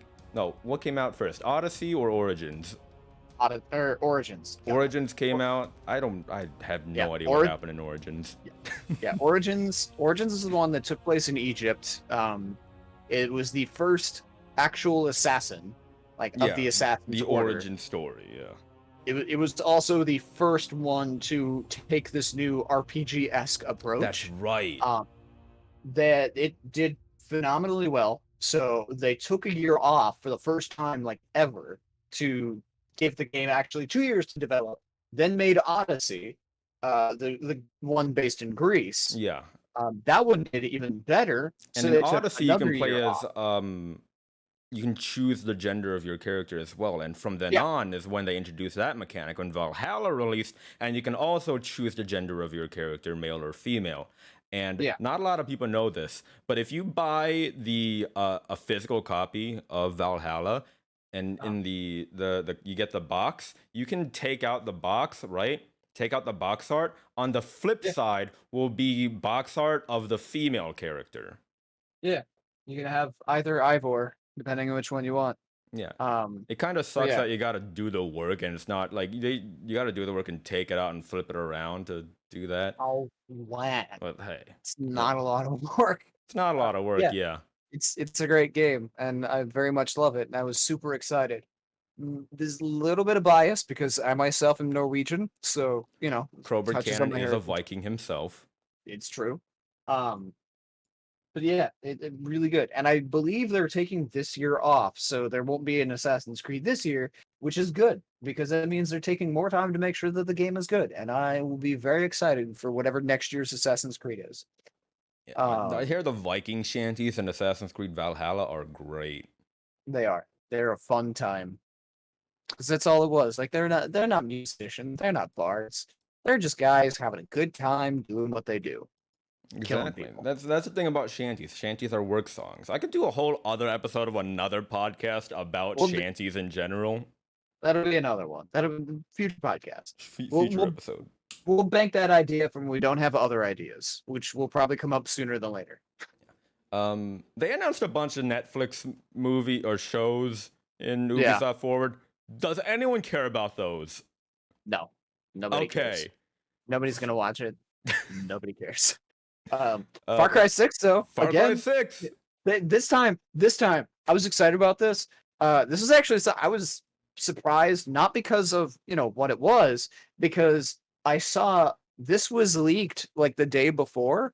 I didn't put any stock into it because I think I don't put stock into any leaks, and I think that it's stupid. But also B, I'm like, this is too good to be true. But sure enough, it was. Far Cry 6 Season Pass. They have an alternate story where you get to play as the three main villains from Far Cry's Yeah, 3, 4, and 5. I'm super excited for that. However, And you get Blood Dragon. main villains is loosely as a loose term, because Vaz was not actually the main villain in Far Cry Okay, look. 3. The poster boys. How about that? Yeah, the poster. Can I talk about that for a second? I think it's fucking Sure. hilarious, all right? I think it's so fucking hilarious that they spend so much time crafting this character of Voss Montenegro, and then it turns out you just kill him off. They just kill him off, and it turns out he's not even the big baddie. This is the big baddie, the real big baddie. It's some nobody guy that I can't even remember the name of, is how forgettable he is. That's fucking hilarious how they just created this great character as a villain. Turns out he's not the villain, it's this guy, and now they're trying to wipe away that guy's image. They're just saying, oh yeah, Voss, bring Voss in. He's the one that people like. Voss is the one that only exists. Voss was the only antagonist who ever existed in Far Cry 3. This other guy never existed. Fuck that guy. I find that so fucking hilarious. Look, Voss sold their games. People really bought did. Far Cry 3 for Voss. And Voss, to this date, is still one of the best villains in video game history, especially with one unique, memorable monologue.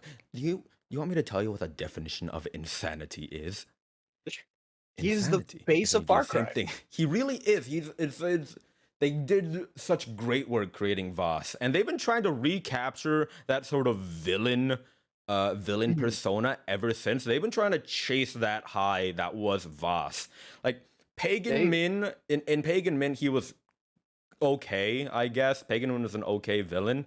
And then the Seeds, Joseph Seed, was also another villain that was really, really good. Like, all the Far Cry villains have been really, really good, but none of them have been able to mount up to the villain that was Voss. So I don't know. It's interesting because Far Cry 4, the whole game, you could just stop at, it was okay. Like, Yeah. Far Cry 4 was one of the bottom tier Far Cry games. 5 was good. It wasn't great. It wasn't amazing, but it was better than 4 and Primal. So No had one even points going remembers for it. Primal. I remember seeing so many like YouTubers get a deal from Ubisoft to promote Far Cry Primal, and then it released and no one talked about it. Yeah, I remember watching Jacksepticeye, I think, did one episode on it, and then He just did. never touched it again.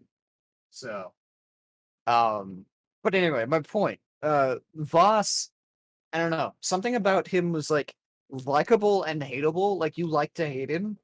Then he was more charismatic. He was easier to, like, he was able to capture you, and the other two really couldn't. Like, Far Cry 5's villain, he was hateable. Yeah, I think he was insane. Far Cry 5's villain was only hateable, though. He was like, there was no like redeeming quality about him. For Voss, he was like villainous and antagonistic in a way that you could hate him, but you could also see in a way that like he was fucked up. Something happened in his life that fucked him up. For Joseph Seed and his ilk, because the Far Cry 5, the whole thing is like, you're killing off, it's Joseph Seed's the father, and then you have his sons and his adoptive daughter, right? And you're fighting a cult. You're fighting a cult, and it's like it's a cult. Like, what are you gonna do about a cult? Right.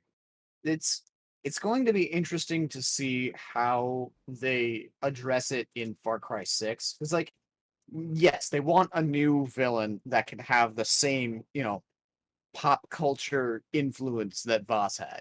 But they're not trying to create another Voss with Anton Castillo. Like, he is especially in these trailers that we've seen, he's not someone you're supposed to like. Like Yeah, the he's way that not. he treats Diego, like they want you to hate him. They want you to want to kill him.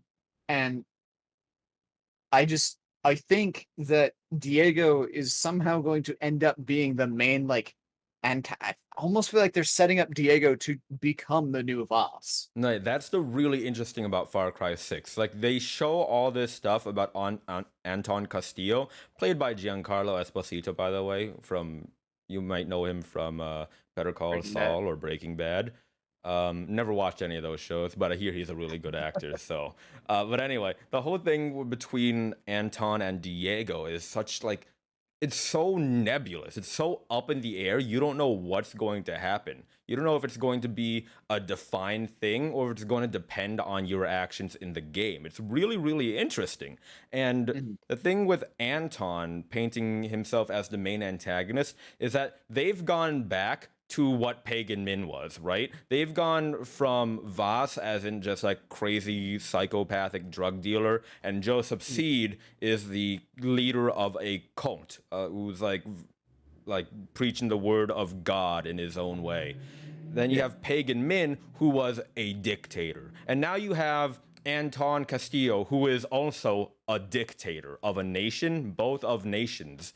So I feel like they're trying to go back to what Pagan Min was and just fix it, you know? Fix what failed with Pagan Min. Yeah. What I'm interested to see what they're going to do because like yeah, he Anton Castillo is definitely a dictator, but he's a self-righteous dictator who thinks that he's doing what's best for his country. Um, the nation is called Yara, but it's just Cuba.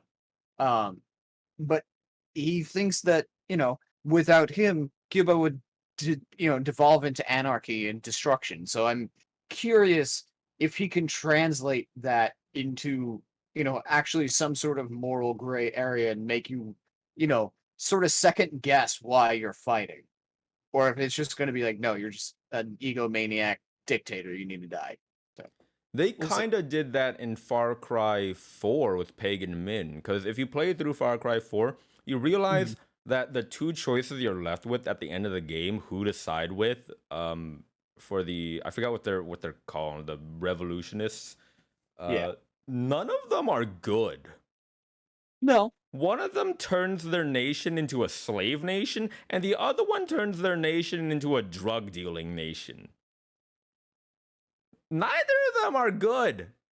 No. They Sometimes it makes really it aren't. like, but the thing with that is that you don't really realize that until the end of the game. So like with what you're saying, if they make that like a prevalent thing throughout the entire game and then culminates to one final big choice, that would be great for Far Cry.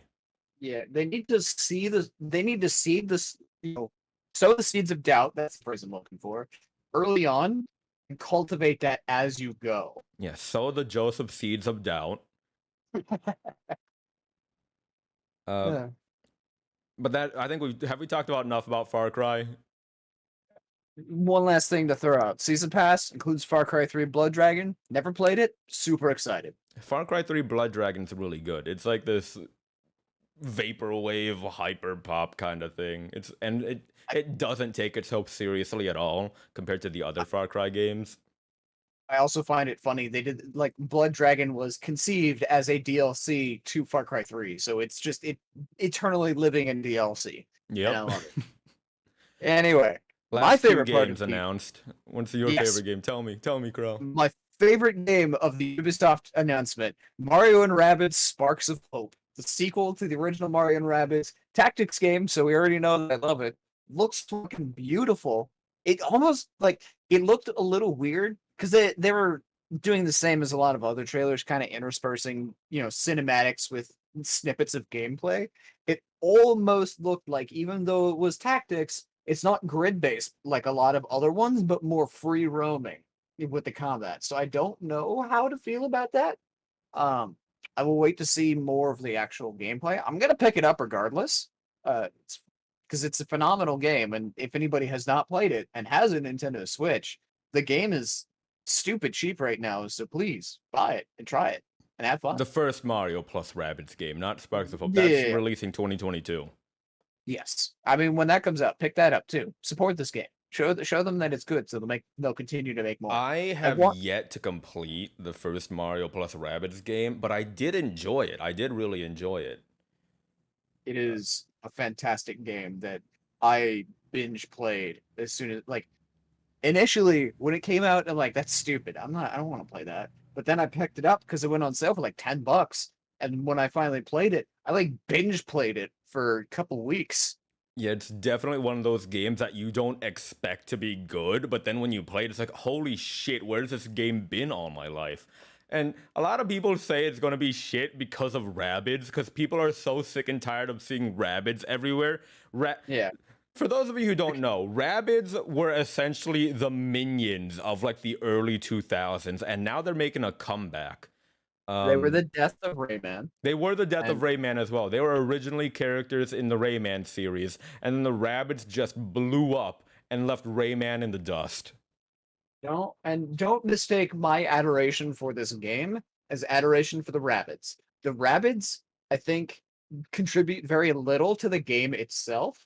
The writing can be funny, but the Rabbids themselves are most of the time any of their interactions and what they do, I'm just like, fucking, why are you here? No, Shut up and get out of my face. The Rabbids and the minions are basically the same. They just do really random ass dumb shit, and it appeals to small children. They think it's funny because, you know, what's funnier to small children than random ass dumb shit? And they're like, they fall over, they hurt each other, they get hit, and like kids laugh at that shit, which is why they became so popular. I just wish, I really hope, and I know it's not going to happen. But my biggest gripe with the first game is that you had to have at least one Rabbids character. You couldn't have all three Mario characters. Oh yeah, that's right. That's true. I would like it if they removed that restriction, but I know it's not going to happen because they want, Ubisoft wants their characters to get some screen time too. But, yeah. I'd say that they did contribute some stuff though, and you're right, it is mostly the writing, but you can't deny that they did contribute some sense of comedic value. Was it really funny comedic value? No. It was. But it was like at most you'd get like a slight chuckle. There was a few moments that made me giggle, but that's about it. Yeah. And the other game that they announced if we're done talking about Mario plus Rabbids, are we done talking about Mario plus Rabbids? Yes, please, carry on. Okay. The next game, which came out of fucking nowhere, no one fucking expected this. Avatar Frontiers of Pandora. Who the fuck expected an Avatar game? Not Avatar The Last Airbender, no, we're talking James Cameron Avatar. Avatar with the blue Na'vi people Avatar. Not Legend of Zelda Na'vi. Na'vi as in Na''V. Na'vi. James Cameron. I thought when I saw it first show up, I thought it was gonna be like, oh, cool, they're doing a Netflix series or some shit. Good for them. Nope, surprise, this is a video game. So it really showed us nothing as far as what the game is going to be like. Yeah. It kept flicking between cinematic and first person. So I think it's going to be a first person strictly game. But we'll see. Like, I don't know. I don't know if it's going to be good or not. I think I'm going to watch people play this. I'm not going to get it myself. I think I'm going to watch people play this because, like, I only watched the first Avatar movie way back when it first released, and I thought it was okay. It was kind of weird. James Cameron says that he's not going to direct other movies until all of the Avatar movies have been released. So he's never directing another movie again in his life other than Avatar. Credit to his commitment though. Yeah. I'll probably watch it, but I'm not gonna pick it up. All right, I think we're done talking about Ubisoft Forward. We ended on Avatar Frontiers of Pandora. It's a weird flex, but okay. I mean, credit to them. Credit to them. Do you want to take a short break, and then we'll come back with, I don't know, ads? Sure. We can come up with ads, but like we're not sponsored. But we're going to come up with the Crow, you talked a little while ago about like creating like a reverse sponsorship thing. Why don't we do that when we get back? Sure. Yeah, We'll I decide. got some stuff to say about Boston Market. Oh God. Of course it'll be the first one. Yeah, so we'll be right back. I after these commercial messages. I just noticed that the Elden Ring OST uh stopped. So I'm gonna hit Stopped. I'm gonna put that on replay again. Yeah, we'll be That's right why. back after these commercial messages. That's why I went with the Skyward Sword OST because it's fucking 6 hours long. I'm gonna play an ad as well for Twitch purposes. Did the logo got switched? It's more oval shaped. What? Yeah, at least on my end, it looks. And maybe I'm just fucking hallucinating, but it almost looks like oval shaped now instead of a full circle. Crow, I think you're hallucinating. Maybe. Wait, maybe now I'm hallucinating. What the fuck did you do to me, Crow? All right, we'll be right back after these commercial messages. Okay. Are you running an actual ad? Yeah. Okay. I'm gonna go pee as well for a hot second and grab more water. You do that, and I will stay here and entertain the subscribers who don't have to sit through the ad because you're supporting Voice of Perseus on Twitch by subscribing, and we really appreciate it.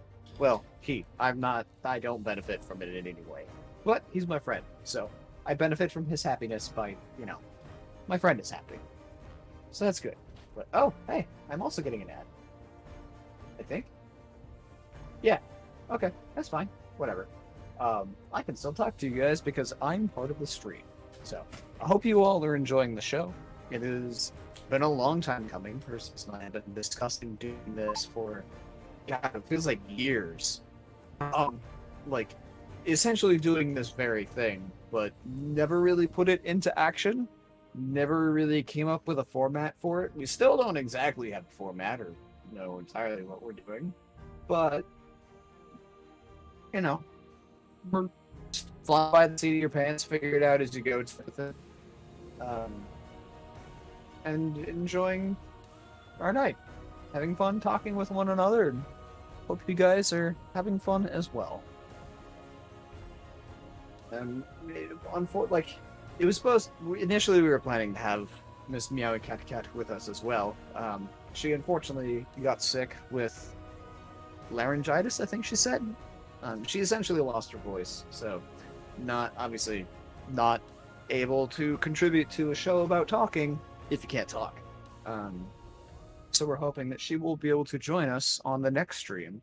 This will be a bi-weekly podcast, so it'll be in 2 weeks. And we'll come up with some sort of topic then.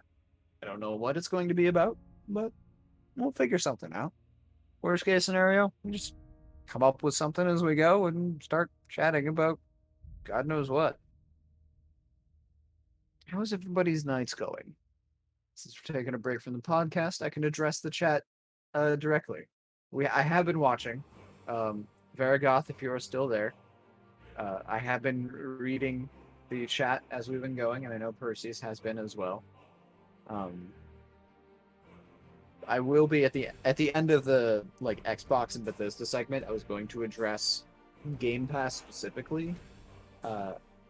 It's probably going to sound like an ad for it because I do genuinely like Game Pass. I think it is a fantastic service. But I'll go more about that. But that's me personally. Obviously, it's not for everybody. And yeah, Bayonetta 3. At this point, I'm just resigned to the fact that we're not going to get anything from Bayonetta 3. We'll probably see it on the next Nintendo console or some shit. I don't know. We'll probably see information for it next year. They announced it too soon. They teased it, and then somebody somewhere along the line was like, we probably shouldn't done that.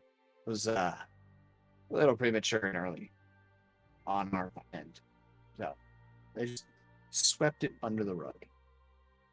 Also, if my audio quality keeps cutting in and out or being robotic or just not being great, I am sorry.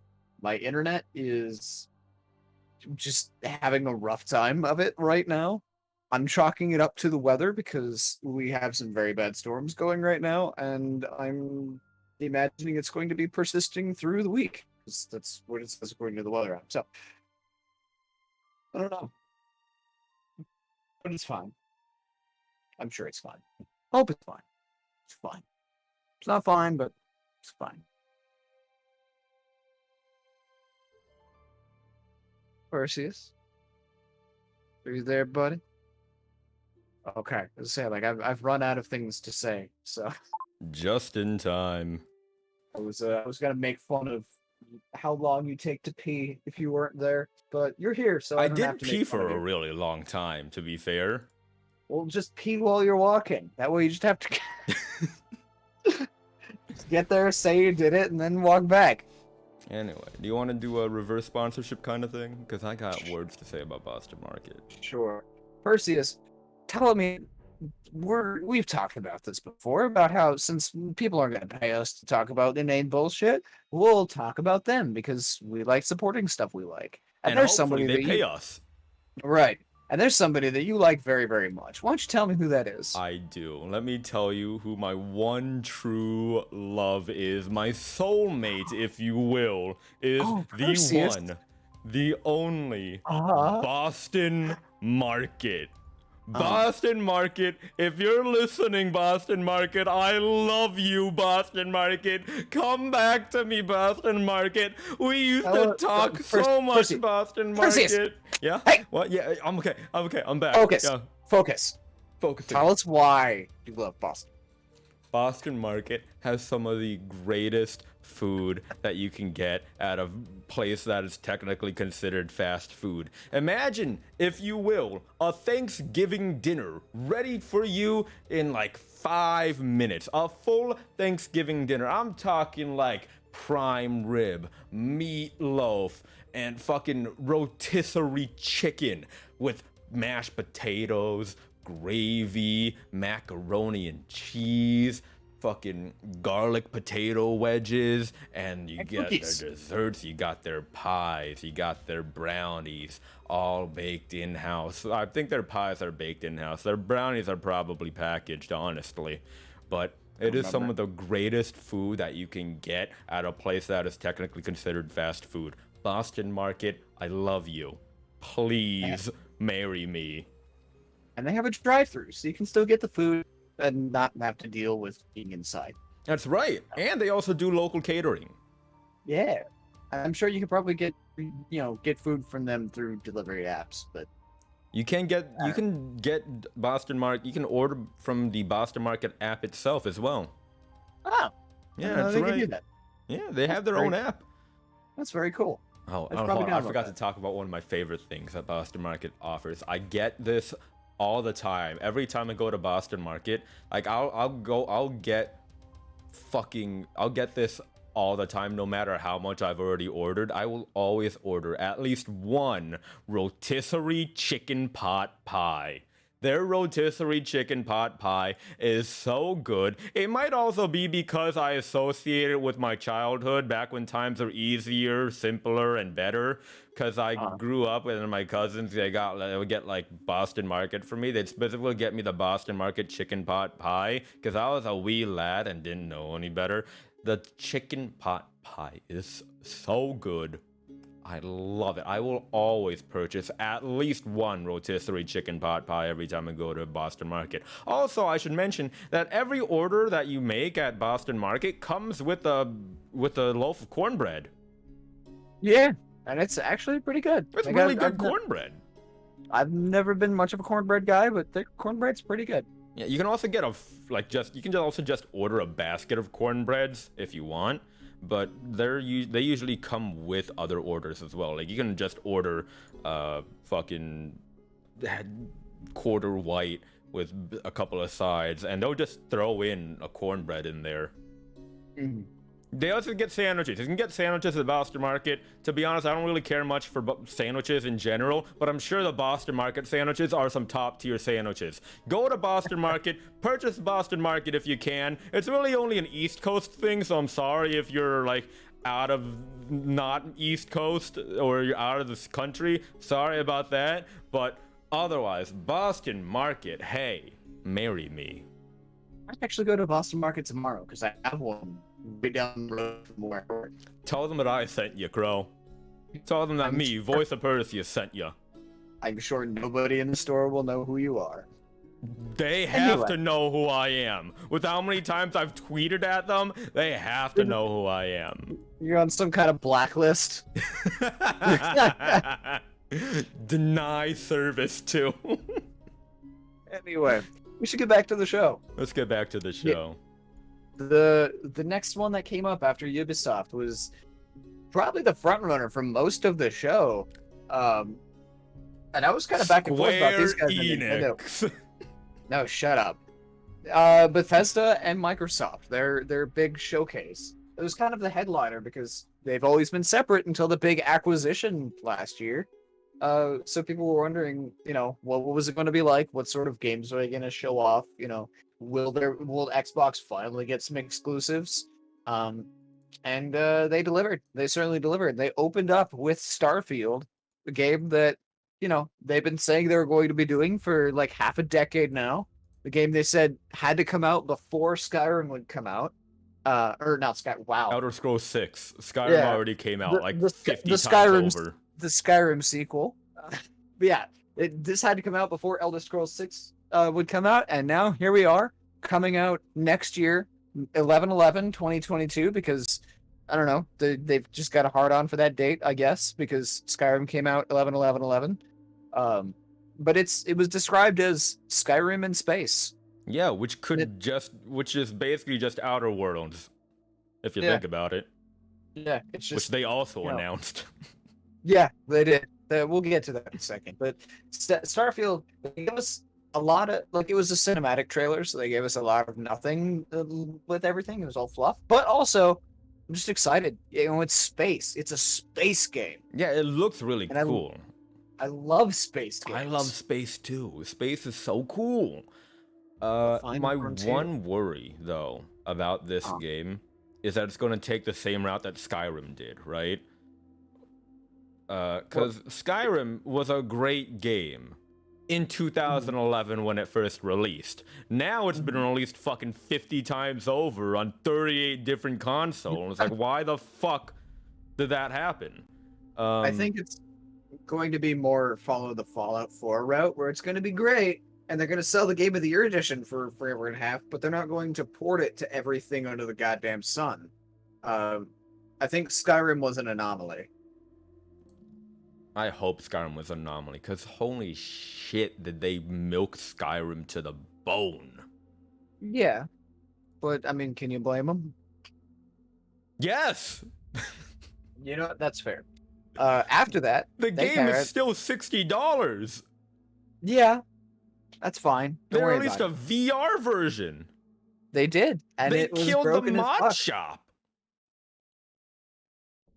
Anyway. After that came... So this was a funny one for me. Stalker 2. I had never heard of the first Stalker, but apparently it was Stalker 2. And people were excited. The Heart of Chernobyl. So, little background for me. I work for both GameStop and Kroger. I was working at Kroger the day that this trailer was going on, and I had to do some work while Stalker 2 was doing their trailer. It's all in Russian, so I could not understand a word of what was being said, and I couldn't read the subtitles. And what am I listening to? And occasionally I would hear horror stings and shit. So okay, this must be Stalker. Makes sense. Russian horror stings, gotta be Stalker. Yeah. Stalker has had 3 other games before Stalker 2 right now. There is Stalker Shadow of Chernobyl, released March 20th, 2007. Then the year after, there was Stalker Clear Sky, September 15th, 2008. Then in 2010, Stalker Call of Pripyat. Which is I think I'm not too familiar with the Stalker series. The best that I can gather is that it's kind of like Fallout. Fair. I think. I mean, that's fair. When you get into that nuclear apocalyptic shit. Like it kind of narrows it down. So you can probably compare most of them to Fallout. Yeah. Also, I forgot to mention, stepping back to Starfield just a sec, that is coming to Game Pass day one. So Oh, yeah, that's I will right. get to play that game because I have Game Pass. Stalker Most 2 of will these not, games however. are day pass day one, right? Or Game Pass day one, Yes. right? Yes, most of these will be a launch day Game Pass games. Just like our next one that we've already talked about, Back for Blood. We've already Back covered 4 that. Blood. They showed more gameplay very briefly and also announced that it's going to be on Game Pass, which means I'll be able to play it. And anybody that has Game Pass will be able to play it. You're going to have to pay for the whole thing because you're a little bitch, baby. I'd rather pay for the whole thing because then I don't want to rely on a Game Pass. Like if I forget to pay for it, then it's just I can't play that game anymore. Also, I prefer it Yes. on Steam. No, that's fair. That's a legitimate thing. Like, Steam Game Pass isn't on Steam. Yeah, I'm sure. Honestly, I would not be surprised if it came to Steam at some point. If it I don't came know. to Steam, then maybe, yeah, I for sure would pay for that, maybe, because that's like Maybe. 50 games. It's a lot more than 50 games, my friend. Don't they come and go? Aren't there like games that leave the Game Pass? Some, but not all. There's like they always have a library of over 100 games. I'll talk about more about Game Pass at the end of this segment. Yeah, we can talk more about Game Pass later. Yeah. Back for Blood. What else did they announce? Contraband. Yeah, they showed us jack shit about Jack it. It was shit like a looks teaser. interesting. So they described it as quote co-op smuggler's paradise set in the fictional world of 1970s Bayern. Co-op smuggler's paradise. All you needed to tell me.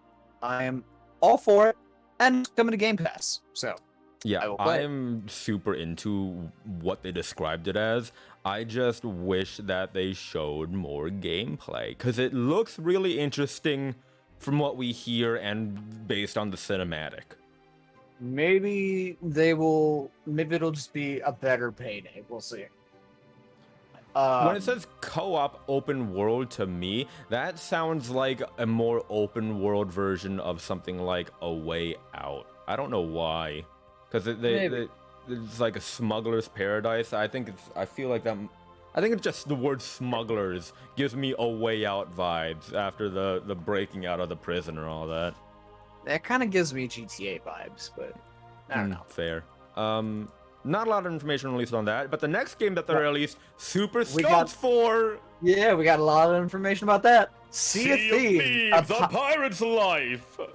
Oh, did you want? Hold on. No, it's fine. No, You hold on. take the- you- All right, hold on, wait. You do one, I'll do one. Ready? You do one first. Sure. Sea of Thieves. I thought. Okay, No, I thought the you were. I whole was thing. doing No, different you do one. the whole thing. Oh, okay.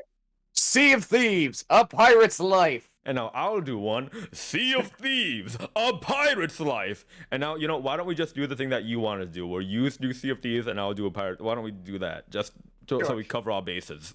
Right. Sea of Thieves. A pirate's life.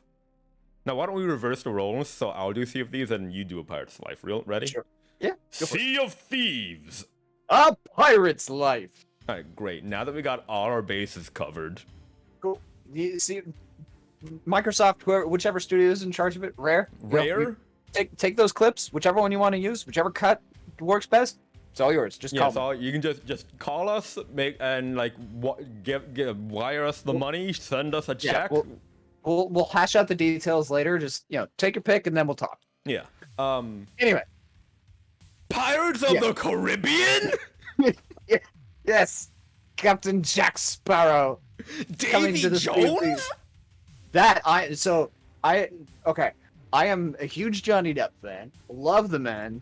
Total fucking weirdo, but I love him.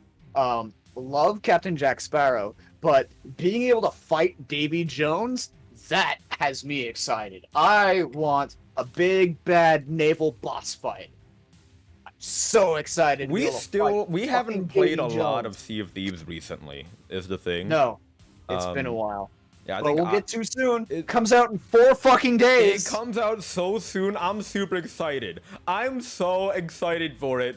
And like, I don't even watch movies, all right? I don't even watch movies, but I know Pirates of the Caribbean slaps, all right? I've heard the songs in Pirates of the Caribbean. I've heard plot summaries. I haven't seen it, which is, but I don't watch movies anyway, so fair assessment anyway. I'm just super excited that Disney has crossed over with the Sea of Thieves, and we're gonna get Jack Sparrow himself as we don't know if he's going to be like a quest giver or like something.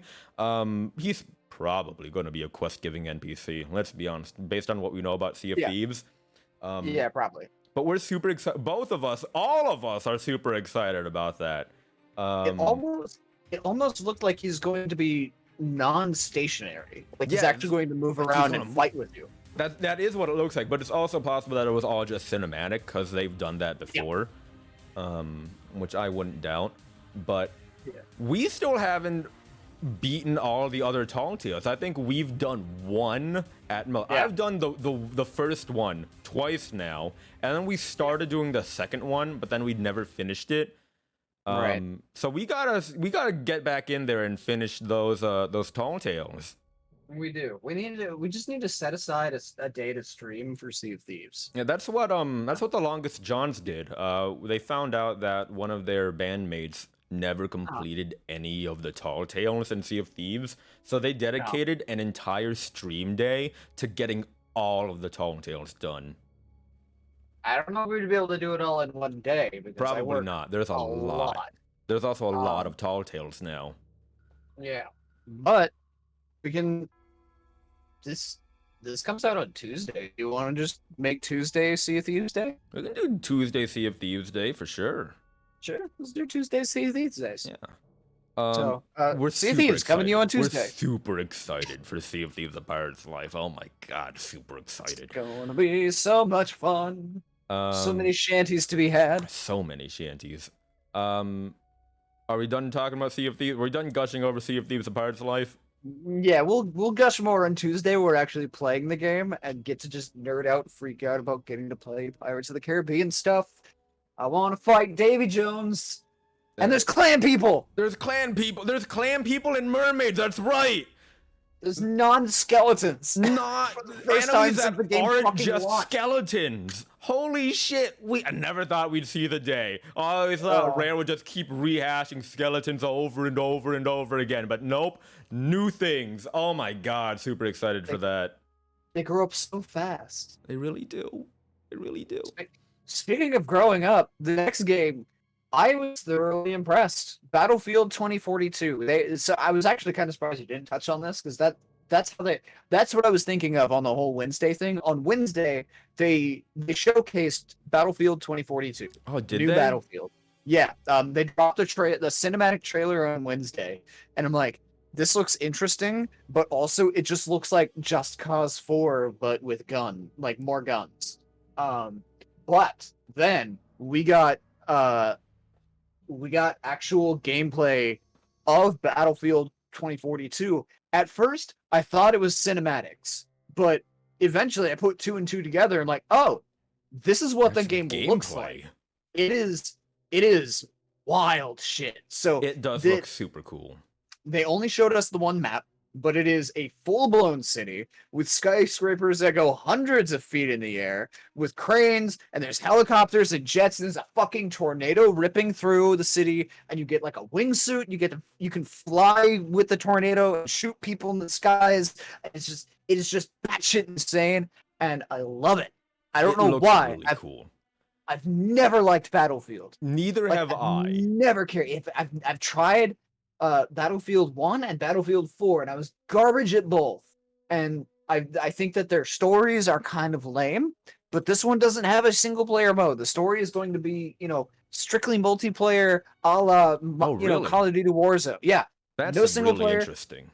They want to be Call of Duty Warzone, and have the story be brought out in DLC expansions, which power to them. If they can do that, good for them. But the gameplay looks interesting. I get to fly around in aircrafts and shoot people. I get to fly around with a suit like a flying squirrel with a machine gun. Like, how cool does that sound? That when you put it that way. I just love, I don't want to call myself the flying squirrel when I play. I don't know. We'll see. There's neither here nor there. Point being, it's going to be great. It's going to be October 22nd, and it is not coming to Game Pass. But if you pre-order the game, there's a demo going right now. I think. I don't know if it's still going, but I'm going to pre-order it probably tomorrow. And then Much try it like out. I'll let you yourself, know. I've never been into Battlefield. I've only played Battlefield Hardline. I streamed that way back when. Way back in like 2015, I streamed Battlefield Hardline. It was subpar at best.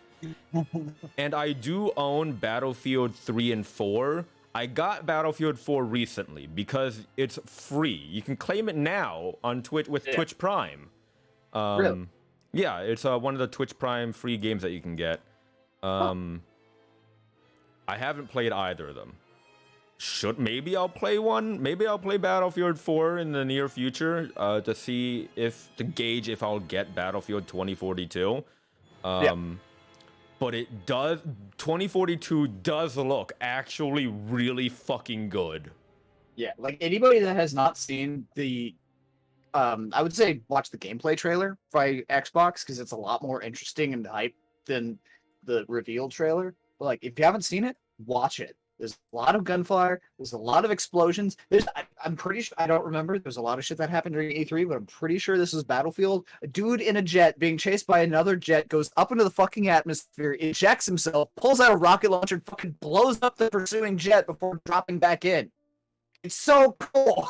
It's so fucking cool. I'm excited. I've never been excited about Battlefield, but I'm excited. This is the first Battlefield game that's actually like looked good aside from just big explosions. Because that's the thing with the previous Battlefield games, it's just big explosions. And this one is still big explosions, for the record. But now it's big explosions with purpose. now they have purpose. No, but like from a technical standpoint, it looks really, really good. And also from a gameplay standpoint, it looks more than just like... Because the previous Battlefield games, it's just been like, shoot a rocket launcher, blow it up. Set a charge, blow it up. In this one, there's like, you can drive a little RC car off a fucking rooftop into a enemy helicopter, then blow that up. And it's like, oh my god, it's so much more interactivity. This is what the Battlefield franchise needed.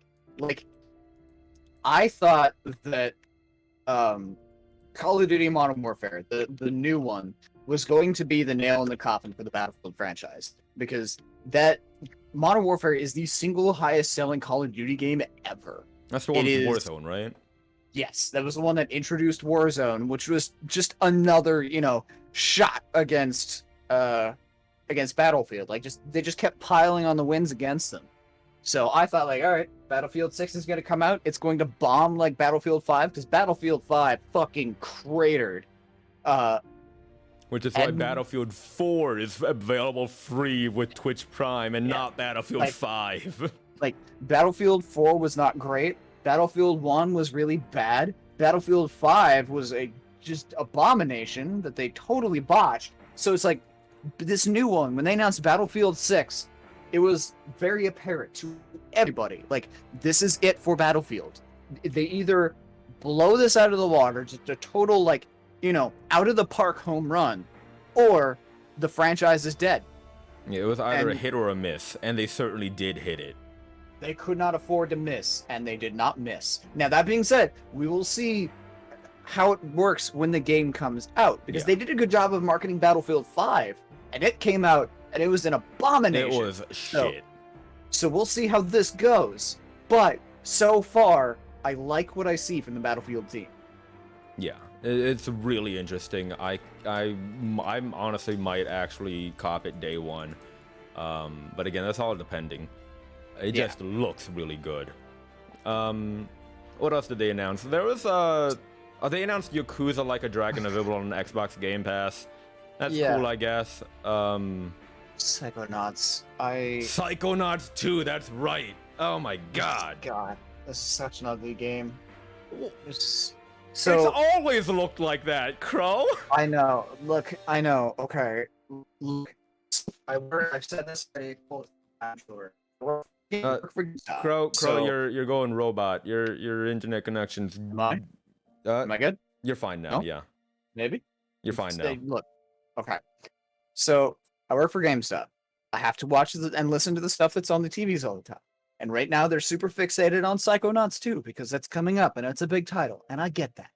But like, and the game looks interesting. The platforming mechanics, like that's cool. That's unique. And I get the art style. It's a stylized choice. It is an artistic decision, but it's a bad decision. The game. You know what? I looks- won't say it's a bad decision, but I'll agree with you that it is ugly as fuck. It looks like ass. The models look horrendous. Like, this game comes out on Game Pass. I can get this for free. I'm not gonna touch that thing with a 30-foot stick. Like, if they took this off of game, like, I would pay an extra month of Game Pass to, like, if they were like, hey, since you have Game Pass, we're downloading it for you. I'm like, no, I'll pay you to take it off of my Xbox. You just Don't touch me really with don't that. like the way it looks, Crow. I don't. Didn't Like, your mother I'm ever sure- tell you about judging a Okay. book by its cover? No, she did. And you know what? That's fine. And I'm sure the game's going to be fun. I know there's people who like it. And you know what? If the game makes you happy, I'm happy for you. All I'm saying is, I think that this game was, a mistake. I think they could have made it look better. You just That's want all. them to make it look better. Like, I want them to not make it look like something that my cat threw up on my floor last night. That's all I'm saying. That's the thing, though. That's the Psychonaut choice. Like, it's always been like about the weirdly like ugly psychedelic kind of thing. Because Psychonauts 1 was great. Like, it didn't look good. Like, I'll give you that. I'll give you that all the art styles look bad. But that's their choice, and it works for Psychonaut, is what I think. If you say so. I don't think it does, but Have you played Psychonauts? I have not, and nor will I. Normally I'd just dismiss it with a fair, but that's not fair, Crow. And It's know my it. decision. The art was their decision. My just rejecting it is my decision. Okay, like, look, you say this is a psychedelic thing as their theme. That's cool. If this is what if this is what taking psychedelics does to you, I'm straight edge. Well, it's not taking psychedelics. The whole plot of It Psychonauts is that Feels like it when I look at it. the whole plot of Psychonauts is that you are a psychonaut and you delve You are the into psychedelic. You are the psychedelic, and you delve into the minds of other people and just like fix their Yeah, like- problems, basically. I get the premise. The gameplay, like the core gameplay seems and looks sound. Like, I get like the game. I think the game is fundamentally fine. But and don't get me wrong, I've never been a stickler for graphics. I play some old ass, ugly ass games. But there's a point where you gotta draw a line in the sand. Like, if I cannot enjoy this game because of what I'm looking at, why would I get the game? It just hurts to look at it, doesn't it, Crow? You just get It does. pain to look at. It really does. Let's talk about a game that's still not doing great, but looks better. Fallout 76. Who the Gotta- fuck cares? It's got Fallout 3 content now. No one fucking cares about Fallout 76. No That's matter fair. how You much don't- we try to harken back to Fallout 3, no one fucking cares about it. Do people care about Elder Scrolls Online? Because it's coming No! to Xbox Series X and PlayStation. I If tried that's to the play case- Elder Scrolls Online. I really did. I really tried. I could not get into it. It was so boring. That's fair. That's fair. We'll move on to We'll just move on. Alright? No, Does that make you feel better? if you want to talk about them, go ahead. Go ahead. We can talk about it. The whole point is that we talk No, about no. them, all right? It's fine. No, no. they We're should- talking about Fallout 76 and Elder Scrolls Online. So talk about them. Okay. Alright, chill. Fallout 76, they're introducing stuff for the Brotherhood of Steel. You can go to Pittsburgh, you get to go to Pennsylvania. You get to explore and do new things. That's it. That's the thing.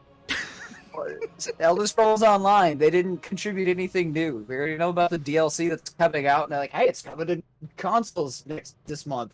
It's already out on consoles now, because June 15th has passed. So, congratulations, Elder Scrolls Online, you're no longer relevant. Anyway, Party Animals. I saw this. Yeah, we talked about this a long time ago, back when it's open beta, right? Yes. And I never played it. Neither did I, but I watched a lot of other streamers play it. When I saw it, I thought that it was an expansion for Gang Beasts. Everyone seems to think that, because that's fair. It's like ragdoll and just like beat 'em up kind of thing. Like, it looks like it handles just like Gang Beasts. Yeah, here's the thing though. Here's the thing that separates Party Animals and Gang Beasts, other than them being animals and the others being clay Non-animal. people. Party Animals offers a lot more than what Gang Beasts offer. Party Animals, there are different game modes. I think there are only like 2 game modes out right now. There's the regular like Gang Beasts mode where you try to throw the other people off. But then there's also the candy gathering mode where you work in teams to gather as much candy as possible and pocket them and deposit them into your team's bank, which is already a lot more than what Gang Beasts offer. Gang Beasts, look, It's a fun time. it's a fun time, but it's only fun. Like, you can't play Gang Beasts for extended periods of time. You say as this all kickstarted because we played Gang Beasts for like 4 hours.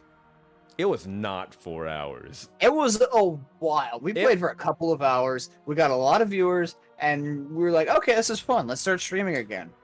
And we met Tabby. That is how I met Tabby. Spot of tea. That's how I met Tabby. Spot of tea. Weird.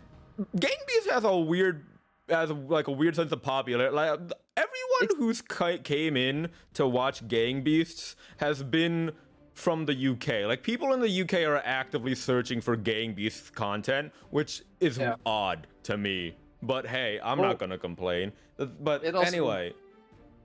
Gang Beasts did not have a lot to offer. It's fun because it's just dumb shit, you know? Yeah. But you can't play that over and over and over again. As opposed to Party Animals, it's still the same argument, but at least there's a second game mode, you know? Yeah. You can play it for a little bit longer than what you would be able to with Gang Beasts. Yeah. But it's coming to console next year, and it's coming to Game Pass. Day one. That's fun. I'll probably try it. You know?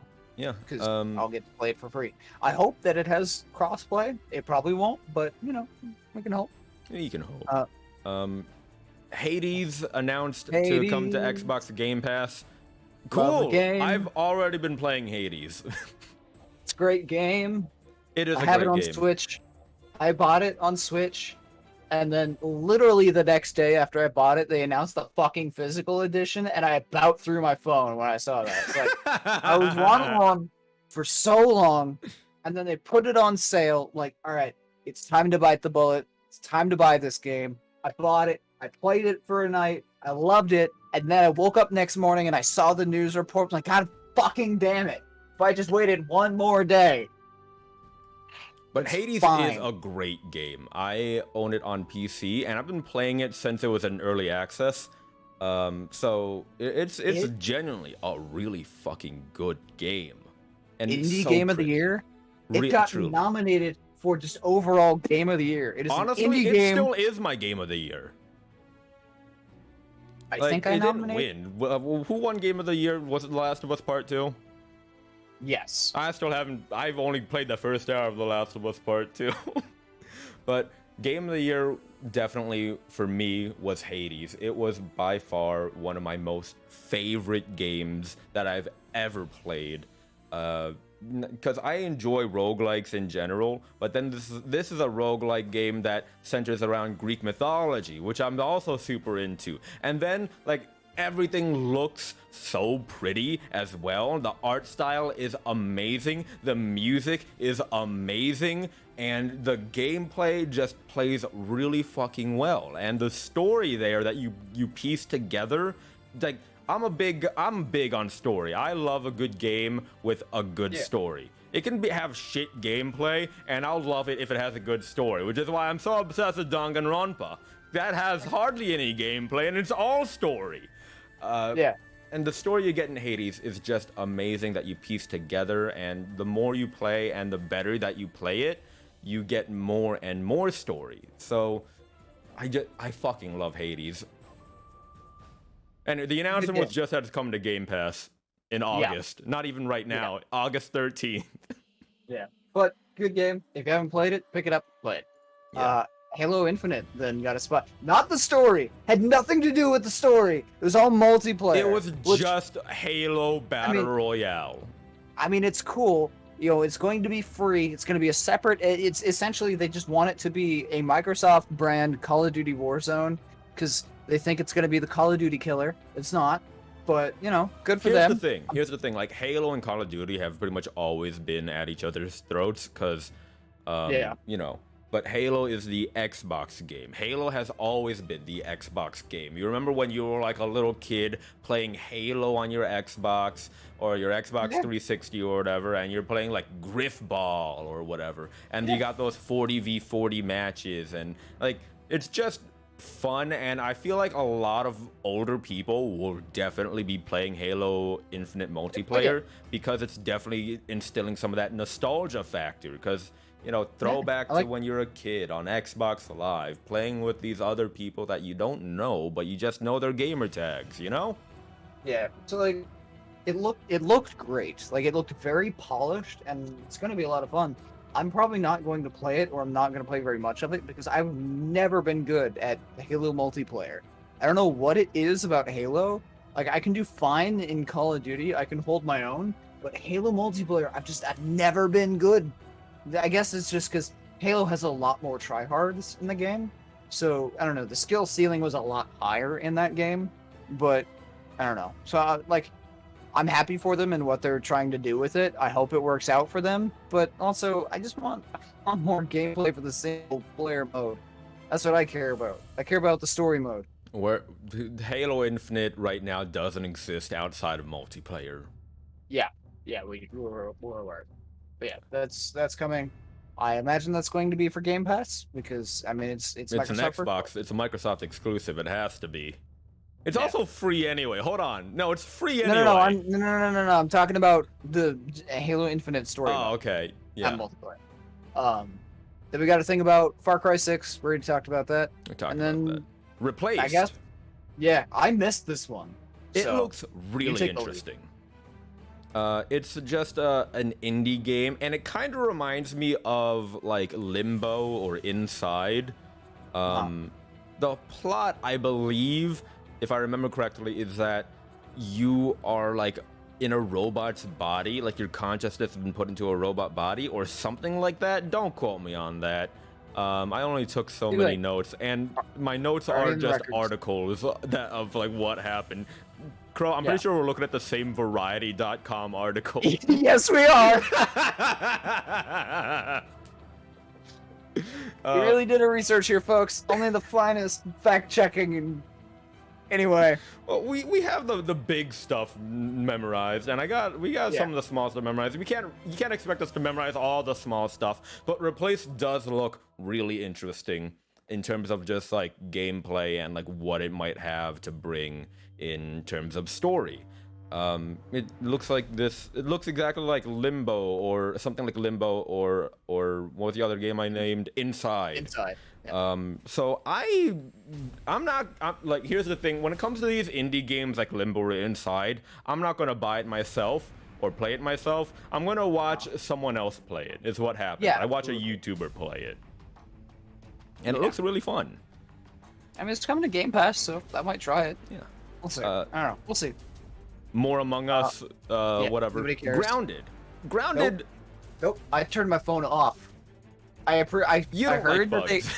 No, I don't. I really don't. I saw they added an arachnophobic mode. I don't know what that means. They've always had the arachnophobe mode. They've always had that since day one. But what I really did enjoy, I tweeted this out too, is that they turned on arachnophobe mode for the trailer as well, which is really nice. So the instead of spiders? showing a big, giant, scary spider, it was just like a giant ball with eyes. I appreciate that. I Yeah. still didn't watch because I don't do bugs. That's I fair. really That's fair. don't. But yeah, good for them on adding but- more content. Yeah, it's more content. Released June 30th. It's called the Shroom and Doom update, which I'm assuming you get to do more stuff with mushrooms. You can also get do pets now. shrooms. What? No, not mushrooms. That's a Minecraft thing. Gonna be doing shrooms. No, don't do shrooms. No. But Grounded you can says get do aphids drugs, as kids. pets now. They're in Grounded. There are these little aphids that are like bugs that you can just kill and they do jack shit. But now you can tame them and have them as pets, which is Baby cool. grub. Have a baby grub. Kidnapping babies. Next Babies are game they bugs. announced 12 minutes. This looks really good. Walking on the swell. 12 minutes slogging in the rain. 12 minutes working to the bell, then 12 minutes till it starts again. Anyway, 12 minutes. It's a mysterious thriller, and it's got the voice talents of James McAvoy, Daisy Ridley, and Willem Dafoe. Launches August 19th. It looks really interesting. Based on the gameplay trailer, it looks like it's just going to be like a 12-minute scene that plays over. It's like a Groundhog Day situation. 12-minute scene that plays over and over again, and each time you gotta do like different things. It looks super interesting. I love games like that. It's just really intriguing to me. So I can't wait to see more about this game. Launches August 19th. That's very Not soon. coming to Game Pass. Not coming to Game Pass, no, because it's an indie game. It's a short indie title.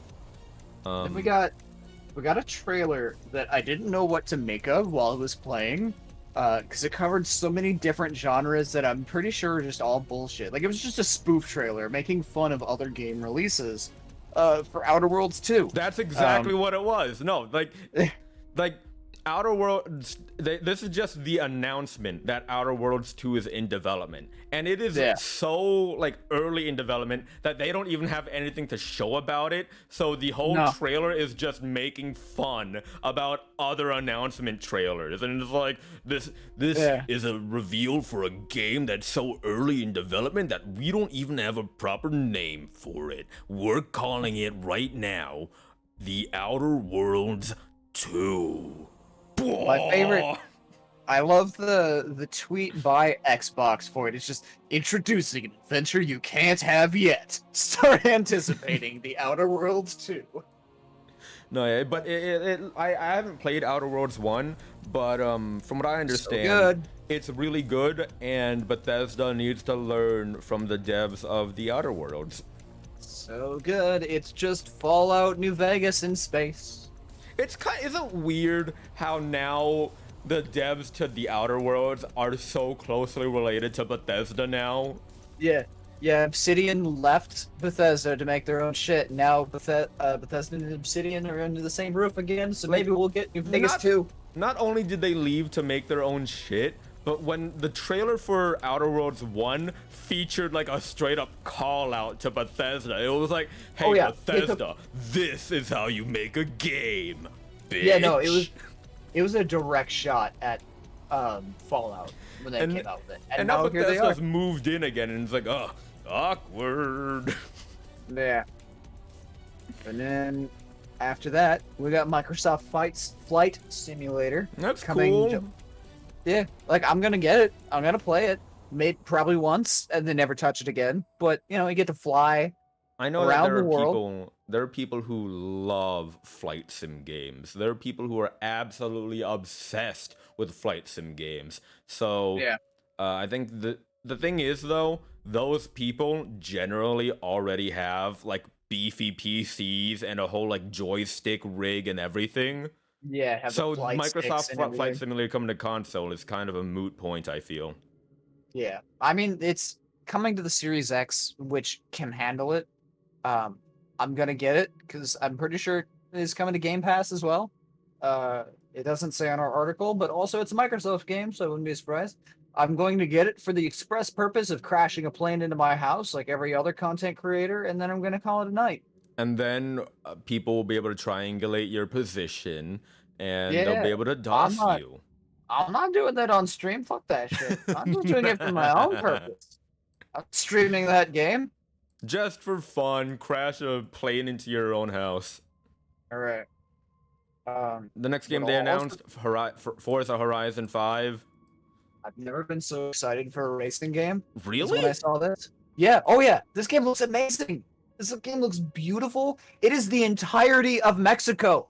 You have the entire nation of Mexico open to drive around in.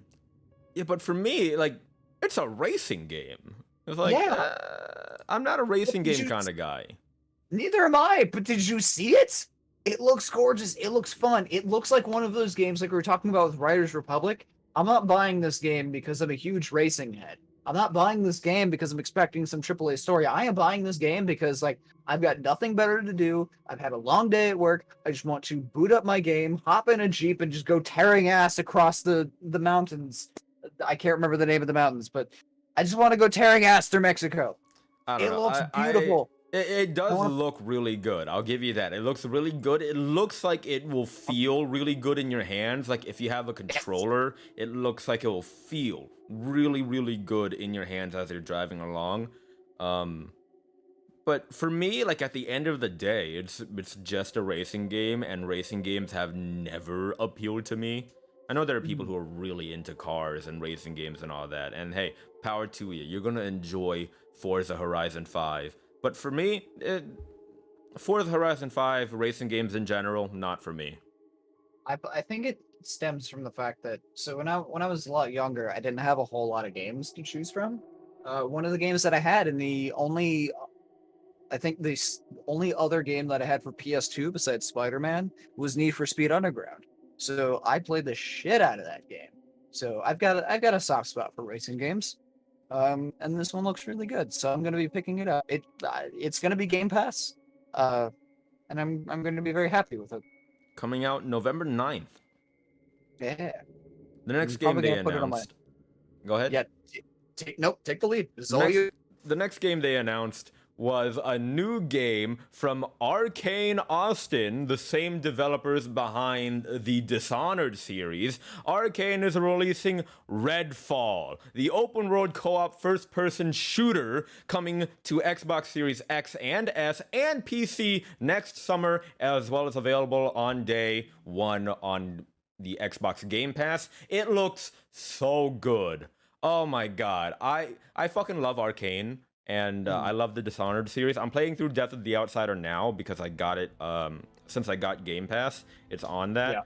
Yeah. So I've been playing through that. I love Dishonored. I played the shit out of Dishonored 1 and 2, and now I'm going to be playing the shit out of Death of the Outsider. And now that Arcane's making a new game, this game looks so good. Like vampires, co-op, first-person shooter. Oh my god, it looks so good. It looks so good. Yeah. This was the segment I was going to just kind of step back a little bit and defer to you and Kat. Kat, we miss you. Because Cat, we miss you. when this R.I.P. came out, Beast. when we started talking about this in the sidebar chat, you two just went off about this game and how looks excited so you were. I had to work, so I missed the second half of the trailer. It looked weird as shit from what I saw. Like a game that almost kind of didn't take itself seriously, but almost kind of did.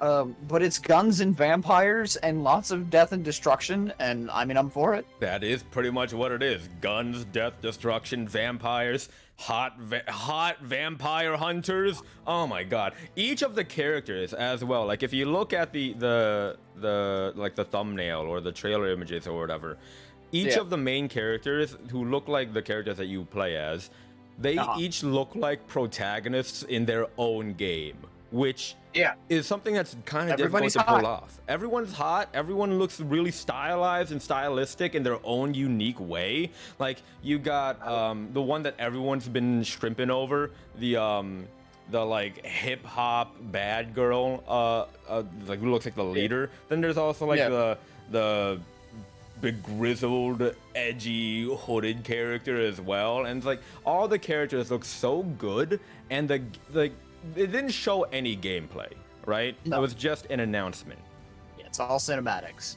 But it still looks really good in terms of like plot and all that. Like I can't wait to see what it has to offer, especially since I know Arcane will likely have some sort of fun gameplay to it, because every Arcane game, like, and I'm mostly talking about Dishonored, each Dishonored game has had like a change up to the gameplay that still makes it fun, right? So I'm wondering like what will happen. I imagine it will be something like World War Z, the game, where each of these characters takes on like a role that you can play and they have their own unique skills. That's what I think. That's what I theorize. That's my game theory.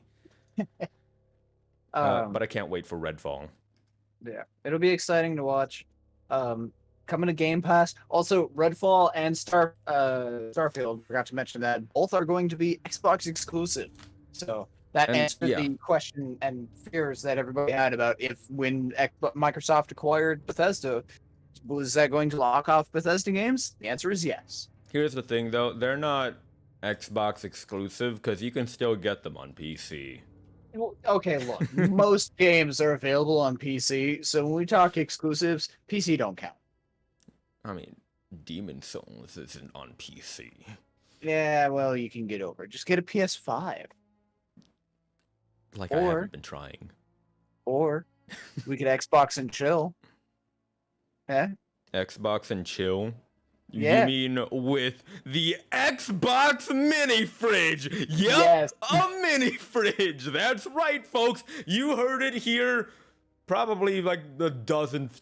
You've probably heard it a dozen times by now, but you've heard it here for like the 13th time. The Xbox mini fridge is a thing coming this holiday season. And I think it's fun. It's just funny.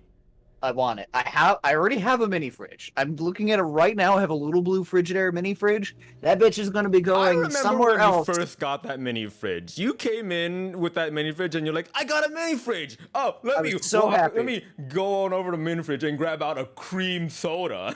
Yeah. And you know what? It's going to be properly replaced by my Xbox Series X mini fridge because that shit is amazing. The little Xbox logo fucking lights up. It's so cool. It's green on the inside. On it. Honestly, it does look really cool. And I think it's also just funny that, like, Xbox can make fun of itself. Because if you don't know where this is coming from, if you think this is just some random bullshit thing that they made for publicity, you'd be right. But it also has a story behind it. And the story is the Xbox Series X looked like a mini fridge. So that's what everyone was saying when it first released. It was like, oh, hey, that's a mini fridge. Same with like the PS5. Everyone thought the PS5 looked like a router, but I don't think Sony's making a PS5 styled router. Yeah, the mini fridge is just a fun little gag kind of thing, and it looks cool. Yeah, but I'm like, if I'm able to get my hands on one, I will grab one. Absolutely. That's everything from the Xbox and Bethesda game show, right? Yes, pretty much. But so most of those games are coming to Game Pass. They did also have a segment. They talked about just Game Pass in general, and a lot of games that are coming, like being added to Game Pass. Mostly Bethesda stuff. Right. Oh wait, there are still a couple of games that we missed. I'm just realizing there are a bunch of other games that were revealed. What do we miss? There are a lot. There was Age of Empires 4 was released, launching October 28th. I've never played the Age of Empire game. I don't care much for Age of Empire, but some people are really into it. Let's see. There was Diablo 2. Oh, that's right. I forgot there was Diablo. 2. They showed off Diablo 4. I completely forgot. It wasn't Diablo 4, no. The list that we had glossed over some stuff apparently. It wasn't Diablo 4. It's not Diablo 4. They did tease Diablo 4. Didn't they give Diablo 4 a date? Well, they did. No, I don't think they did. I thought they did. No. You're confusing it for Diablo 2 Resurrected, which launches October 7th. It's a re-release, a remastered edition of Diablo 2, which I've never played Diablo 2. I've only played Diablo 3, and I got super into it, which is why I'm waiting with anticipation for Diablo 4. But Diablo 2, I'm going to pick it up just to say that I played Diablo 2, as well as to see how, because it looks a lot different from Diablo 3, and this is a remaster, so I'm super interested in playing it. And it's also apparently got like stealth mission. No, wait, I'm looking at the wrong thing. Never mind. Doesn't got stealth. It's still Diablo. It's Diablo 2 remastered. It's Diablo. You know what you're getting. It's Diablo. Yeah. Anyway, other games that were released, or announced rather, A Plague Tale Requiem, a sequel to A Plague Tale. Yeah. That's going to be released. I don't care for A Plague Tale. I watched some people play A Plague Tale 1. I couldn't even finish any playthrough simply because I hated the characters. That's fair. I never played it. I probably never will. We should. I don't know how many were left for the Xbox. Well, we're also missing the one big one that everyone's excited for: Slime Rancher 2. Oh yes! How did I forget? I'm excited about that one. I have it pre-ordered already on Steam. Because look, I forgot. I'm excited. I love the first game. I'm excited for this one. Okay, I'm going to play it. It's one of my comfort games. Yeah, it's Slime Rancher 2 is definitely like a feel-good kind of game. I've never played Slime Rancher 1, but I watched a lot of people play Slime Rancher, and it's just like a nice, relaxing time. Yeah. So that's fun. You're super excited about Slime Rancher 2. Yes. Do you have anything else to say about it? It looks so pretty. And we get... Okay, so one of my problems that I had with the first game... I know I said I wanted to do the Spark Notes version of the rest of the games, but I love this game. First game, we had a bunch of pens for all the different slimes, but they're just out in the open, scattered all over the place with whatever the fuck, every which way. But this game, it seems like you actually have like a full-on base, like a full tent with like a zoo or type. You get a building for your slimes, and it looks really nice, and I very much appreciate what they're doing. Yeah, it looks really nice. One other game that we haven't talked about is Somerville, which is a post-apocalyptic 2D adventure game that is even more similar to Inside than the other game that I was talking about that reminded me of Inside. And it looks like that it's going to feature, like the whole core of the gameplay is that you as the player have to guide a family to safety through like an alien invasion, which is a super interesting take. It's super interesting. I'm not gonna pick it up myself probably. I'm probably gonna watch people play it, but it looks really interesting. I keep saying that, but that's just because a lot of these games are just interesting, and I don't know anything else about them. I mean, it's E3. They should be interesting. Yeah. None of these should be games where it's like, I don't think I'll pick that one up. Capcom! You know? Look, don't worry about it. You want to talk about Capcom now? Not yet. This is my turn to do a little. I'm going to advertise. Like I'm going to sponsor somebody else. Okay. Welcome back to the reverse sponsorship segment. Crow, tell me, what's a product that you really enjoy? What do you really enjoy? So a product that I was pleasantly surprised by when I got is the Xbox Game Pass service. I know a lot of people are very hesitant about, games as a service, the whole streaming model, and I get that. The way it was described to me initially was, Netflix for games. Kind of a weird way to put it. But Game Pass really is better than I thought it would be. So the general gist, it is $15 a month. There is a whole library of games that are, everything from first party to some A-list third party games that will come and go. But those games, while you have Game Pass, are just yours to download and play for free as you wish. Games like Sea of Thieves, games like Halo. Now a lot of Bethesda games have been added. Skyrim, Fallout. You have upcoming games like Back 4 Blood and I almost said Stardew Valley. God, Starfield. Like a lot of major games. And the biggest way that I've talked to people about it, the benefit comes in two ways. If it's a game that you know is going to be coming out, that you know you're going to get, like let's take Back 4 Blood for example. I know I'm going to get that. I know I'm going to get a lot of mileage out of that. That is my October game. Instead of paying the full $60 to pick up the game, I'm paying $15 and the game is mine. If it is a game that I'm not sure about, like Starfield for example, that's a total lie. I know I'm going to love it. But say you're unsure about Starfield. That $15, you can try out Starfield. If you like it, cool. It is yours. If you don't like it, you can just uninstall it and never think about it again. But readdressing your concern regarding Game Pass games, how you like to, own them entirely. Game Pass has an alternate service aside from just the download and play and stream games. Games that are on Game Pass. If you really like them, and this works for the limited time games as well, you can purchase them as a permanent ownership thing at a discounted price. Whoa, really? Yes. So the value varies depending on the game, but the fact still remains that if you really love a game and you know you want to keep it and you don't think you're going to keep Game Pass forever, you can still buy that game and buy it at a prorated price. Oh my god, that sounds great. And Crow, did I hear correctly that it's $15 a month? That is correct. That's really cheap. But what? I wasn't done talking. Don't interrupt me, you asshole. Anyway. Game Pass, you can get your first month for $1 or some shit as a promo, and sometimes they'll have additional promos like what Perseus took advantage of, where you can get an additional 3 months for free. Or sometimes they'll have and sometimes they'll have extend for another 3 months for $25 as opposed to usual 45 or shit like that. So, Game Pass, really good. Give it a try. At the very least, pay $1, try the first month, see what you think, and then tell me what you think from there. Honestly, the entirety of the podcast up until now has already been basically a big shilling for Xbox Game Pass. It really has. It has been me shilling for Game Pass because I genuinely like it.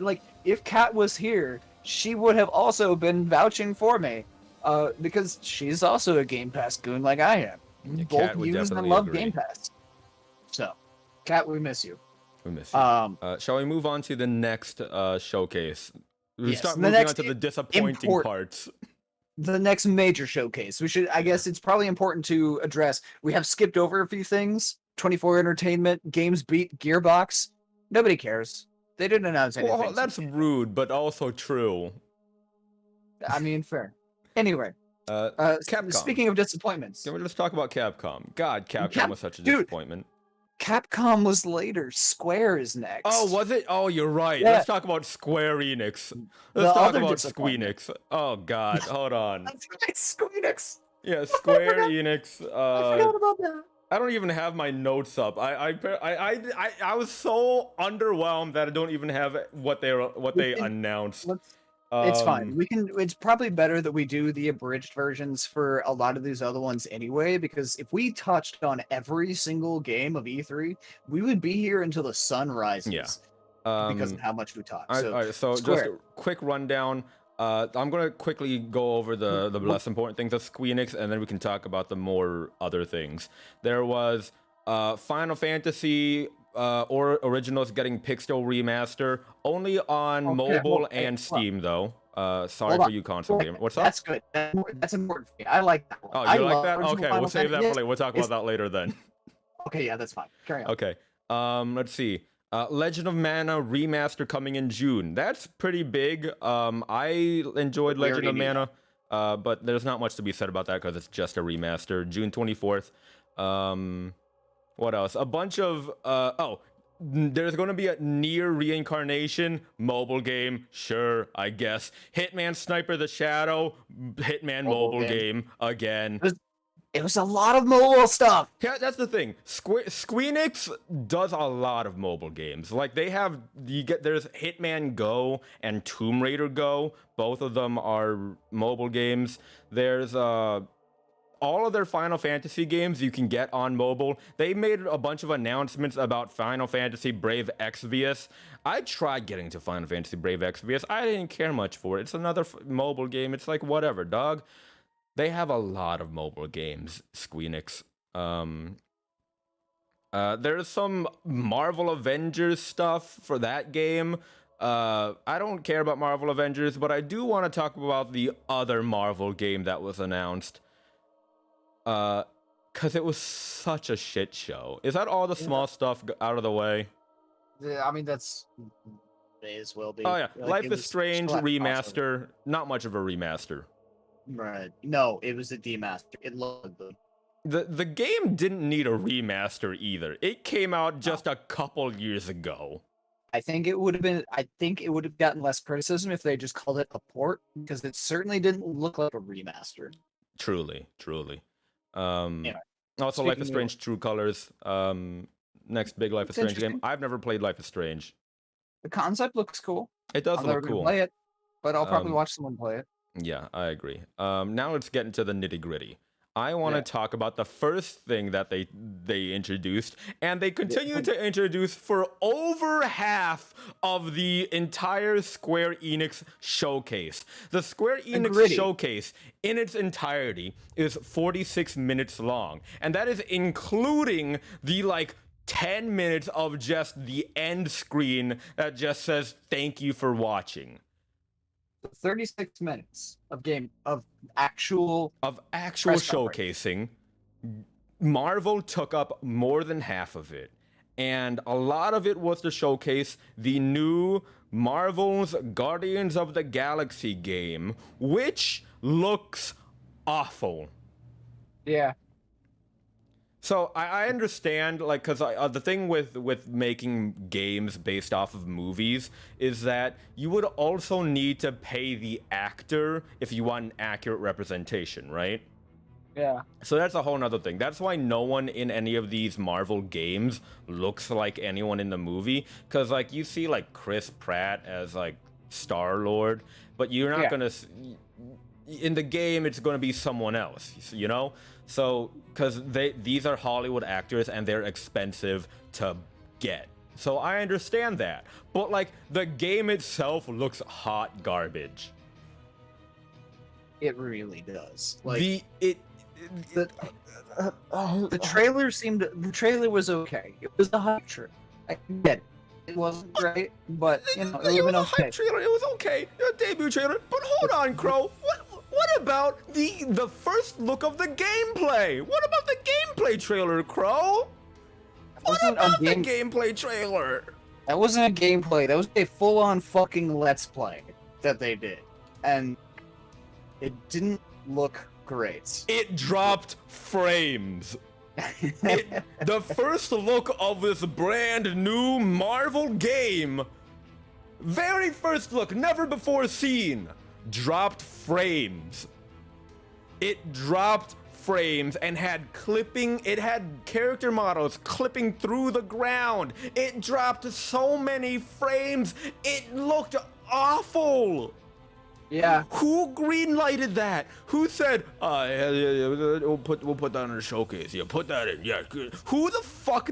Whoever greenlighted that needs to be reprimanded. Look, Marvel's Avengers was a flop, so they're like, people want single player, we'll give them single player. They'll be like, but it's not ready. I'm like, give them single player. It's coming. Here's the thing. It's coming out later this year too. It's coming out October 26th, which frightens me. It's not finished. It doesn't. It looks like it's in terms of other actual gameplay, ignoring the fact that it dropped frames and all the technical stuff. In terms of actual gameplay, it doesn't look all that interesting either. It looks like it's trying to be a Telltale game, where it's you need to make these choices kind of thing. Mm-hmm. And then they had this whole thing at the beginning where it's who are we gonna sell and break out later, Groot or Rocket? And then whoever was playing was we'll sell Rocket because he's conniving and more threatening. Then once you make it there, you have another choice to make, which is just to change your mind. Yeah. Which it's interesting, I guess. Choices have no meaning. Well, I think it does still have meaning on its own, but it makes the initial choice kind of moot, you know? Yeah. They have the Fallout style, Rocket will remember that. Yeah, it's weird. I think you meant to say Telltale style, not Fallout. Is it? I thought I had that too. You're right. Fallout did have that. Fallout did have everyone like that. You're right. Yeah. Never mind. How dare you correct me? No, you're I right. know video games. I sell Um, video game. I'm the video game boy. I'm a video game boy. But Carry I on. compare it more to Telltale because Telltale kind of like coined that whole thing, you know? That was the Yeah. whole Telltale's whole thing. And it looks like it's trying to be that. And I get what I kind of understand why they made it like you can change your mind. I think they're going for like throughout the between the time of you making that first decision and then you changing your mind, you're supposed to like ruminate over that. But there was no room to ruminate. No. Like it was was no make the room to decision, land the ship. Oh no, gameplay. And then you're moving again, moving to wherever your Oh, location is. no. Then it's like, okay, now what do you want to do? And it's like, was I supposed to regret my decision? Was that supposed to happen? Was I supposed to take a left turn at that rock, or was I supposed to take a right? Yeah, like it left no room to ruminate, and that's when you're trying to make a game with choices and you give the player an opportunity to change their mind, you need to give the player options. You need to give the player time and like content to actually think about the choice they made and ruminate over their initial choice. So what would have yeah, let it stew. What would have been good is if there was more character to character interactivity, like more like Rocket or more like Gamora or whatever, whoever voted to sell Groot. More of them like, we should not sell Rocket. We should sell Groot. Why would we sell Groot? Or why would you sell Rocket? Groot's a big tree monster. There should have been more of that. You know, stuff like that. Instead of just, let's just get straight into the shooty bang 'em. And then, oh, you can change your mind now. Yeah. So what came after? What was? Tell us about the better games that came out after that. Better looking. You wanted to talk about Final Fantasy Originals getting a pixel remaster. Yeah, I just I want to touch on that a little bit because we didn't get to see anything about what the remaster actually looked like, just that it's being made. Which I'm excited regardless. I'm sad it's not coming to consoles, at least not to Switch, but I'm getting it on Steam, so I'm going to be happy. Oh yeah, because I'm getting on Steam as well. I like the original Final Fantasy games. Yeah, so did I. You're right, That's it it. didn't really show us much. What I imagine is that they're advertising them as pixel remasters. I feel like they're just going to be ports. Probably. They might like touch up the pixels a little bit and make it like 4K maybe, but they're still pixels maybe. Yeah. But that's about it. Just ports of the GBA versions. I am upset for other people that there is no console. It's not coming to console, because I know there are some people who like they can't afford a good PC or they don't have a good phone that can play these things, so they rely on consoles to play games like these. So I feel bad for the people who are really big fans of Final Fantasy but only can play consoles. So hopefully in the future, after it releases, it will come to console. But yeah, my condolences to those of you who are Final Fantasy fans and don't have a PC or a phone. Yeah. The next game that I want to talk about, before we get to the one really big thing that Squeenix had to offer, I want to talk about Babylon's Fall. Right? Sure. This is a live service game that they announced a couple years back. It looks. It looks.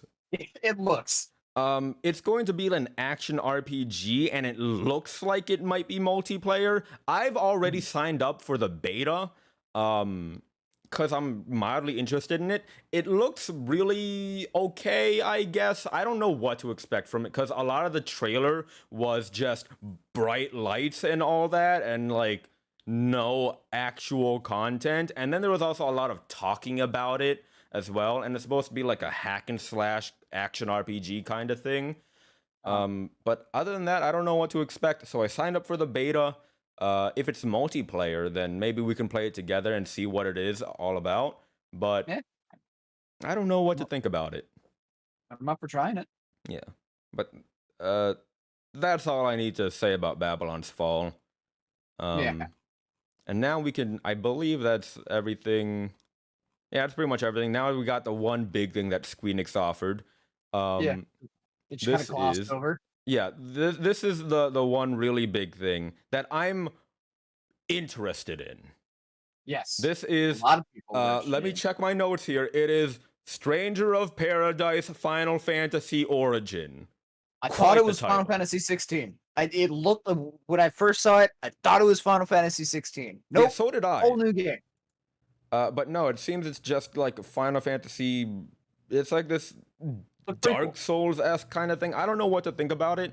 But like a lot of people were talking about the main character, Jack, and how he looks so normal compared to everyone else.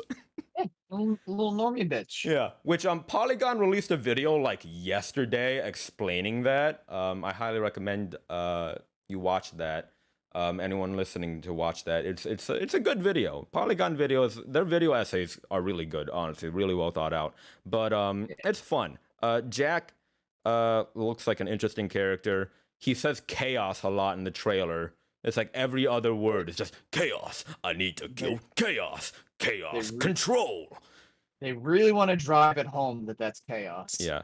And it turns out that Chaos is the guy from Final Fantasy 1, whose name I'm already forgetting. Hold on, what was his name? Fuck. Garis? Or not Garis. Alice? God, now I'm forgetting. Final what the fuck is his name? I forgot his name. I forgot his name, and I'm so upset now. First boss. Garland. That's Garland. Yeah, Garland. That's right on the G.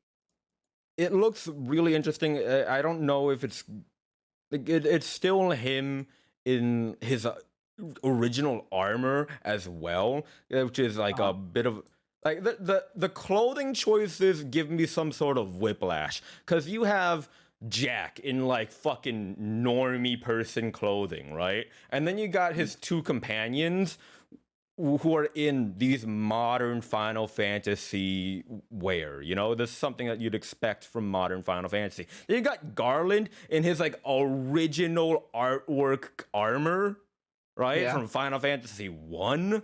And it's like, this is getting me what time period are we in, dog? It's so weird. But it looks really cool. I'm interested in seeing Garland as Chaos now. Some people are saying it might just be a weird remake of Final Fantasy 1.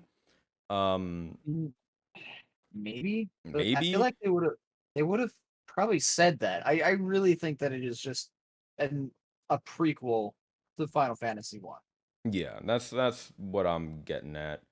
Also, I want to say, the main character Jack looks a lot like Core from Final Fantasy 15, and one of his pals looks a lot like Prompto from Final Fantasy 15, but with pink hair. Yeah. So I mean, that's probably what they're going for. People yeah, like but Prompto. also tells me that like they didn't do a lot of work in the like character modeling. It looks like just reused assets, you know? Yeah, well, I think this was developed as like a side project, an afterthought type thing while they work on 16. Final Fantasy 16. Yeah. But you can get some of your best games from that. So. Yeah, I'm definitely going to pick it up because I enjoy Final Fantasy. But I have low expectations, is what I'm trying to say. Yeah. I'm gonna pick it up regardless. I believe that's everything at the Squeenix showcase, right? Is there anything else? Not that I could think of. Nothing that's important. I mean, let's be honest, none of it was very important. The best thing about the Squeenix showcase was that it was hosted by Matthew Mercer, right? Yeah. It was his voice throughout all of it and announcing it. But even that, he only said like 20 words total. Mm-hmm. And it's like, we didn't even see his face. Let me see Matthew Mercer's beautiful, beautiful face and his luscious long locks. Come on. We saw him at one point, I thought. I don't think so. I think it was all voice. Oh no, I'm thinking Troy Baker.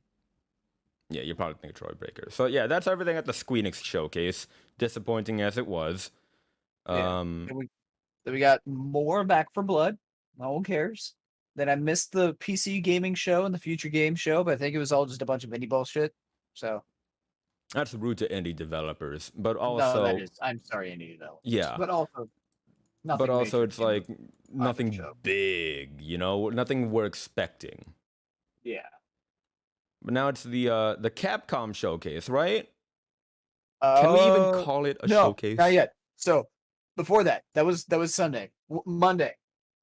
This is slight deviation. Verizon. Crow, you do know that Monday comes after Sunday, right?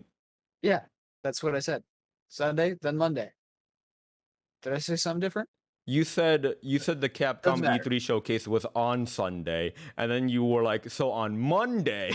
No, I said that Sunday, but first Monday. Anyway, neither here nor there. Point being, Verizon. Firstly, didn't know going into that why the fuck they were there. I didn't Still, even see it. What the fuck did they do?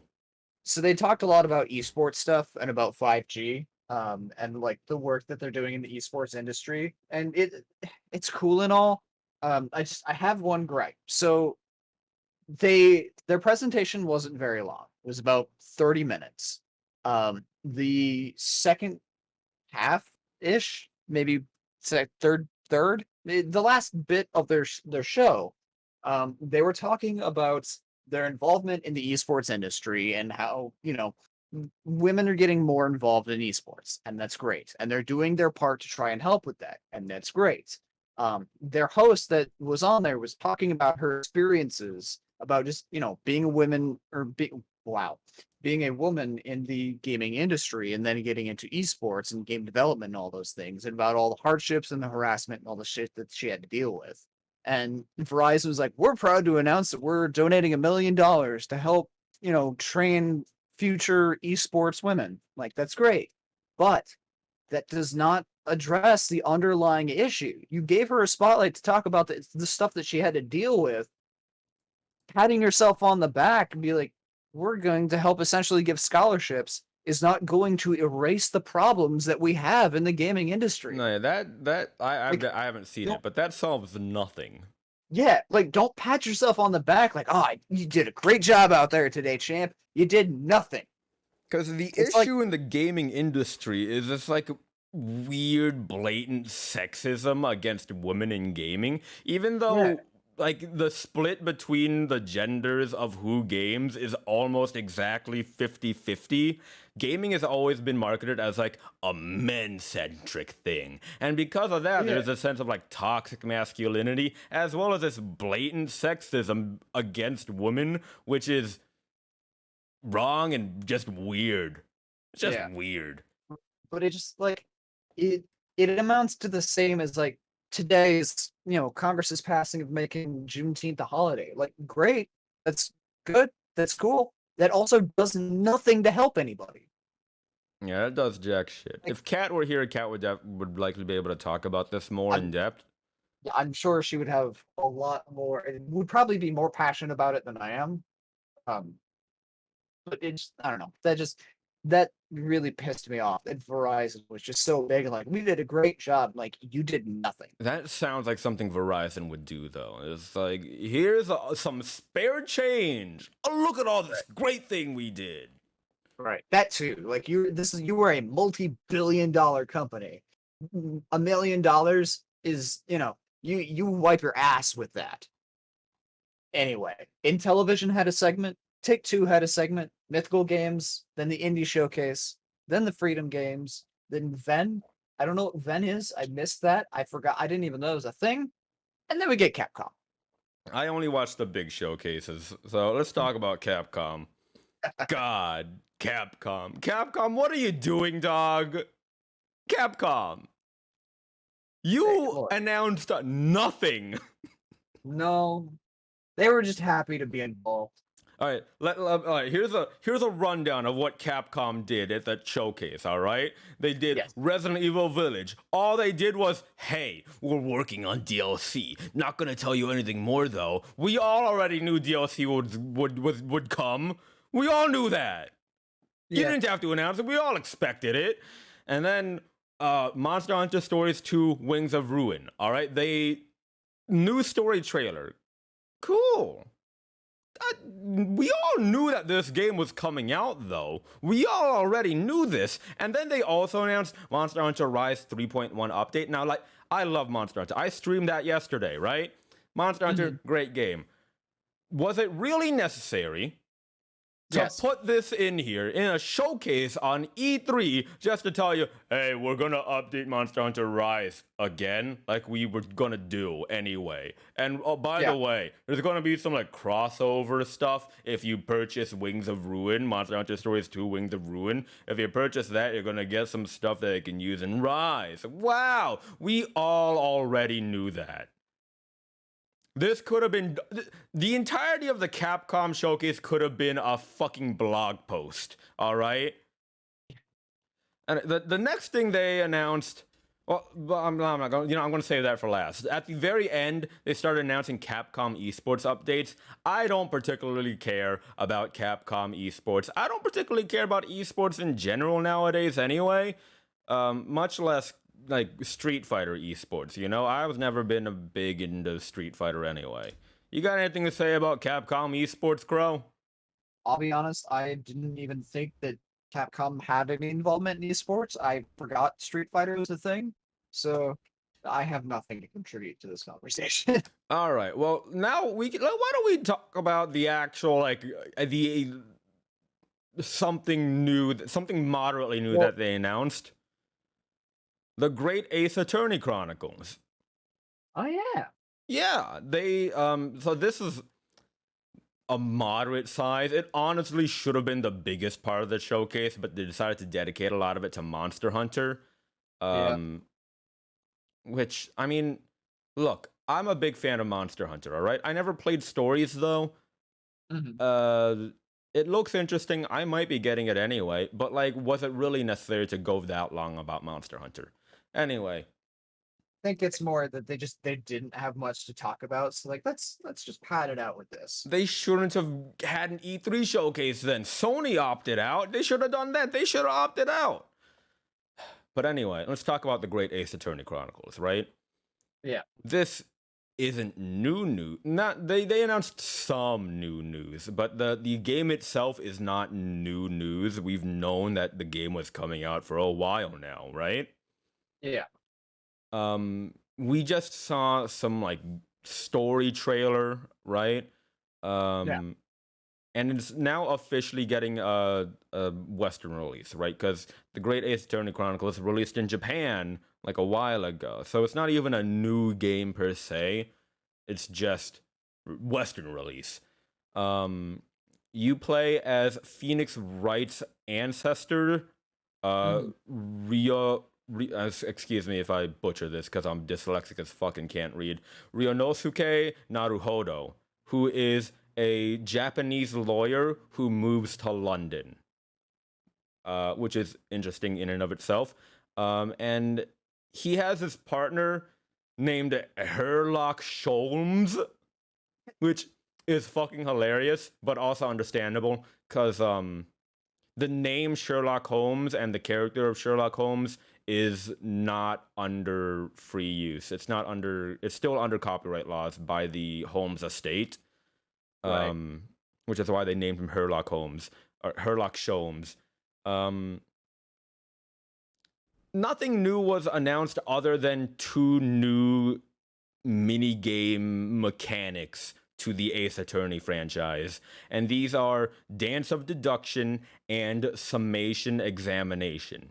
What Dance of Deduction is, it's going to be they advertise that it's going to be like a graceful dance because your partner Herlock Sholmes is going to have these deductions and you verbally dance with him. You can't, I hope you hear the air quotes around those words. You verbally dance with him to explain to him why his deduction is wrong and why your deduction is right because you're the player.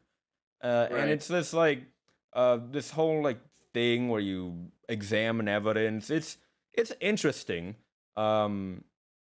But then the next minigame mechanic that they introduced is called summation examination, which is honestly the most interesting to me because compared to previous Ace Attorney games, in previous Ace Attorney games, it's you, the defendant, the defense lawyer, against the plaintiff's lawyer, and then there's the judge, right? But in the Great Ace Attorney Chronicles, you have an actual jury of 6 people that you got to convince, and they all have their own statements as well. And what summation examination is you read through all of their statements, and one of their statements will contradict another person's statement, which I say it's interesting, but it's also not new because that's already been a thing in the Ace Attorney games. It's just instead of 6 people, it was 1 people. Now they're just expanding it to 6 people now. Yeah. Well, it's more minds you gotta convince, which means more gameplay padding. Yeah. It's like I think the whole thing about it is that each jury member will need to be examined for contradictions, I think, and you have to logic it out. And then there's the dancer deduction we talked about earlier. It's critiquing Sholmes' deduction. And that's pretty much all that was announced for the Great Ace Attorney Chronicles. And with that, that's pretty much all that was announced for Capcom. Yeah. So again, could have been a blog post. Yeah. So before we get to the biggest, at least for me, the biggest, most important part of the show, I think we should take another break. You can run another ad. It's my turn to use the bathroom. So all right, you use the bathroom. I'll continue to vamp then. You can entertain the masses. But first, I'm going to run an ad. So here's an ad break real quick. And as for you subscribers who don't get ads, hello, welcome. Thank you for listening to the podcast, episode 1 of The Sidebar. Real sad that Kat couldn't be here, but she'll probably be here next time when we talk about another thing. Thank you all for listening to The Sidebar podcast. If you enjoyed, remember to follow us on Twitch. If you're listening now at twitch.tv/Voice of Perseus. If you haven't followed already, be sure to follow now to get more of this podcast live, as well as some more gameplay stuff of whatever I do. I did a Digimon NUZLOCKE earlier today. A lot of screaming in that one. It's mostly me screaming at the game because the game really grinds my gears. And then yesterday we did some Monster Hunter. I had a good amount of fun streaming Monster Hunter. I should stream Monster Hunter some more. But other than that, there's also some other games here and there. We do Sea of Thieves sometimes. We're going to do more Sea of Thieves with the new Sea of Thieves Pirates of the Caribbean update. That's going to be dope as fuck, yo. But I really hope y'all are enjoying us listening to us vamp and talk about E3. It's a lot. E3 is a lot. This VOD, by the way, it's going to be edited down and uploaded to my YouTube channel, youtube.com/Voice of Perseus. Catch it there. If you are tuning in late, you can catch it in from the very beginning, and an edited down version of it. Hopefully it's not too long. It might be a bit long, but hey, the point of a podcast is that you listen to it and you kill some time, you know? Some people just like hearing things, you know what I mean? Also, I just realized that the soundtrack that I had playing over it stopped, so let's hit a replay on that anyway. So I really hope you all are enjoying this episode 1 of the Sidebar podcast. I've been wanting to do a podcast for a while now, and now that we're actually doing it, I hope you're all enjoying it, especially since it's all, you know, it's mostly just improv work, but also, like, I enjoy talking a lot, you know? I enjoy talking about other things, and especially about talking about things that interest me. I can go on and on and on for a really long time about things that interest me, like how I'm going on and on about all these different showcases, and I can talk so much about all the showcases and all the things that happened. It's a lot. This is going to be edited down a lot, I hope. I hope I can figure out a way to edit this down in a decent way so it's not too long. It's probably going to be like all cut, like at least an hour long for sure. I don't know how long exactly, but it's definitely gonna be a bit long. But anyway, there's gonna be a lot. I enjoy talking. I hope y'all are enjoying it. The sad Cat couldn't be here. Next time, Cat's definitely gonna be here. We don't know what we're gonna talk about next time, for the record. It just so happened that E3 fell on the weekend fall. This podcast that we were gonna record fell on the date following the weekend of E3, so it's gonna be topical. So, and we were all gonna watch the showcases and keep up to date because we're all gamers. So we're all gonna just we decided why not just go into the podcast talking about E3, so that's what we did. Have no idea what's gonna happen for the future episodes. We're probably just gonna pick a topic and go off there and just start vamping, you know? Start talking about shit. Like, this first episode's probably gonna be a long one. To be honest, this first episode's probably gonna be a real long one. Hopefully I can edit it down so it's not too long, but the first episode's gonna be real long. But anyway. Struggling for topics there, buddy? No, I'm just talking about how I have no idea what the next topic's Talking gonna about how be. we're talking. I'm talking about how we're talking. I hope everyone's enjoying it. We've been going for over 3 hours. We've been going for over. I've been going live for almost 6.5 hours now because I just did Digimon, so it's Just rolled right into the next one. Yeah. That's fine. It's fine. And you can catch this live every time we do the podcast. You can catch it live on our Twitch channels. Right now, you're only watching it through mine, twitch.tv/Voice of Perseus. But in future episodes, you can also catch it on twitch.tv/MeowieCatCat, as well as twitch.tv/Crowbird Yeah. Well, you'd be able to catch mine on this one, but my internet's breaking a little bit, and it cannot support a stream. So. Yep. Here we are. But. Would you do you want to get back into the show? Do you want to talk about the fantasticalness that was Nintendo? Yes, let's end off this episode by talking about everything announced in Nintendo's E3 Nintendo Direct. Yes. Which do we want to go over the small things first, or do we want to gush about every little thing? We'll gloss over the little things, just because there's not a lot. There was 27. I think the littlest thing was Life is Strange. Yeah, and that's the smallest thing. The 3 Life is Strange games coming to Switch. That's fair. The Direct was about 40 minutes, 38 and some change. It had 27 things that they talked about. I counted because the reason I counted is because, and I had this is my gripe. This is my one gripe with this Direct. There was so much recycled content. Yep. A third of the entire Direct was shit we've already either seen from E3 or knew about going into it.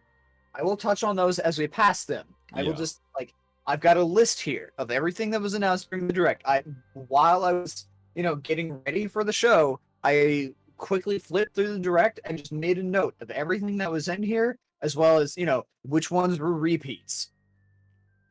They opened up talking about Smash. They opened up, they began the cinematic with fucking Ganon dead being carried. I thought it was a new Zelda game. They fully got me. I thought it was Zelda content, and then I saw Kazuya. I'm like, you fuckers got me. Kazuya Mishima from Kazuya Tekken. coming to Smash. Yeah, not, Heihachi, not the other poster boy. Well, that's because Heihachi, I recently completed Tekken 7. I completed the story to it. Spoilers for Tekken 7, but Heihachi's dead. Yeah. He straight up dies at the end. Yeah, there's the other main poster boy. He's still there. He's more well-known than the other guy, than Kazuya. The thing, so I forget what his name, I think his name's Jin or something, right? Yeah, Jin. Yeah, Jin Mishima. He's the main protagonist of all the Tekken games, kinda. But now with Heihachi gone, this makes Kazuya the main antagonist. And even though he's an antagonist, he was also still a protagonist in his own right in the previous Tekken games. I don't know too much about the Tekken story, but based on just what I understand, they clearly pitched him to be a bad guy. Yeah. Because he's throwing people off cliffs. which is great, by the way. Lots of memes that's a about. callback to how, because Kazuya was thrown off a cliff by Heihachi. Heihachi is Kazuya's like dad, I think. Something like that. Yeah, he's his dad, but Heihachi fell in love with a woman who he trained with. They banged, but then it turns out that that woman was had demon's blood in her, and she was like basically the devil. And then Kazuya was born, and Heihachi hates Kazuya because Heihachi isn't actually a bad guy per se. It's just that Heihachi has a thing against demons, you know? And Kazuya is a demon because he's got demon blood in him. Which is why, if you remember, you saw like I'm pretty sure you saw images of Kazuya like turn into like a demon, like a Beelzebub. Yeah. But yeah, the memes are great. The memes are fucking hilarious. God. I know his final smash was that he's gonna turn into like a big demon and do some special thing, but I really would love if his final smash was doing whatever, then taking whoever he hits and just dumping him off the cliff.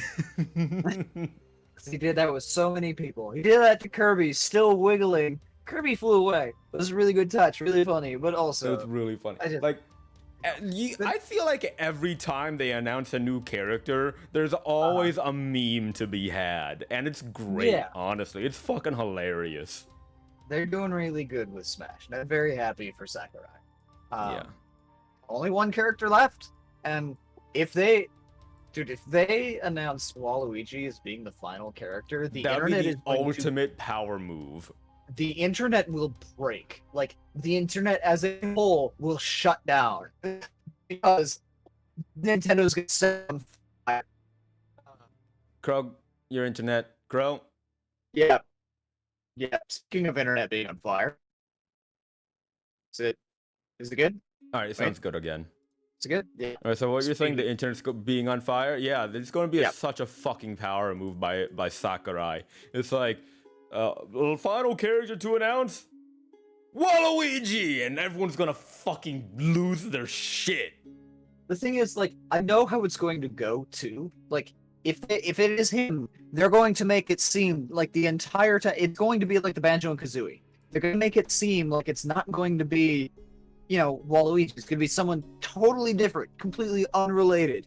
Doesn't matter. And then just in the last second, Waluigi's going to kick his way in and, you know, surprise everybody. And it's going to be wild, man. It is. It really is.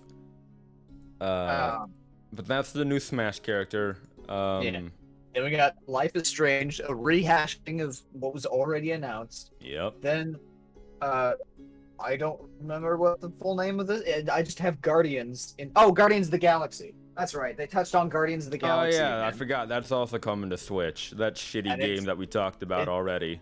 It dropped frames again. Then we got Worms Rumble, which is, I mean, it's a Worms game. You know, it's multiplayer, turn-based. It's not. Worms Rumble is not multiplayer. It's not turn-based. It's not turn-based. It's still multiplayer. Worms Rumble is basically a Worms battle royale. Oh, I didn't pay much attention to it because I don't particularly care about Worms. It's available on Steam right now. It's been available on Steam, so the announcement is just that. Excuse me. Switch. The announcement is just that it's coming to Switch. Yeah. It doesn't deal well. It's not a lot of people enjoy it. It's like fun in its own right, I guess.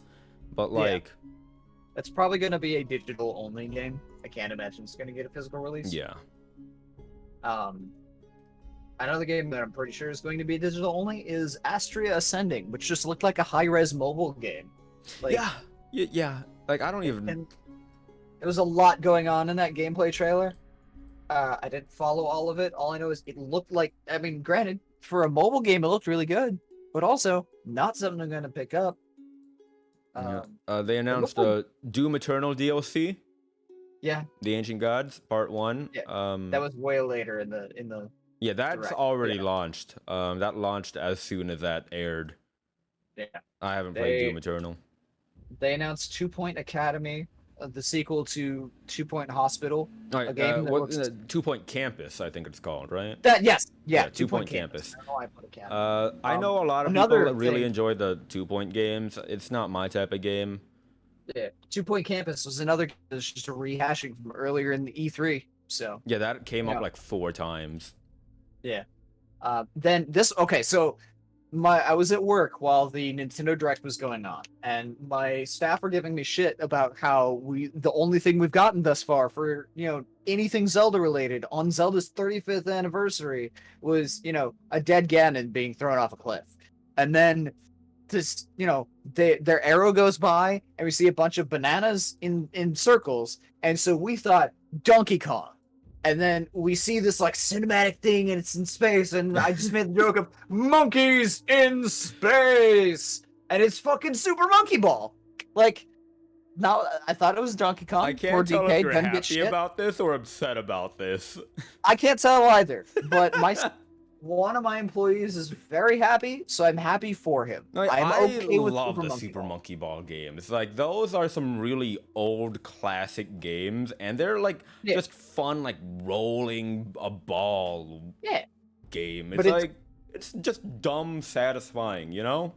Yeah, but it's an HD collection of the first 3 games, I think. Yeah, yeah. or It's something it's like not that, a but it's- new one. It's just basically remaster of the first 3 collected into And it's- compiled into one game. My favorite thing is I was looking in our inventory at what sort of so GameStop will put these things, they'll just title them available SKUs in our system and put them up for pre-order, and they'll have certain price points, just like when a game gets announced, press a button, flip it to that game, and it's up for pre-order. And we found one that was $39.99, dated for October 5th, which is really specific. We were like, that's got to be a Monkey Ball when it when the trailer started. And sure enough, October 5th, $40, Super Monkey Ball. Yep. So it was just little work flex. But after that was a game that you take issue with, Super Mario Party Superstars. Oh my fucking god! Oh! First of all, all right. First of all, the Go on. Super Mario Party released on the Switch 2 years ago. Yeah, I know you enjoy it, Yeah, I do. but I thought this was gonna be DLC for it. everyone thought Nope. that. Literally everyone thought that. But anyway, objectively, Super Mario Party, honestly, not that great. Why? Because they didn't fucking update it. Only 4 boards and only so many minigames, most of which are just there to showcase the Nintendo Switch Joy-Cons. So if you don't have a Nintendo Switch Joy-Con, well, fuck off. And then they released, they finally updated it to have online play. Why that wasn't day one, considering it's a Mario Party game that people are going to want to play with their friends, but they didn't make it online day one? I'll never understand. But they came out with the online update a couple months ago, right? Like last month, right? So everyone's like, oh my god, finally Mario Party, we can play Mario Party during lockdown together, oh my god. Nintendo servers, shit. Garbage ass Nintendo servers. Holy shit, you can hardly complete a game of playing Super Mario Party online. And then this E3, they was like, hey, have you wanted to play some classic Mario Party boards and mini games on the Switch? Well, on the 29th of October, we're releasing Mario Party Superstars, a $60 game that is completely separate from Super Mario Party. A $60 game that is running on the exact same engine as Super Mario Party. It looks the exact same. There is just new boards and new mini games. Oh, and it has online play day one. They learned their lesson, but also it's a whole separate game. Why was this necessary? You could use normal controllers now. Oh, wow, cool. Dude, you just fucking went off on Mario Party. Why would they do this? God, you got fired up like I did talking about Psychonauts. Jeez. All you had to say was that you don't like Mario Party. No. it's not that I don't like Mario Party. It's that I don't like Super Mario Party. You don't like it's this Mario Party. I don't like Super Mario Party, and I don't like that they're making this a separate game. This should have been a free content update or like $20 DLC at most. It should not have been its own $60 game. I can see it being up to 40 just because it's first party. But yeah, it should not have been a standalone $60 game. I agree. That being said, looks good. I will not pick it up for full price, but if it goes on sale, I will grab it. Unless I have a lot of friends who tell me to grab it, in which case Here's the thing. I might pick it up considering I didn't purchase Super Mario Party anyway, so I might pick up Mario Party Superstars, but I'm gonna do it with contempt. I'm not gonna be happy about I'm gonna do it angrily. I'm gonna be so upset that I'm buying this. But you know, we're not upset about buying Metroid fucking Dread. Metroid Dread, baby! Oh. Yeah. It looks so good. It is the first new 2D Metroid game in 19 years. It looks so I was good. 6. It looks so good. I was It's a 7. gorgeous game. I got the amiibos pre-ordered, and I got the special edition pre-ordered. Oh my I'm God. so happy. I'm so excited. And that game comes out in October, is when I'm doing all of my horror streams. And that game, as far as I'm concerned, it's named fucking Dread. That is a horror game. Let's I'm talk more playing about the actual streaming gameplay, it. though, right? Yes. So, what's really interesting is that it has stealth mechanics as well. You can go invisible. I don't think that happened in the previous Metroid game, right? No, it did not. So, like you mentioned, it being named Dread does suggest it's going to be like a horror game. And with that stealth mechanic, I feel like it's going to be something like almost like Alien Isolation. You know how you gotta hide from the big baddie that you can't do anything against. So it looks really good. From what I gathered, my assumption based on watching the trailer, at the very least, those machines you cannot kill, or at least you need some later upgrade far down the line. But when you start, those things you cannot kill. All you can do is run and hide. And they look terrifying. They look fast. They look like pursuit bots designed to kill you. And I am all for it. It's definitely going to induce a lot of like panic when you play it. Yeah, And it is. It is anxiety the game. Here's the thing though. I've been seeing on Twitter that there are all these like chads who are like, why is there a $60 game? It's only 2D. People are complaining that a 2D game can't be worth $60. But like, first of all, it's rendered. It's made on a 3D engine. What's 2D is the camera angle. It's 2.5D. Exactly.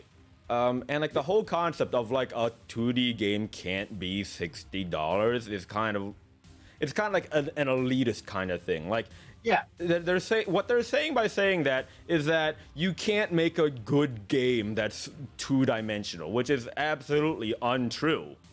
No. Like there's so many 2D games that have blown up, like Stardew Valley. You know? I think the thought process is not so much that, the number of dimensions. It's more that like 2D games have historically been on the shorter side versus 3D games because, the world is more linear, so there's less to explore. That But is true. Metroid built itself off of taking a smaller world and reutilizing it a lot. Right. You traverse the same rooms several times to reach different objective points. Like they make the most out of their world. Yeah, so that's what Nintendo has been known to do. Like even in like old school Zelda games, the world has only been like these couple of boxes, but you go back and forth and you go up and down, like discovering new things. I think a lot of the contempt that comes about this new Metroid game comes from the fact that no one really knows what Metroid is unless you're already like old, Not a lot of the young folk know what Metroid is, because like you said, the last Metroid game was 19 years ago. Like Super Metroid, okay? The one that this is designed from. I lost a guy. There it is. Okay. Super Metroid. that game on the SNES, a console where most of the games were, a couple hours long. Super Metroid is 10 hours just for just doing the story. You could get like up to 20 hours of some shit doing all the side stuff. So that was on the SNES, an old ass cartridge thing that we're talking like megabytes at most of memory, but mostly just, bytes. So now we're on the Nintendo Switch. I can't wait to see how much stuff they've got available for this thing. So I'm not worried about the amount of content for this game. And yeah, like I said, I got the. Percy, is you still there? I'm still here. Okay, sorry. It was quiet, and I saw my connection bar was down. Like, did I lose him? Anyway, point being, I'm excited for this game. I bought the special edition. It was $80. I paid that 80 happily.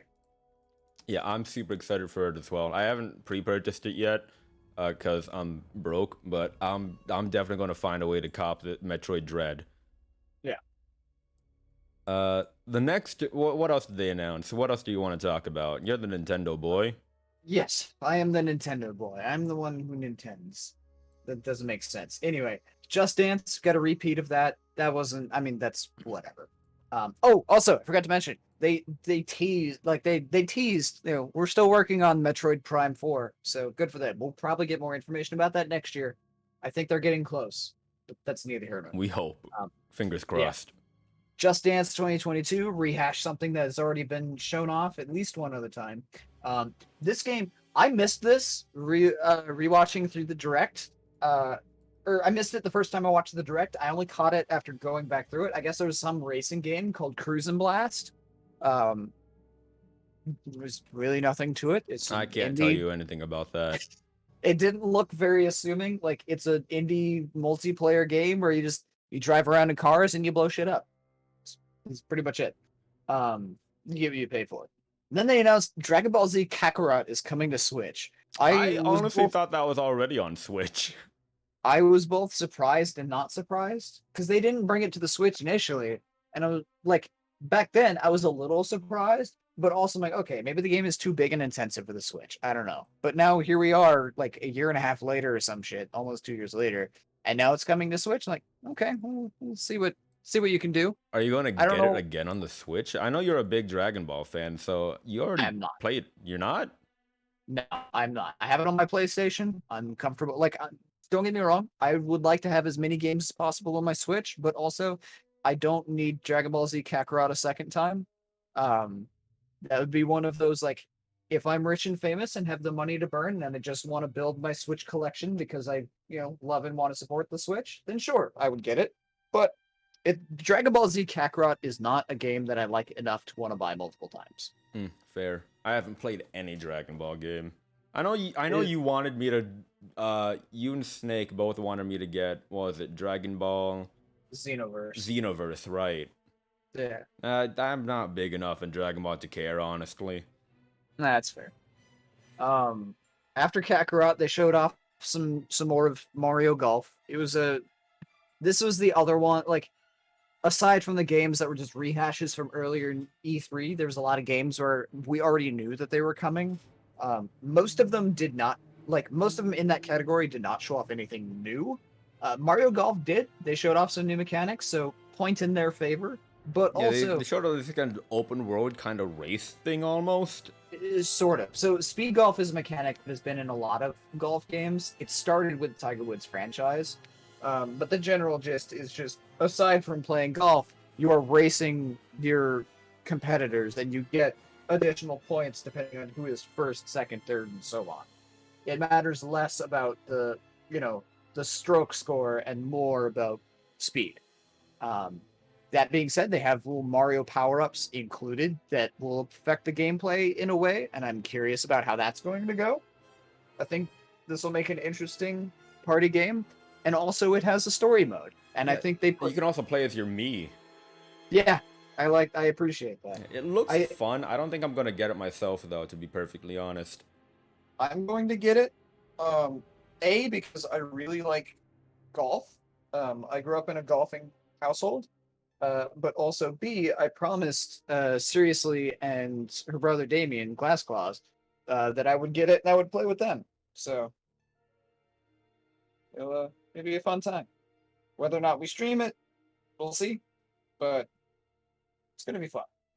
Um, What else was announced, Crow? What else was announced, Mr. Nintendo?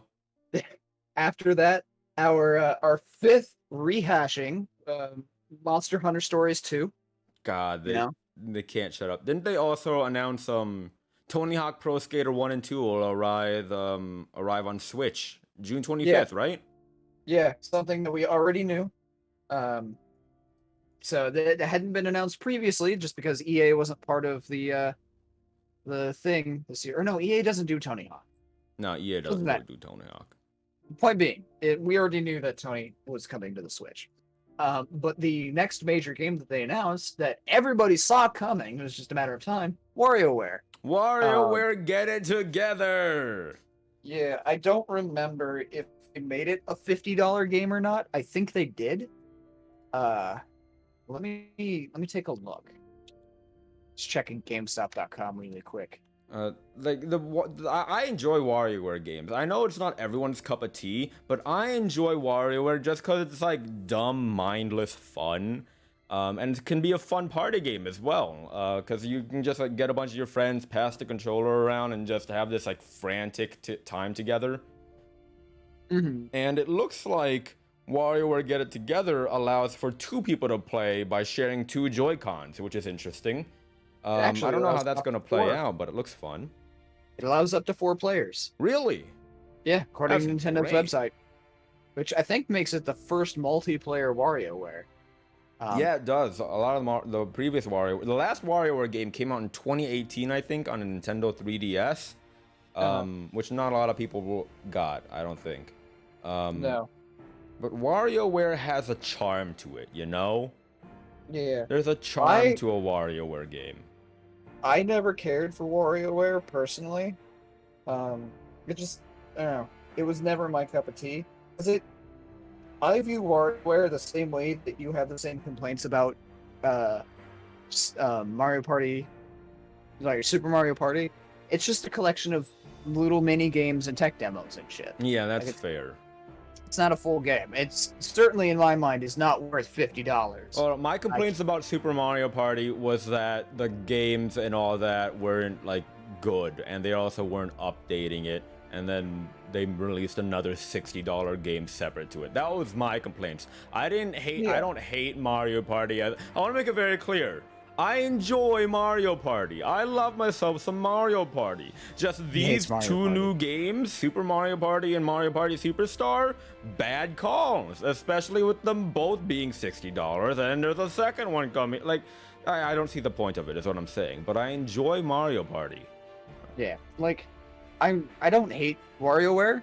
I don't find it fun, but people find it fun, and that's cool. Also, interesting side note, according to Nintendo's website, the game is only 1.4 gigabytes. Oh. So, very, very tiny. Very tiny. That's the thing. The thing is, though, like WarioWare games have never been big because they're just a collection of fast-paced mini games. It's really just a time killer. Really, is what WarioWare is. And they've also never been all that expensive. So if that's $50, that's It is. Ugh. It is $50. Big 50. Well, I don't think a WarioWare game is worth $50, to be perfectly honest. Neither do I, but there will be people who will still pay for it. Yeah. 'Cause you got those WarioWare super fans. Honestly, I could probably see Trevor buying it, because I know he's a really big WarioWare fan. I'm pretty sure he pre-ordered WarioWare Gold for his 2DS. Well, that's on him. What else was announced at Nintendo's Direct? Followed that up by back-to-back big AAA games with Shin Megami Tensei 5. Shin Megami Tensei 5. It looks like fucking rip. Crow? Internet? Say that again? Good. The game looks like a fucking trip. Yeah, it does. As with any Shin Megami Tensei game. There's a lot going on. Yeah, I've never played a Shin Megami Tensei game, but 5 looks really good. And I know it's like related to the Persona series in some way. Yeah. I'm not too sure how. I always thought, for some reason, I always thought that Persona was what they called it in the West, but in Japan they called it Shin Megami Tensei. But now I guess it's a different thing entirely, because now we're getting Shin Yeah. Megami Tensei here in the West. So Persona started out as a spin-off to Shin Megami Tensei, Right. and came to the West before SMT did. But Persona blew up, so it became its own franchise. Well, that's great. Shin Megami Tensei 5, I think I'm probably gonna get, maybe. Because I do want to get into the Shin Megami Tensei series, and I do also want to get into the Persona series as well. Yeah. I'm looking at Persona 5 Strikers on Steam and Persona 4 Golden on Steam as well. So Persona 5 Strikers, from what I heard, it's just like any other Musou game. It's like Hyrule Warriors, but Persona. yeah, that's what I heard too. So I would probably wait till that goes on sale. Yeah. Personally. It's still $60, and it's like this. But yeah, Persona 5, absolutely get it. I mean, get Persona 5 Royal because it has all the DLC and extra content. But Persona 5 still fantastic. Oh yeah. But I've been wanting to get it for a while now. I just haven't gotten around to it. It's also only on PS4, and it's like I don't play console games all that well, which is why I haven't even completed The Last of Us Part 2. I might stream it if I do get it, because that's how. Excuse to get you to do it. Yeah, that's the only way I'm going to be able to complete any console game, if I stream it. Another thing that was announced was Advanced Wars 1 and 2 Reboot Camp. Have you played Advanced Wars before? I haven't. It's a game that I've wanted to pick up, but I've just never gotten around to. And now I will have a chance, and it's going to look beautiful. Yeah, it does look really good. I enjoyed Advanced Wars 2, I think I played way back when. I'm not too sure. It's all kind of a blur. But I'm glad they're getting remastered and compiled into one game. It looks really good. The Advanced Wars series had this like toyish feel to it. So it's like it feels like you're back in your childhood days and you're playing with your little green army men and your little tanks, you know? Yeah. So that's like the appeal of it. But I'm excited for that. I'll probably pick it up day one. Yeah. Do you know how much it's going to cost? Because I feel like it can't cost that much, right? I feel like $50 maybe. Yeah, I mean, I can see it being $60, I guess. But it would be nice if it was $50. Yeah. You know. But I don't know. They never gave me a price. I'm looking on Nintendo's website right now. $60. I thought so. Well, I know. I might get it on sale then. It's $30 per game. I'll get it. What But else is so released, Crow? Tell me. yes, let me tell you, the game that you've picked on 3 things that are later down my list. You have leapfrogged the game that I thought you would be chomping at the bit to talk about. Oh yeah. What is coming to Nintendo Switch, Perseus? Danganronpa Decadence, a whole compilation of the three mainline Danganronpa games. That's Danganronpa Trigger Happy Havoc, Danganronpa 2 Goodbye Despair, and Danganronpa 3 Killing Harmony, featuring a new spin-off game, Danganronpa S Ultimate Summer Camp, the canon Danganronpa AU, where no one dies, everyone survives, everyone's a friend, no one had to die, everything's okay, no one died, everyone's all friendly, and everyone's hanging out, it's gonna be fine, no one died, no one fucking died. Everyone gets to be happy. Everyone gets a happy ending. But anyway, in all seriousness though, I'm likely not going to be picking up Danganronpa Decadence because it's a compilation of all 4 of the games, but they're also available individually to purchase as well. So what I'm probably going to do, considering I've already played and completed Danganronpa Trigger Happy Havoc, Goodbye Despair, and Killing Harmony, I'm probably only going to pick Danganronpa S Ultimate Summer Camp, which launches later this year. Yeah. And I'm more than likely going to stream that as well, because Oh, of hello, course. It's Danganronpa. Danganronpa. You're a Danganronpa streamer. That's pretty much all I do. I'm the resident visual novel streamer. Right. Between Danganronpa and Digimon Story Cyber Sleuth, all I do are visual novels.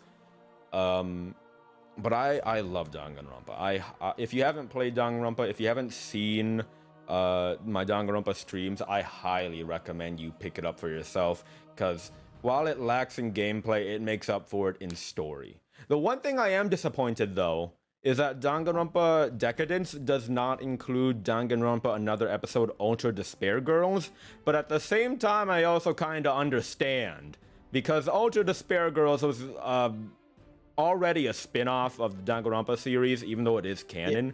It's also... It's got some themes to it, you know? Yeah. Like, Danganronpa already has some themes to it, but Ultra Despair Girls kicks it up a notch, you know? It kicks it up a notch. Just a bit. Another thing I want to talk about is the fucking cover art. The fucking cover art for Danganronpa Decadence.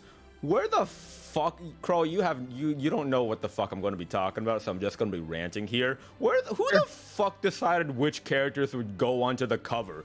It doesn't even include all of the protagonists. It includes Hajime and Makoto, protagonist Danganronpa 2 and 1. It features Kaede, who was the advertised protagonist of Danganronpa V3. It's got Toko and Kamaru, the protagonists to Danganronpa Ultra Despair Girls. But then there's also, it doesn't include Shuichi, the other protagonist to Danganronpa V3.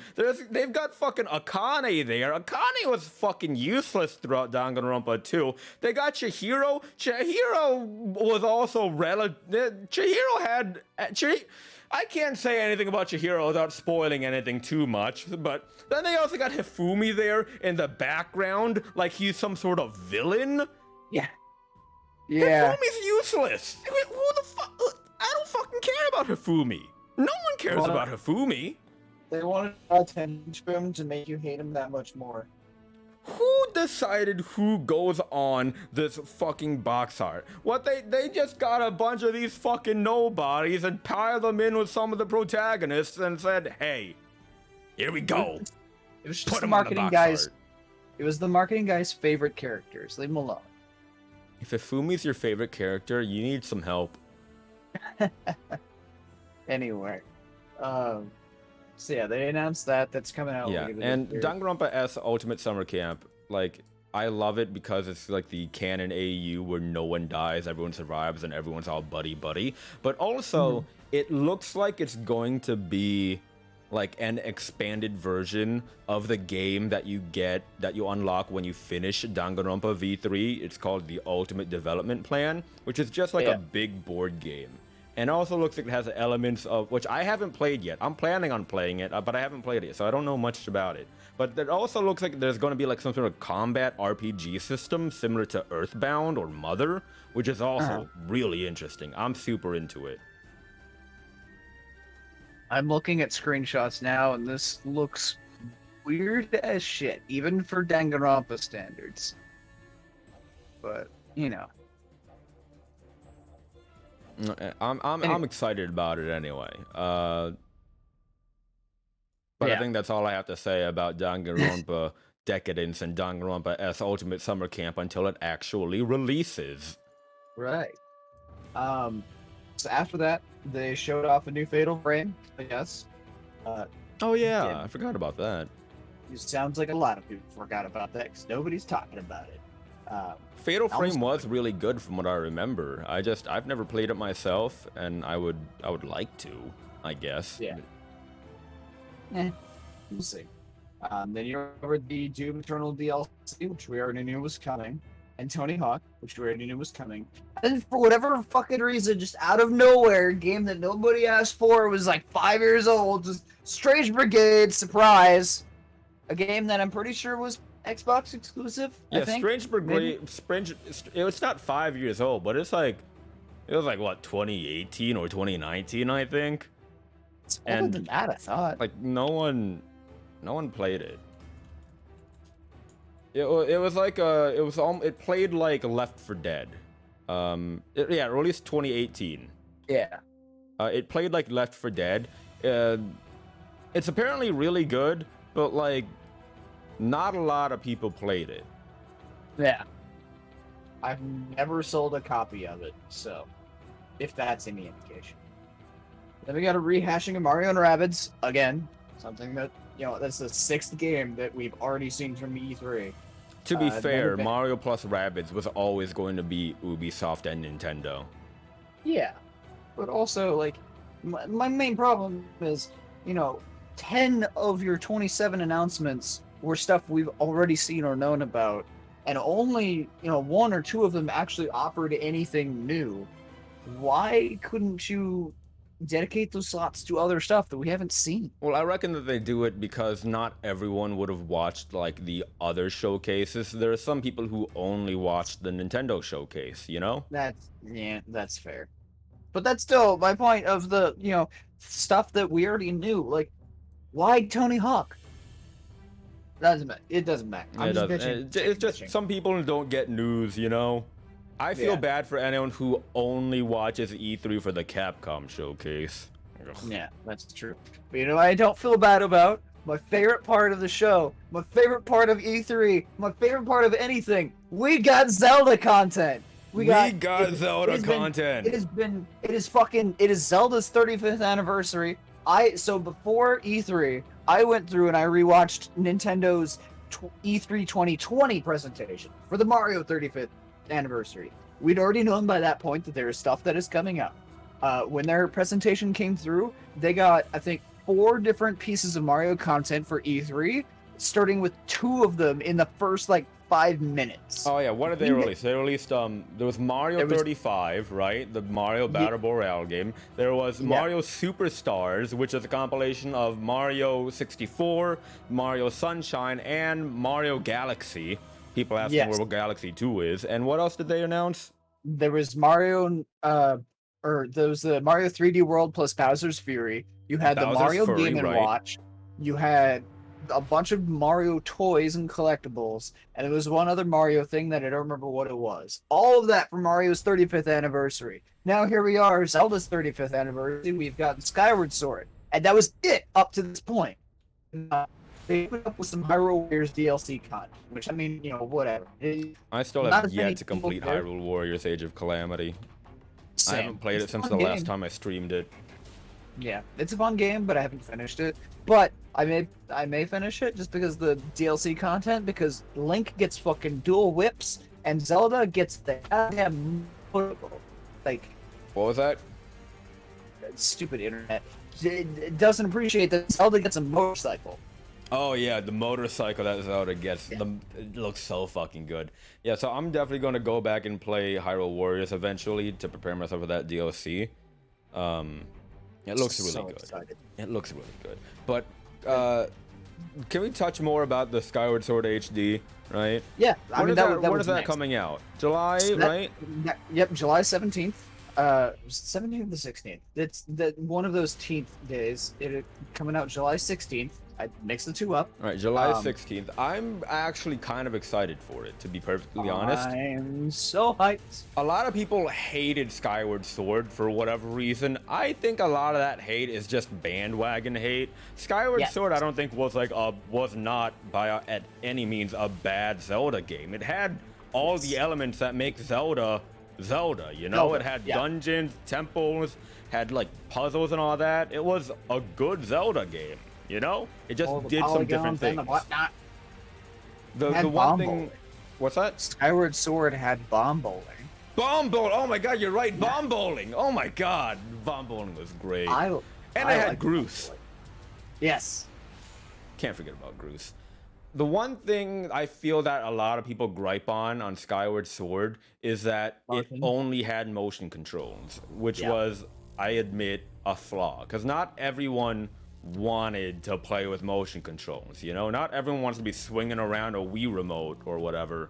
Yeah, and even then, the motion controls were not that bad. They weren't.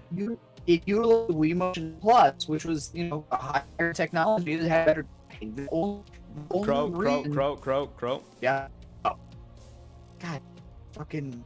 Hold, Maybe? and then say your stuff again. Is it? Okay. Is it good? Yep. Is it? Okay. So, my internet cannot decide what it wants to be when it grows up. Anyway, I think that, like, the motion controls were not that bad. They were fine. They worked great with the Motion Plus. First game to debut it with that, I believe. It's just, the thing is, the enemies, like, they had to have a different, you know, defensive mechanic to be able to react to the new motion controls. And unfortunately, the enemies, a lot of them were very snappy with their defense and were too good at blocking. I think that's where most of the frustration and the issues came from. Is that, you know, enemies that would normally be throwaway, quick to dispose of, were all of a sudden, you know, a fucking trial to get through.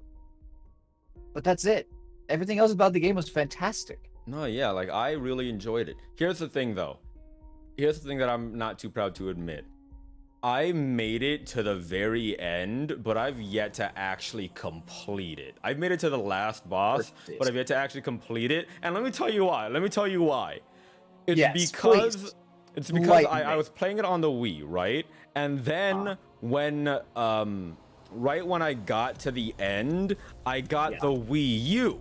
And so I set up my Wii U, and then I decided to just unplug the Wii. So I could go back to it at any time if I just unplug my Wii U and re-plug in my original Wii, and I can go back to it at any time. I'm just lazy, and I gotta do some wire management. I just don't want to do that, which is also why I'm excited for the Skyward Sword HD remaster coming to Switch.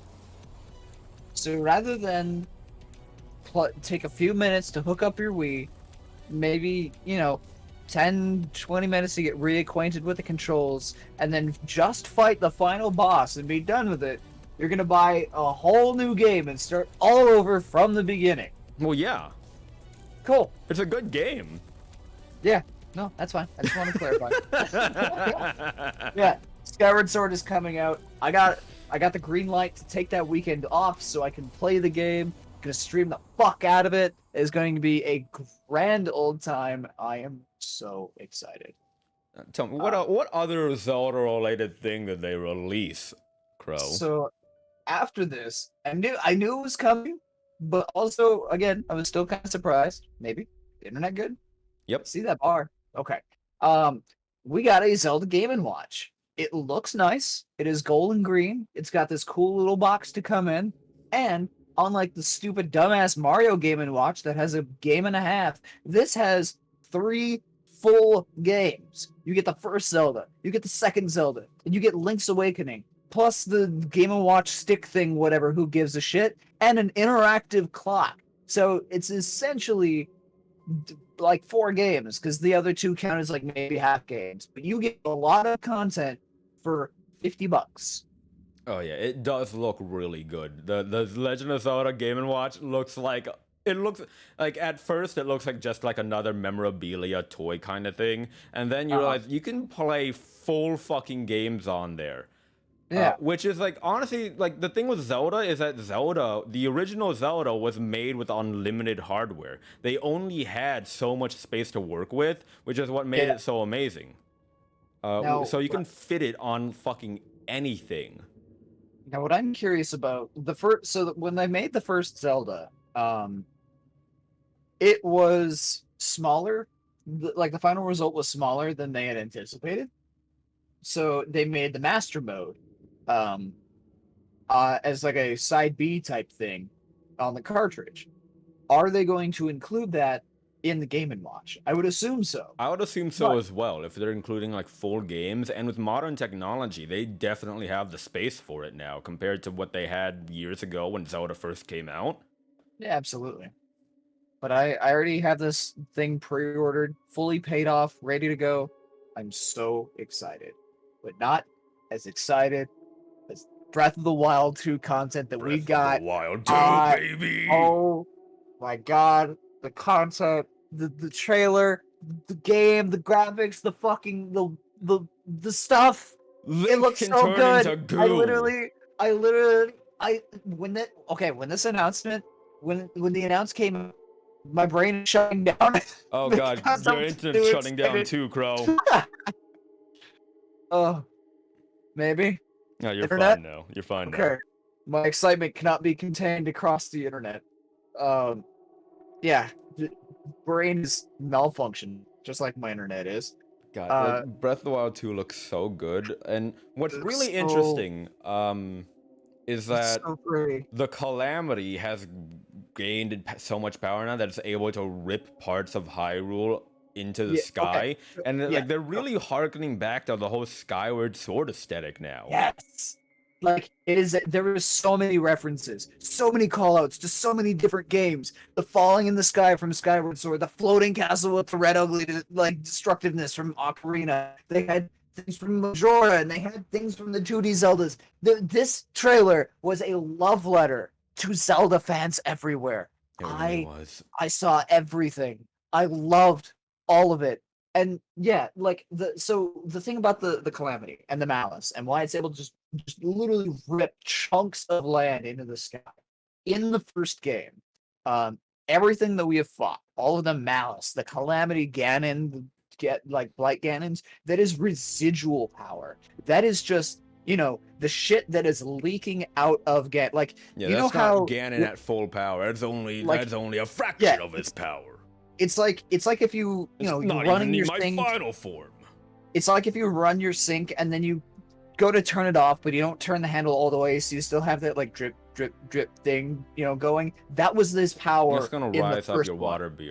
water bill, and that's gonna really rack it up. You should really turn it off Yeah. all the way. Yeah, and then they go down there, and the hand goes free, and Ganon breaks free, and he does this fucking like Lord of the Flies rise up, look at me, and fucking rips the entire goddamn castle out of the ground and into the sky, and like lights the ground below it on fire. Oh god, it's so cool! I'm so excited No, yeah, I'm for super this excited game! for Breath of the Wild 2 as well. It looks so great. I can't wait for between Breath of the Wild 2 and Elden Ring and all this, I can't wait for 2022 to come. It cannot come soon enough. Like, Breath of the Wild 2 looks so good, and like there's a lot of things that we can theorize from the trailer as well. There's the new power that's similar to the time stop power, but instead of just stopping time, it can rewind time for that object. So what I gathered from that, Link's arm, for those who didn't see the trailer, didn't catch everything, Link essentially loses his left arm. Sekaro'd. Yeah, he lost his arm, and that green glowy thing that was in Ganon's chest replaces his arm. So he now has a Sheikah ass looking, glowy green arm thing. Instead of a Sheikah slate, you got a Sheikah prosthetic. Yeah, but he has the power. I'm assuming all of the powers, but they only showed, I think 1 or 2. But he's got the powers of the Sheikah slate souped up to fucking 11, and he can just My Hero Mario ass just melt through walls and shit. He can It's become so goo. cool. It's so cool. You could do so many things, and there's islands in the sky. You can be on the ground or up in the sky, I assume below the ground too. And fucking Death Mountain in the first game. Death Mountain was erupting. There's lava and explosions and everything, and it's not. It's not anymore. I guarantee you can go in the fucking volcano, and I am all for it. What I do find interesting about Breath of the Wild 2, I wonder how, they can only do so much to change the map because it is the same location. They've torn up pieces of land and put it in the sky now, but I wonder how else they're going to change it. Underground. It's got to be underground. There has to, the first trailer, they were exploring Zonai ruins. Right. There is no, they opened the first trailer, look at this decrepit ass temple. It is a full-on temple. So we are getting more shit. There's going to be undergrounds. Zelda fell into a fucking So now they're adding more verticality to the Zelda game. Now you can go up into the skies and likely maybe travel underground as well, which would be incredible. Zelda is doing a thing that more games need to do, and that is adding verticality. Like, if you can't make your game larger from a surface area standpoint, go up, go down. Like, you are in 3D space. Take advantage of that third D. Use that D. And you get a fucking dragon shield. You get a shield that is just a little dragon's head mounted on a plate, and it breathes fire when you block. Why are people not talking about that more? That is so stupid. People are cool. too busy talking about everything else. Like, it's just stupid monkey brain cool, but it's cool, and I want it. I do wish, though, a lot of people were theorizing when the first trailer dropped all those years ago, a lot of people were theorizing that you could play as Zelda, which I still wish could have happened because, like, if you could switch between Link and Zelda, that offers, like, two different skill sets of like, play. Because Zelda has always been more like the magical kind of type, while Link has been like brute force warrior kind of type, you know? Yeah. I think it's possible. As a like not free switch type of thing or co-op. I know a lot of people want it to be co-op. Oh, I think I know what you're getting at. Like how it's story alternating based. stories. Alternate, yeah. That And I you can see that. Link's oh my god. What if it's Link in the sky and Zelda underground and they're making their way to meet in the middle at the castle where Calamity Ganon's at. Something like that. Where Something Link's like looking for Zelda, Zelda's looking for Link, and it just drags out the story because they're going in circles, but they don't know what they're doing, and it's just fun. And then Yakety Sax start playing as they just pass each other. Anyway, oh my god, I'm so excited for this game. I'm tired. I've tired myself out from my excitement. I'm tired out, but I don't know. There's just, I mean, I could fill a whole podcast just theorizing about this game and what we're going to see, and just nerding out and just losing my shit because I love Zelda so much, and we're finally getting the sequel. And I called it was going to be next year. I'm constantly telling people it's going to be 2022. It is the 5th year after the first game. It fits the cycle. Nintendo's a beast of habit. It's going to happen in the spring. I'm telling you, it's going to happen the first 1 or 2 weeks of March. Watch. Yeah, I'm super excited. There are some low points to this E3 and Summer Games Fest, but there are also some high points. Let's wrap up the podcast with one more question. What are we most excited about? Crow, I think I can guess what you're most excited about. Is that even a question? God, I'm too tired to properly sass you. Can you guess what I'm most excited about? I mean, there's a number of things, but clearly it's Elden Ring. Elden Ring! Elden Ring! It exists! I can't believe it exists! You had an outburst similar to mine when we got to the Elden Ring thing. It exists! George R.R. Martin's kind of a fucking shithead, to be perfectly honest, but hey, it's From Software. We are going to be a couple of happy boys in the coming year. Yeah. Next year is going to be a good time. It's going to be a lot of fun. But thank you all so much for listening to the first episode of the Sidebar Podcast, featuring myself, voice of Perseus, Crowbird Cannon, and Meowie Cat Cat. However, not featuring Meowie Cat Cat. Cat could not be here today, sadly, because Meowie Cat Cat redacted. She is very, very sick, but she gave us the green light to record this episode anyway. So big thanks to her. Check her out if you haven't already. Thank you all for listening. If you are just coming in or whatever reason you haven't heard the whole thing, an edited down version will be present eventually. Eventually is in air quotes. Likely on my YouTube channel, right? Yeah, Probably. Were you gonna do yours, or were you gonna make a separate channel? I don't know. I don't know. I've been wanting to do a podcast for a while, and so I'm just glad to get this podcast going. Yeah, you kind of gave off, like, I got the impression that you were gonna make like a full-on podcast channel, whether it was just dedicated to the sidebar or if we're gonna have other podcasts on there. Now I was gonna do a thing where it's just like upload to upload whatever podcast I did. I'll just upload it to my channel, much like how ProZD Song One Show does on his YouTube channel. He has like a bunch of these things, these clips, and then also his podcast every so often on his channel. So that's what I wanted to do. But I think the thought process is just like, since it's not just you, it's the three of us, you know, putting it on a separate channel made sense. But I don't know. It's neither here nor there. I'll figure it out. But anyway, wherever thank you're you all. watching it, that's where it is. Thank you all for listening. We talked a lot. We did. We talked talked for a a lot. whopping 4 hours. How do we end a podcast?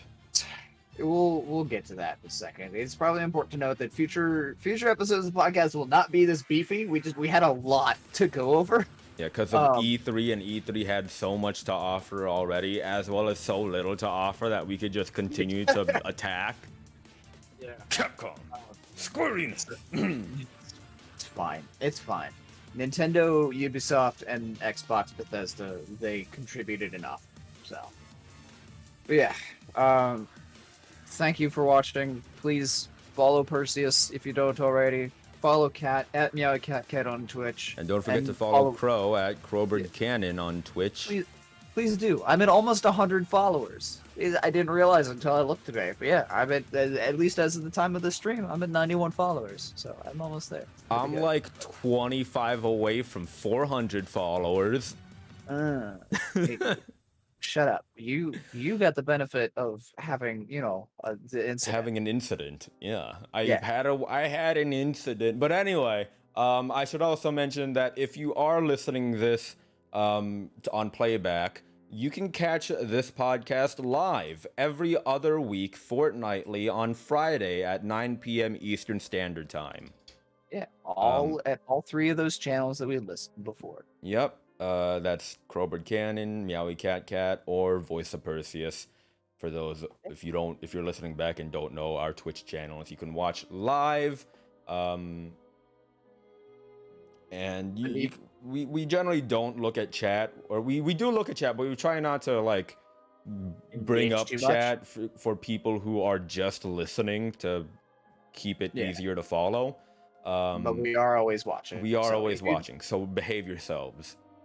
Yeah. So please, if you get time and want to, feel free, swing by, pull up a chair, and join the conversation. Yep. Hope you guys have a great night. We'll see you next time. Good night.